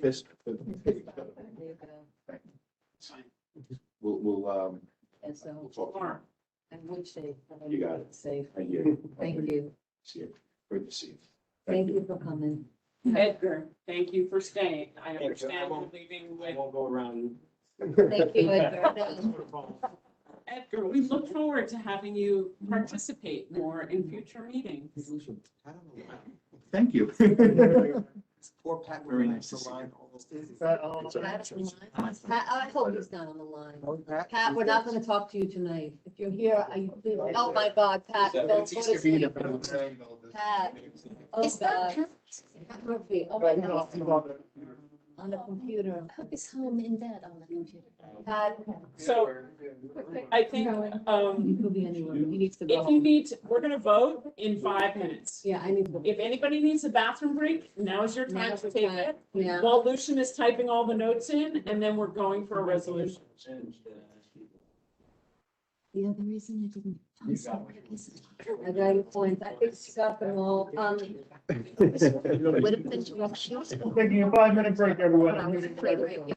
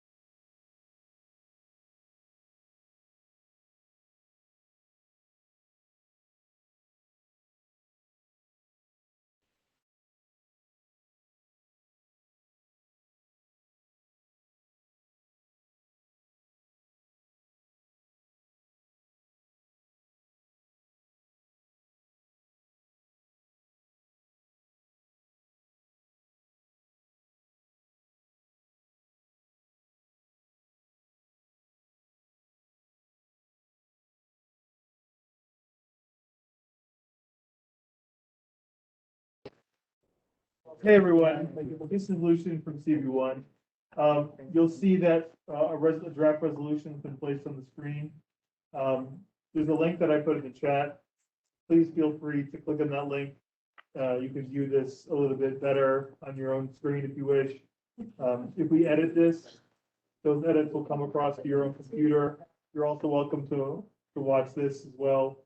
So keep you up to date with what we're doing here. People are still, You are muted. You're muted in the room.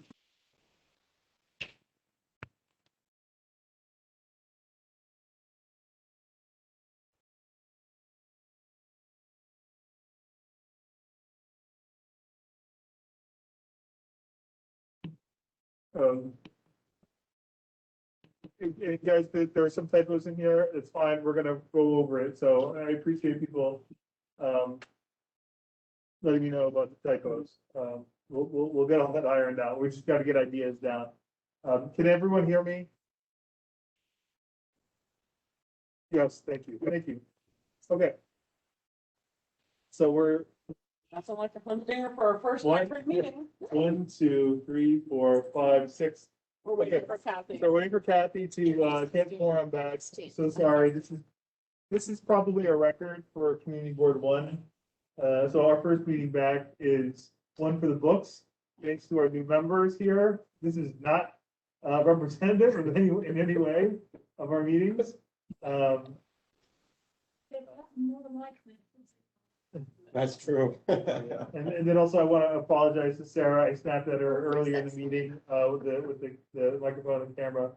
That was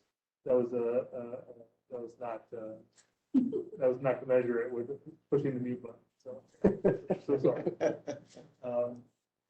Let's see. Surplus is that how much the public vote? Yes. This resolution will be edited. People will suggest edits. Some I'll put in line tonight. Some I'll just go back to the audio and capture. But this is just so everyone has an idea of some ideas. We're still waiting for a couple numbers so we can have formula.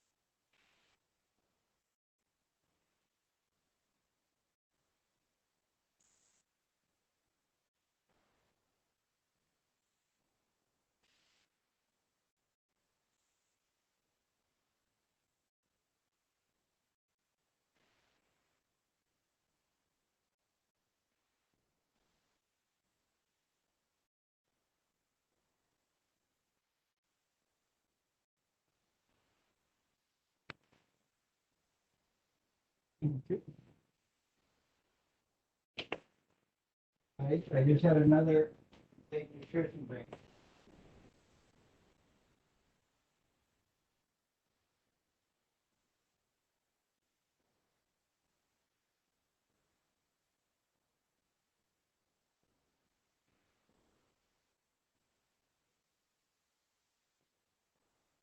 I think we can start because, yeah. All right, Coming.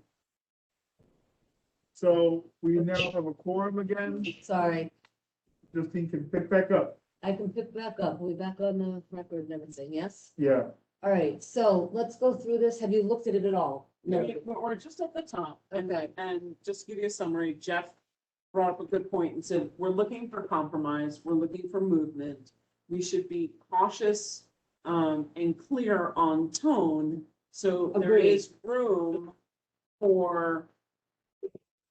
I'm not saying don't criticize the process, I'm saying do so diplomatically, because we want him to come around to our point of view. I am totally in accord with this.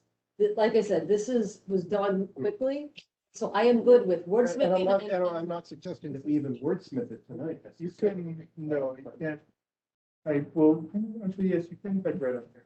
Because I, Yeah, yeah, you okay. can right there. On the So- first sentence, instead of of at the end of that sentence, put an A. Whereas June 24 that he intended to erect. that he Very needed to first- erect yeah. Got it. Thank you. A monument in Battery Park City to essential workers who served on the ongoing pandemic crisis. Okay, healthcare crisis, yes. Whereas CB1 applauds the idea of honoring these heroes who saved the lives of countless New Yorkers, often at the cost, so what's that one? I'll follow you. At the cost of their own health and safety, and sometimes at the cost of their own lives. Some weren't saving lives, some were driving buses. Yeah, that's true. Health and life. So, okay, so Health and lives. who saved the health and lives, yeah. Sometimes at the cost of their own health and lives. And also, but I know what you're saying too, Betty, up here. You do help them, yeah, up there. Word safety is this way. Yeah.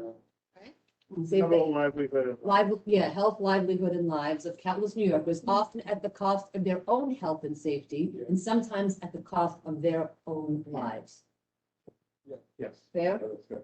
Whereas the Battery Park City Authority has experience in curating well-received exhibitions of temporary public art. And whereas Governor Cuomo has yet to explain why this monument should be located in a community that suffered one of the lowest infection and mortality rates in any of the state, in any rates. In the state. Okay, so here's an area for diplomacy. Yeah, Governor Cuomo doesn't owe us an explanation.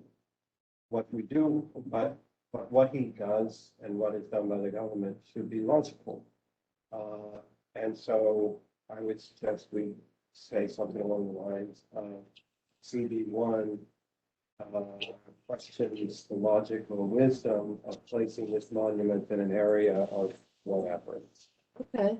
I mean, if we're trying to be nice, we're trying to be We nice. are trying to be Yeah, yeah. nice. I mean, we should be trying to be But nice. since the because wisdom of for our placing, community, so we yeah. want to get a result, not make a point. So CB1, so whereas CB1 questions the wisdom of placing this monument in a location, in a community. Yeah. This monument in a community that suffered one of the lowest infection and mortality rates in the state. Yeah, basically. Experienced, okay. That's experienced. One of the lowest. Benefited from. Yeah, right, yeah, well, yeah. No, I'm not gonna. Don't say that. Yeah, sure, yeah, no. So you could, and where very few essential workers can afford to, you know. I do, yeah, I yeah. don't want to say that. I don't want to say that. Here. Yeah, because- Infection rates and It's a mortality. statement that I've made already to the, Yeah. you know, when in public testimony to the authority, Yeah, but it does not belong here necessarily. in this resolution. In this resolution. It sounds kind of slutty, actually. It is a little bit snooty, and it's also, yeah. Whereas Governor Cuomo made this plan behind closed doors. Whereas, how about whereas the plan was Made, yeah. was created and voted on. Privately, Yeah, we could still say private. yeah, we could say privately behind closed doors. Getting back to where the cursor is right now, it's just being diplomatic, like the resources for this monument could be used as community that more affected and et cetera. We would put that in the therefore In be the it resolve, resolved. so that'll be. That's yeah, one of the yeah, steps. yeah. Okay, sorry. Yeah. So the whereas to be that this monument is estimated to cost over $3 million. If you're gonna refer to that cost later on. But he's paying that of the state, right? It's taxpayer money, but he's, from what I understood, and we didn't clarify that tonight, and we didn't clarify it yesterday, but I understood he was paying for it. The government, the state's paying for it, but we're maintaining it. So our Battery Park City Authority ground rent and funds will go to maintenance and repairs and whatever upkeep, but it's right, Eric, or you don't know? Because Eric's still here. Sorry, I'm asking you in the background if you know, but I think that's what it is. I think the state is paying for the. So my state taxes will pay. Justine. Yes, Justine. exactly. Yes. We get a It's puppy. it's Judy. Can you hear me? Yes, Ruby, yep. I just, one more thing. I can't see the whole thing right now, but like one thing we may want to say is just the notion of kind of making that investment in a community that is more needed, it's more needed. And, if the idea is planting trees, like what about planting trees in a neighborhood that is needing Judith, of that'll- trees?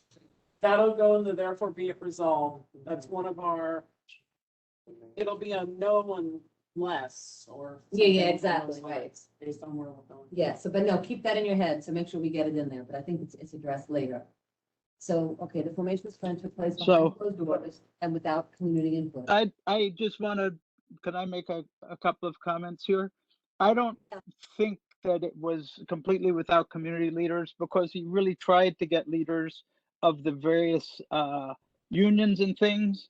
And he tried to put together a process that was somehow balanced by the presidents of those unions, that they happened to have been presidents and Community didn't leaders, know our Bob. community That's not as well as- community leaders. Huh? He got about. Well, the thing is that I think that there was an attempt to do that, and I've been involved with several monuments of various types, and they were always done with people who weren't like in the community board.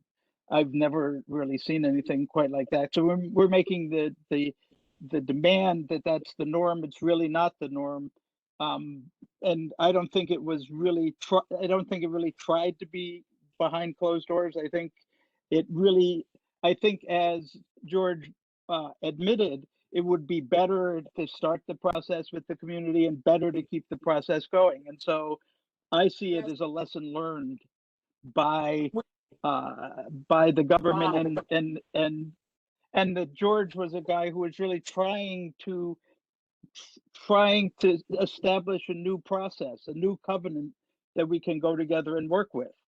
And so I don't know that I think that this is a little bit like Galloway says, we're not being as politic here as we might. And also, I think that one of the reasons why you choose to have your father buried in Arlington Cemetery or to have a monument in Central Park or in the Mall of Washington, D.C. is those are really sacred public spaces. And we happen to be living in a sacred public space where people want to be honored. And it's one of the reasons why they choose the space, besides the fact that it's got a kind of governmental convenience. It's a place where people come. If you put this in the middle of the North Bronx, there's no chance I'll ever get there, and there's no chance that very many people will ever get there, however beautiful or expensive the thing is. So Can that's I just a stop? few of my comments. I want to respond to one of your comments, Bob, and say that I think where we were talking about community leaders, what we are talking about is organizations like the Downtown Soccer League, the Downtown Little League, the Downtown Giants, because this was put on active space and open space, community leaders who utilize open spaces. The thing is, George admitted that, and I understand that this We didn't need to begin with the document that. community. Yeah, We need to document that because it was, we received, we received commentary and letters, and we need to document that in here as well. Sort of what we're saying, is not Right. appropriate. So, without consulting, and I would say, All stakeholders. yeah, The reality local, is, the local perception- stakeholders. That's perfect, without consulting local stakeholders to get all this, yeah. Yes, without consulting local stakeholders or elected officials. Yes, that's a good way to this here. Because that covers all of us. You highlighted it, I'll work on it. This is gonna just go away. No, That's right. No, that's right. You don't want Governor Cuomo this plan Well, behind they're closed below. doors. You want the formation of this plan took place behind closed doors without Yeah. input Yeah, from. you're right. Okay, so that goes away. Important point there. That goes away. And New York City has an art commission. We did. And then No. without input from local stakeholders. On that. One of those people spoke, I made. On the Zoom thing. Because technically they don't have to even do state. No, they don't have to. But there's all that I think it's expertise. local stakeholders. Well, that was the point Yeah. that one of them was making, is that Alice made that, is that there should have been a public, yeah. well, first of all, the PDC, the Public Design Commission for New York City was never consulted. Well, They don't need to be, but they could have included them. But yeah, the point of one of the speakers was that that process was created because, Specifically. for the city, because of problems with inappropriate monuments. Yeah. Somebody's going through a spade of. Right. It's an outrage. Every time they, Yeah. it has to be a separate. Okay. No media, sorry.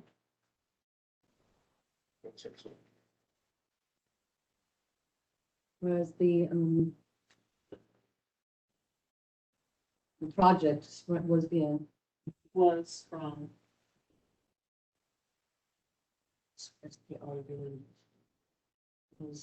I actually don't, yeah, it's gonna be nice. Whereas the project is without advance notice is a fait accompli and. was revealed to the community. Near. There was some kind of advance notice, though. It wasn't, absolutely a surprise, because there was an effort to kind of Groundbreaking. advise that such a thing was happening. That's why we did have a chance to pass a resolution, for example. I mean, maybe we want to define project proposal, because we don't want to get into an argument about, well, there was this meeting back in January, whatever, that's the public. The specific. But isn't it a true Specifics of statement project. that the extensive nature of the project in Rockefeller Park was revealed at the last minute? Yeah, When did people yeah. first learn about that? In, yeah, the. Like the Wednesday before, or Yeah. whatever, right? Well, actually, the first details, Yeah, first detail. Right. Yeah. the first details. Yeah. Okay, okay, yeah. Of Of the project proposal. of the project proposal in Rockefeller Park? Yeah. Is that really? Actually, how about instead of, we were days before groundbreaking in Rockefeller Park. Yeah. Put it back there. After groundbreaking. I think it was a shocking surprise that those earth moving machines just showed up. I think that was really over the top. and it was a confrontation. And I think it was really, really wrong. And I think it was right for the community to rise against that. Yeah. Yeah, so you can say, yeah. Whereas the governor's decision was guided, okay, so we like the sentence now. The formation of the plan took place behind closed doors and without input from local stakeholders or elected officials. And whereas the first details of the project proposal and expedited implementation plan first details were revealed to the community mere days before groundbreaking in Rockefeller Park as a fait accompli.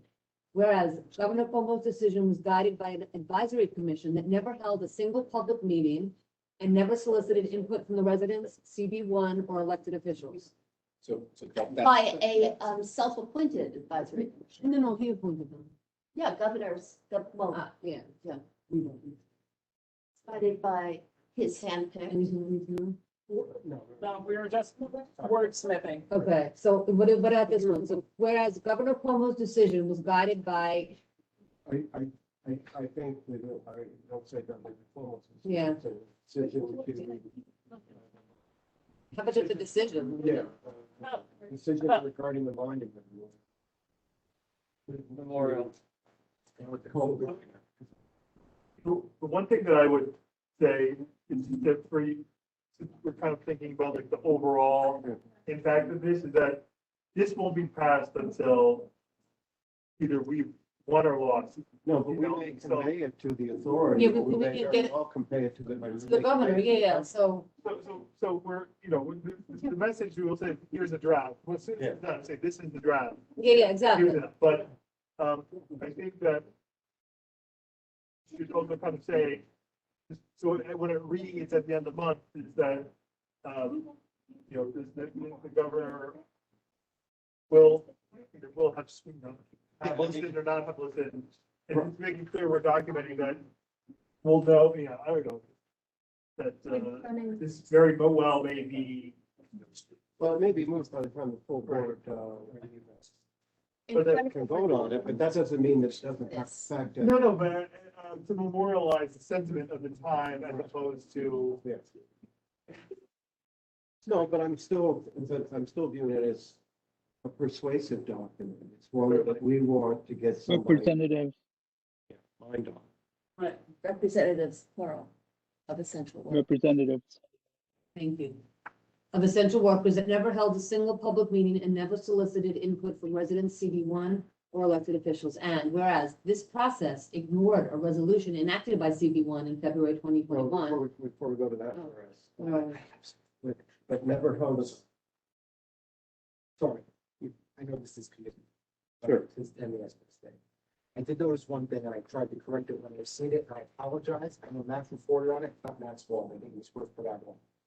Wasn't 29,000, even the one that. Oh, yeah, we say 29,000 feet. I don't think I say it yet. Next to last one. Okay, we'll get there. We'll get there, and then, yes, Nick. And then, I'll yes, go through the numbers. that's That's fine. fine, that would be fine. So the, my quibble, Yeah, after essential workers, without holding public meetings or soliciting input from residents, okay, it's tone. It's the only thing that's intended to be. that's right, that's okay.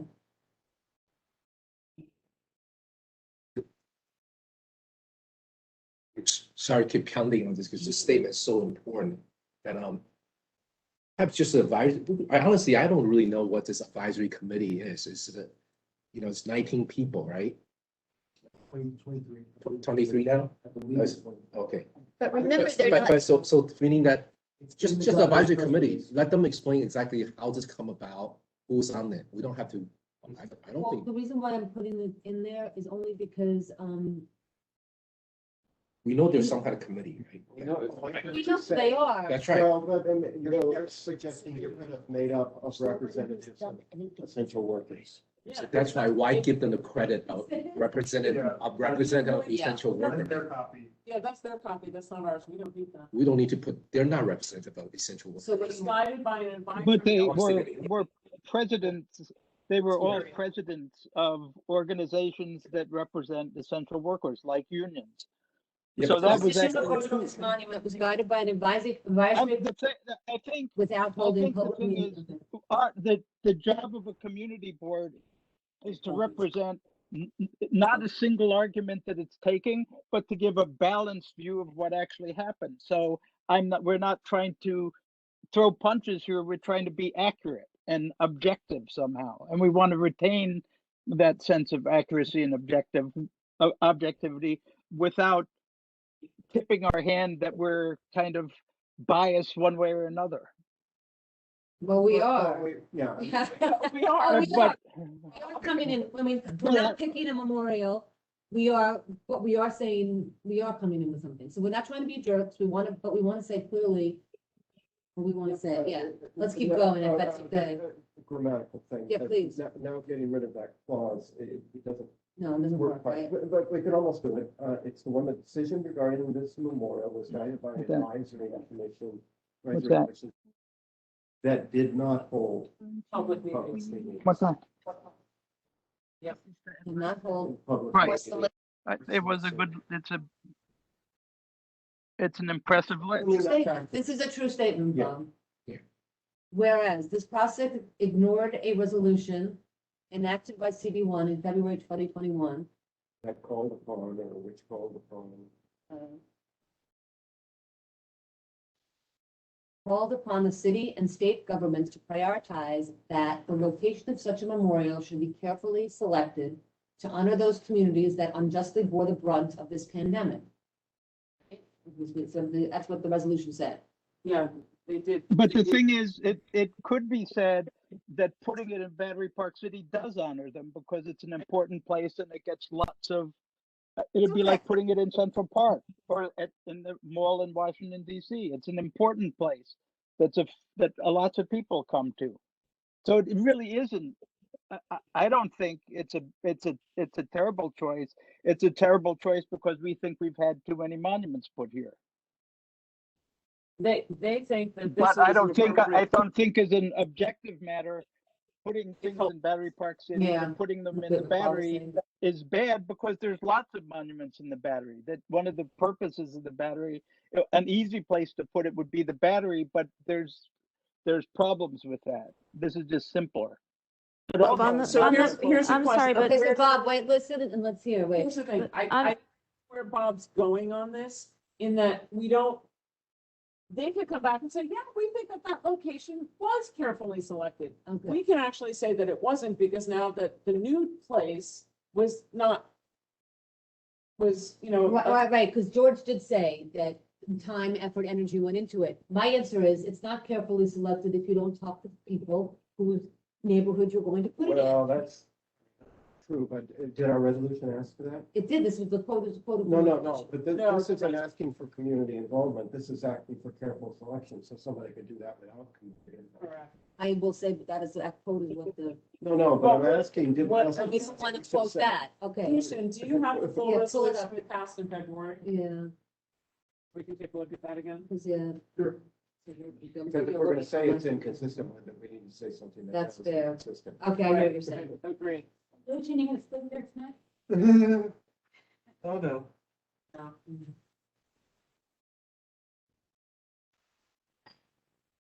Like some elected officials, I don't sleep in the office. Oh, wait. You also know where you live? And we have no desire to look in your refrigerator. My bed touches the wall. All right, so what we're looking to figure out is instead of quoting that quote from the resolution, is to really quote the one that said, Consult with us. consult with us or please not here. You and me, Bill, it's February 24th, yeah. Resolutions here. Oh, actually, it's gonna be. Oh, wait, executive COVID monument design, oh, there's two, why? Well, no, one is the email proof that I sent out. Okay, so it says here, people in states have truly become HARA approval, that, greatest monuments. Okay, so we say we're receptive and thankful for the suggestion that Battery Park City should host a memorial to the victims of the pandemic. There are so many other communities that were more deeply affected and impacted, and we believe that should be reflected in the selection of a site for any memorial. We want to make one. The siting of What the, else do we say? then it says the siting of the monument should be carefully considered as the monument itself, respecting, honoring, the communities that bore the brunt. I can't even read it, I'm so sorry. Whereas we want them to put the difference aside and come to a design competition. That was one. Still going, period. They're negotiating that rejects. And the location should be carefully selected. You know, I think we should reference the resolution. We should not, or we should? Should not. Okay, no. We don't want to get into an argument about that. We want to argue about the other things.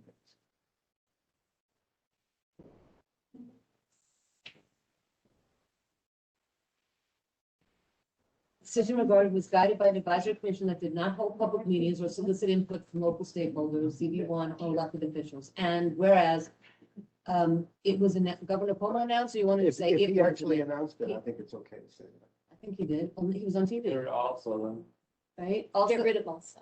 oh, yeah, thank you. Announced on June 24th that this project would be subject to an aggressively accelerated schedule and was slated for completion by Labor Day for 2021.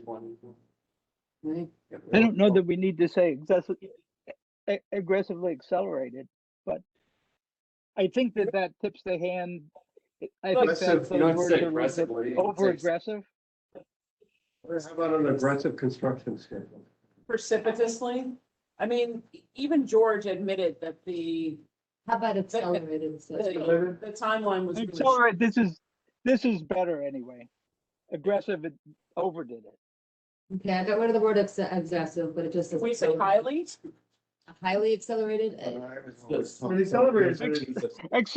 is fine. Whereas, okay, we'll leave it at, whereas the original design for the Essential Workers Monument called Called for up up to, how much? 10,000, 12,000, 15, 10? The original? No, Let me look what you're saying. The original one. the original one was not 29, but I think it was more than. Just so we have it on the record, because I was No. telling people this, so I want to make sure we have it right. There's confusion between what was reported out was 2/3 an acre. Yeah. So people understand how we got to 29,000. An acre, can everyone hear me on the thing? An acre is roughly 45,000 odd feet or so. So 2/3 of that is 29,000. That's what that came from. It wasn't 2/3. It was 0.23 acre. Oh, a quarter of an acre. 0.23 an acre is Quarter less of than an something, acre. okay. 0.23 is 10,000. I looked at that, I was like. Right, so that's just so we have, Lots it and clear, lots. just so we're operating in Okay. the same set of facts. So- That said, the entire proposed monument on the Rockefeller Park site, which as we have It's discussed, done, I know, I know. is now no longer on, Right, but we're just saying it. is 10,000 square feet total. Up to- 7,000 of that was trees and Yeah. lawn. Okay, I'm not gonna get into it. 3,000 was concrete, but if you're gonna say it's concrete, you have to use the 3,000. So you can use, So you can either use 10,000 square foot monument consisting of trees, grass, lawns, benches, no, paths, I don't mean to or- say what it is. or 3,000 square feet of concrete. But you can't No, say no, 10,000 okay, feet of call for concrete. up to 10,000 square feet. Which included 3,000 square feet of concrete. For a sign. You can do it that way, yes. Called for, yeah. What did you say, called for up to 10,000 square feet of Rockefeller Park? Yes.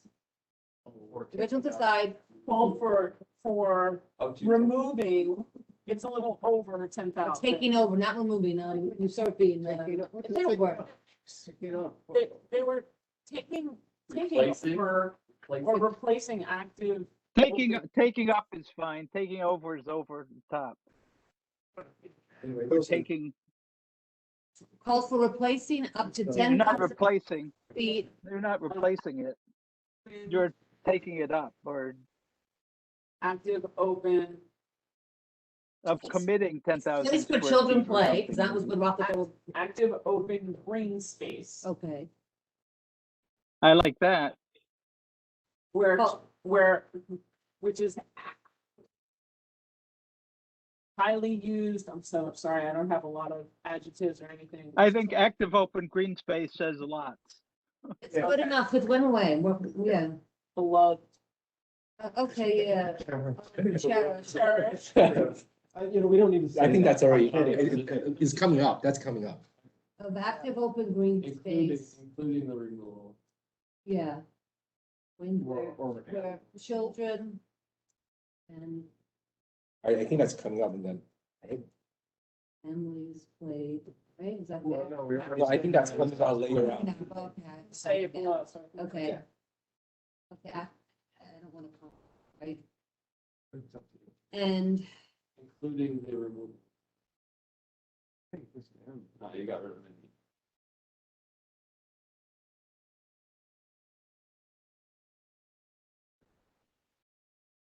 removal of some of the oldest, tallest trees in Battery Park City. And whereas design also included internal flame powered by natural gas, which poses a danger to children and entails deleterious environmental consequences. I think. And you have to mention the, and ignores the terrorist risk.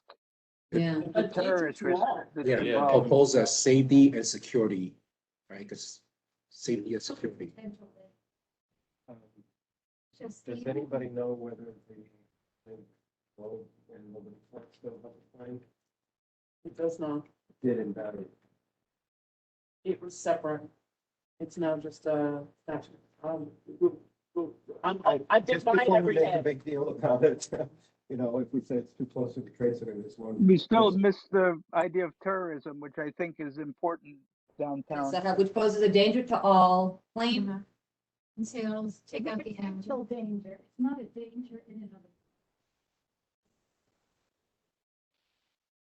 Well, the flame, they're concerned with the kids burning themselves, which is, so terrorist is, Oh my God, the risk of them falling and. It's true, the flame wasn't supposed to be on the ground. Yeah, it's- 6 feet. or something. now, it was, before it was on the ground, but now it is in the class feet. So it design also included an internal flame carbon, which poses a potential danger to all. Potential danger to all and entailing, deleterious environmental consequences and creating a terrorism risk.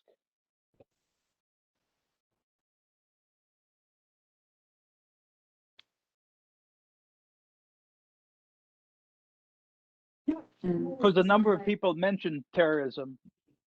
Yeah, I know.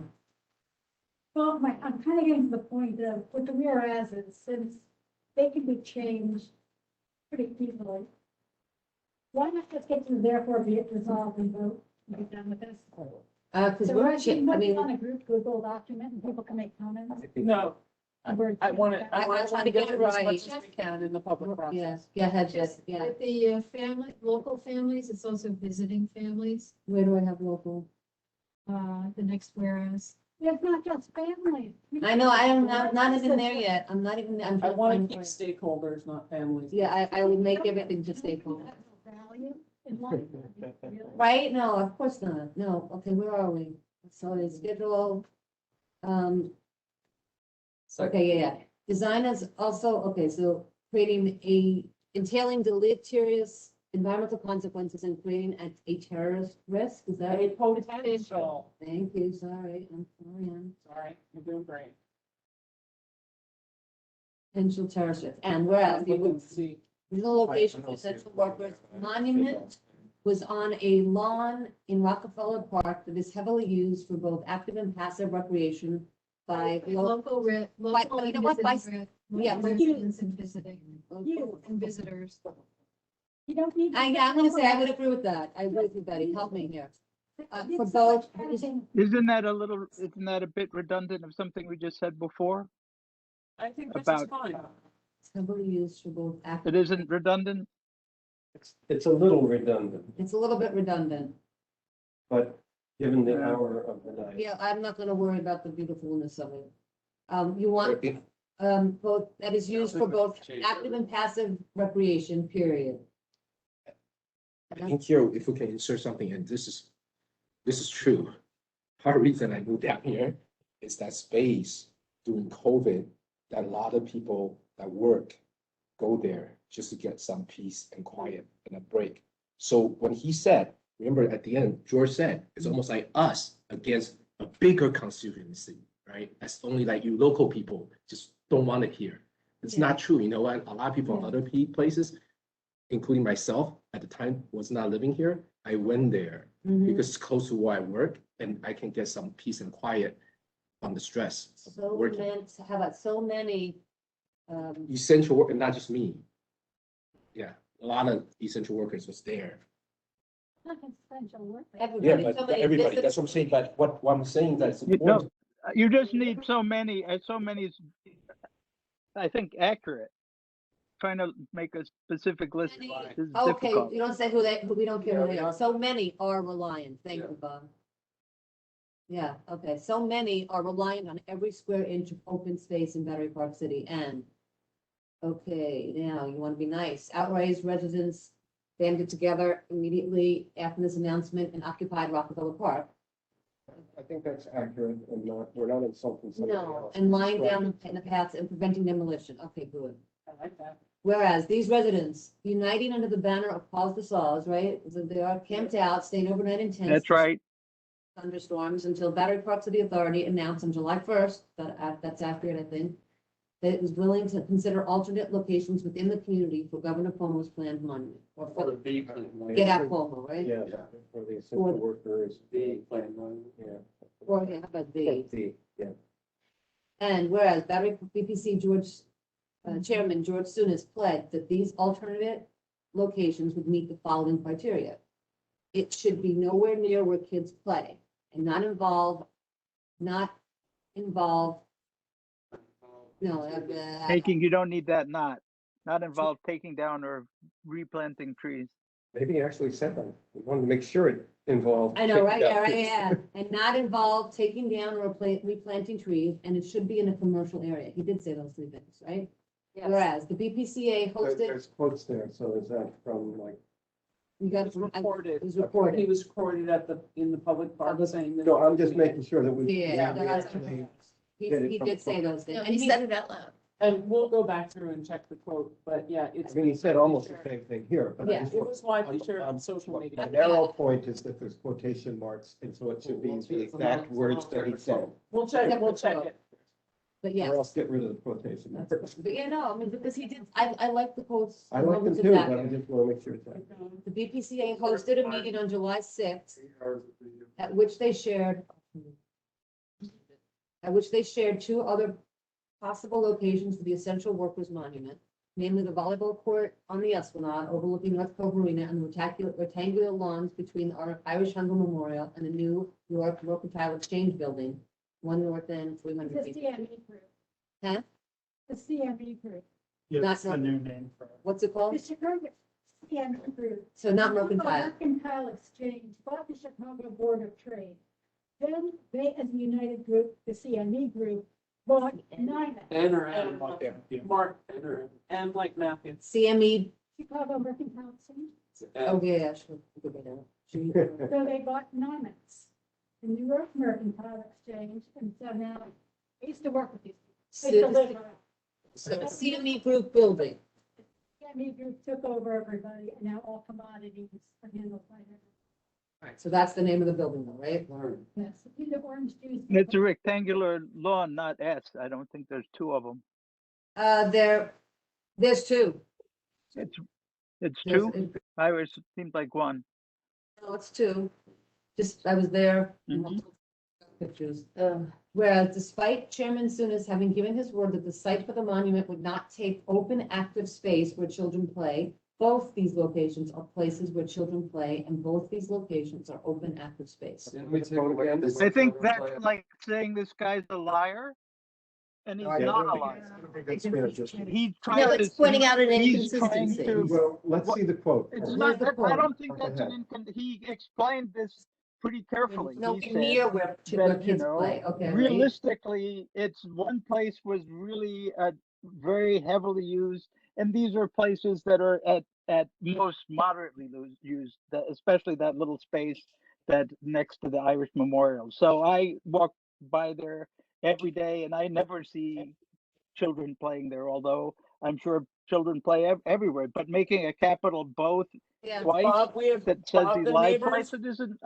Bob, the Neighbors Association folks have weighed in and said that they, And they sent photos. Well, and I have reason to believe from Soon the as said conversation. tonight, I'm not- soon as said tonight, that he is sure that children play everywhere. Yeah, And so I don't think taking him to task for not living up to his word is appropriate.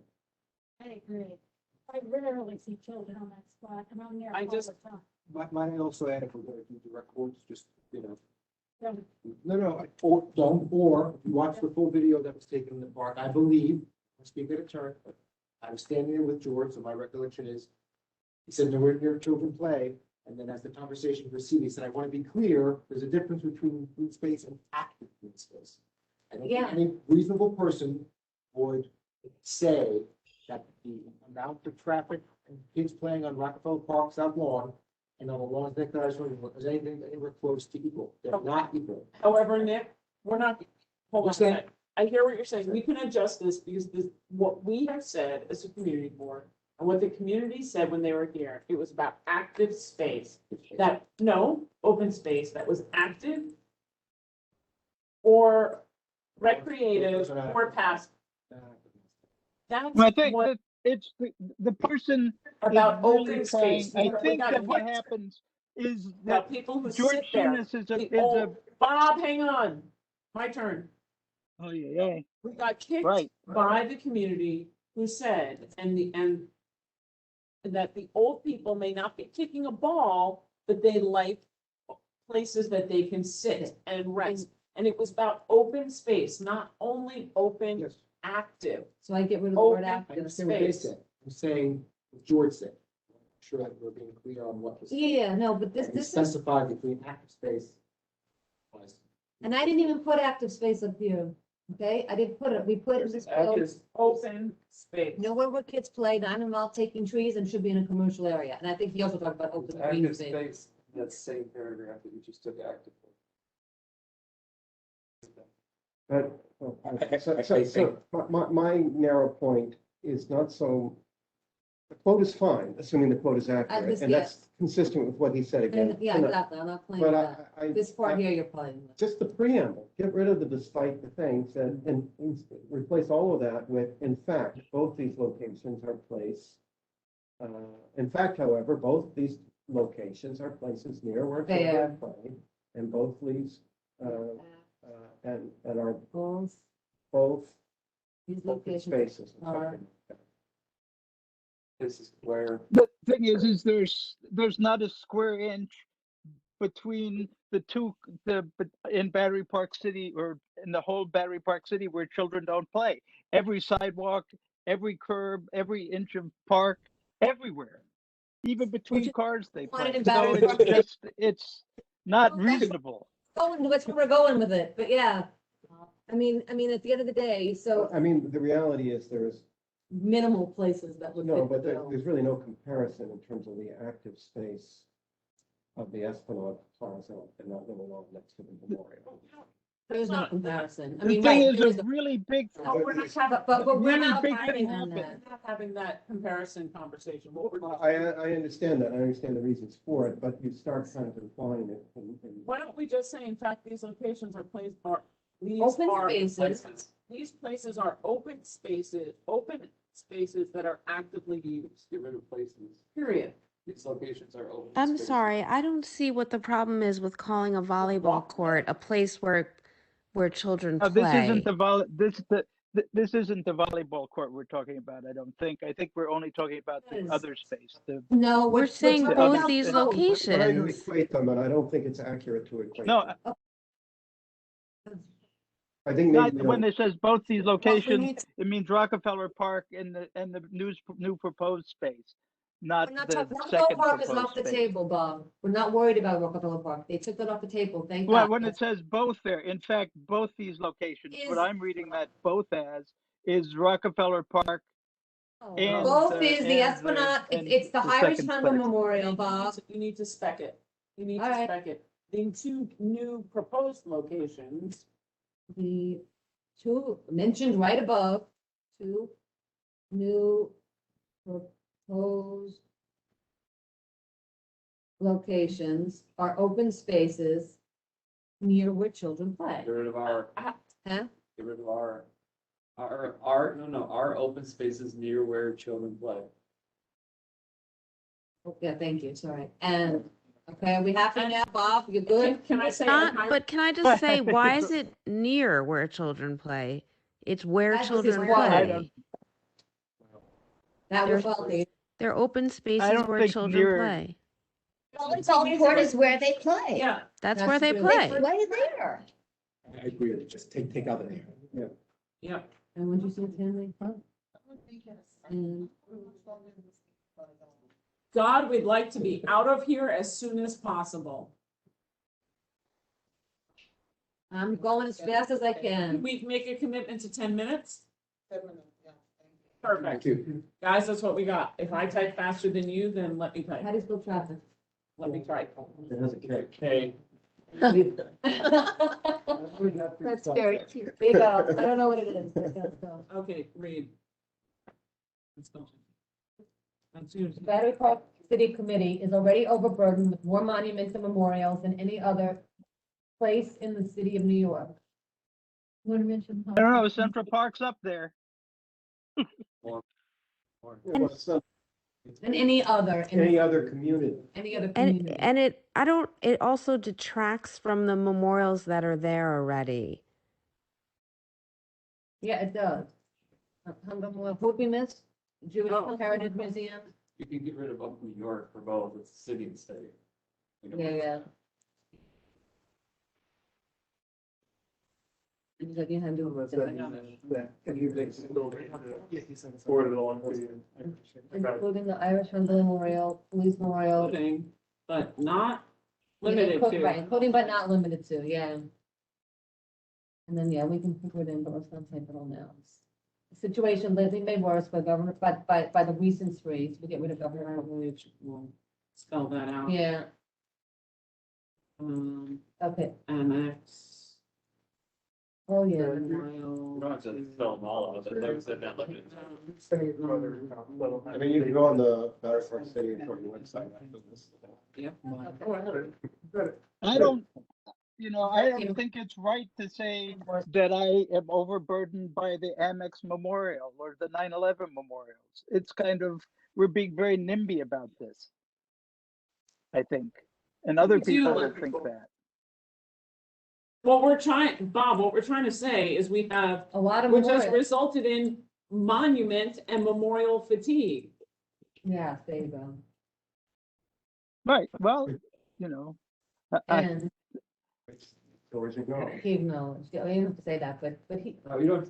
No, I don't say, I'm just. don't say that, but it's true. I mean, say what you want about monument and memorial fatigue. It sounds like we're kind of tired of it. I think the point is that you have so many memorials that each of them loses importance.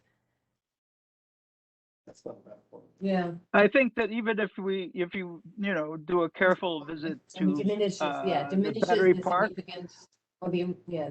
I think that the Battery Park is a big memorial and has lots of historic memorials in it, and all of them kind of add to the importance of that earth where people live. If you go to a place like Gettysburg, it's covered with memorials where that blood was spent. So I don't know that the density of memorials is a problem. Did we say that, It's got to come to, therefore be resolved to do. all right, so I'm gonna put notes on here.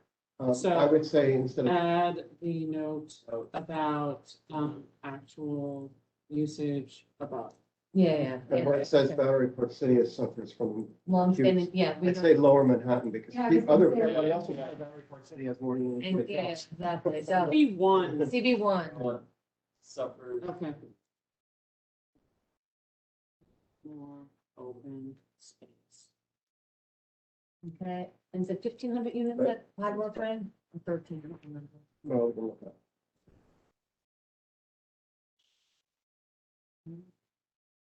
Restraining resources, therefore be it resolved. Yes, we're there, we're getting there. But pretty soon we're going to ask for those 1,500 units as affordable housing. We are, but we're We're not gonna talking about ask it in for this one. 1,500 units. Believe me, I'm on Yeah, that but committee. I understand that, but what I'm saying is that Only 1,500 units is something that really should be stick, affordable stick to housing. where we are. Bob, we got 5 minutes, man. Yeah, they're gonna kick us out. I understand. Really objects to a process that has lacked transparency and accountability from the outset and appears to have been designed to cut the community out. Has resulted in. Has resulted, yes, I guess, Resulted in cutting. yeah. Has resulted in cutting the community out of decision-making about its own future. Cutting. Resulted In Cutting. cutting. That's it. Okay, we good with that one? You guys, everybody like it or don't like it? Yes, good. Therefore, be it resolved that CB1 applauds the courageous, timely, and resolute action by the members of Pause the Saws to prevent. That's first, yeah. That's a whereas. We don't need to get, Okay. that's not an ask, remember. Yeah, These it's are, just right there. these are our demands. Right, okay, that's there. That's a result, that's a whereas the next one. Okay, further resolved, appreciates willingness, see, that's a whereas too.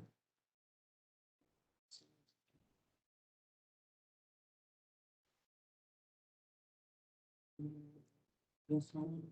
That one there.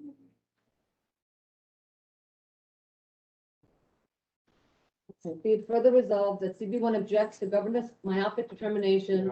Yeah, okay, we want to be nice. You don't right? need myopic. You don't need myopic. Here are the ones that Tammy listed, Okay, we're getting there, yeah. but none of those are here.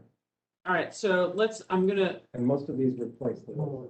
okay, so let's give me, therefore be it resolved. Hit me. First one is thank them for moving it. Yeah, moving. We're not gonna draft them. We're putting bullet points. when they Yeah. requested. No flame. No flame, yeah, no flame, no fossil fuel, no flame. yeah. That, and I applaud that one. Should not be in No battery. flame, Not no in gas. gas. no We're moving not, you don't mean to Rockefeller, you mean from Rockefeller. Not in Battery Park City. Yeah, it's gonna be fun. She knows what she is. Not gonna be in Battery Park City.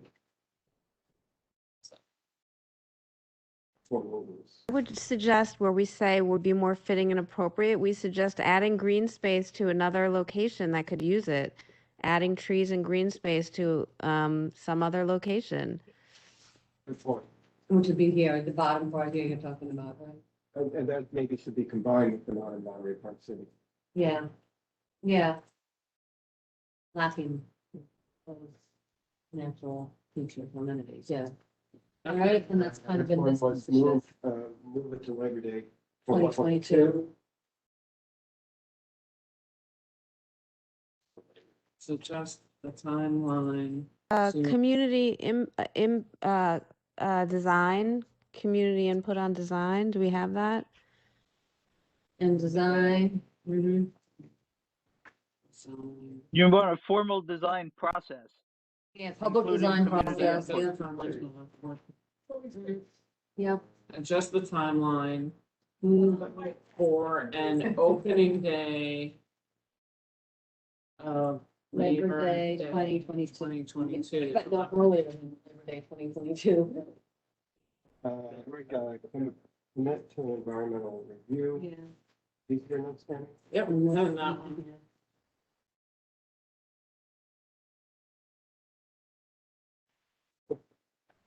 Sorry. Environmental review. Okay, no flame, no gas, no fossil fuels. That's not a fit. I don't know, do we want to suggest a temporary environmental? Yes, we Yep. do, yeah. I like that one, that is a big one. Temporary. Art and For this, for this Labor Day. For this Labor Day, yeah. Allow To allow for all a this. more complete process for permanent monument. The 9/11. Yeah. Oh, yeah, right, the 9/11, yeah.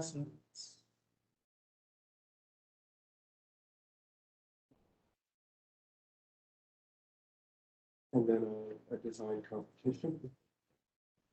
Give them a. Are you All already? the- Put that one up. Petition. And also, yeah, something about 20th anniversary, not the, too much. We want an environmental review, we want a traffic study. Yeah. A. Right, sort of. Public sign, moving, oh, no conflict with the 9/11. Yeah. Festivities. Anniversary. Festivities. It's probably gonna be a month of events, Yeah. several weeks of events. Begin in August and go. August And go. and commence October. And I know that simply because all the Jewish holidays are gonna get in the way, so. No, it's not commence, but we'll fix it. Don't worry about it. Go with it. 19.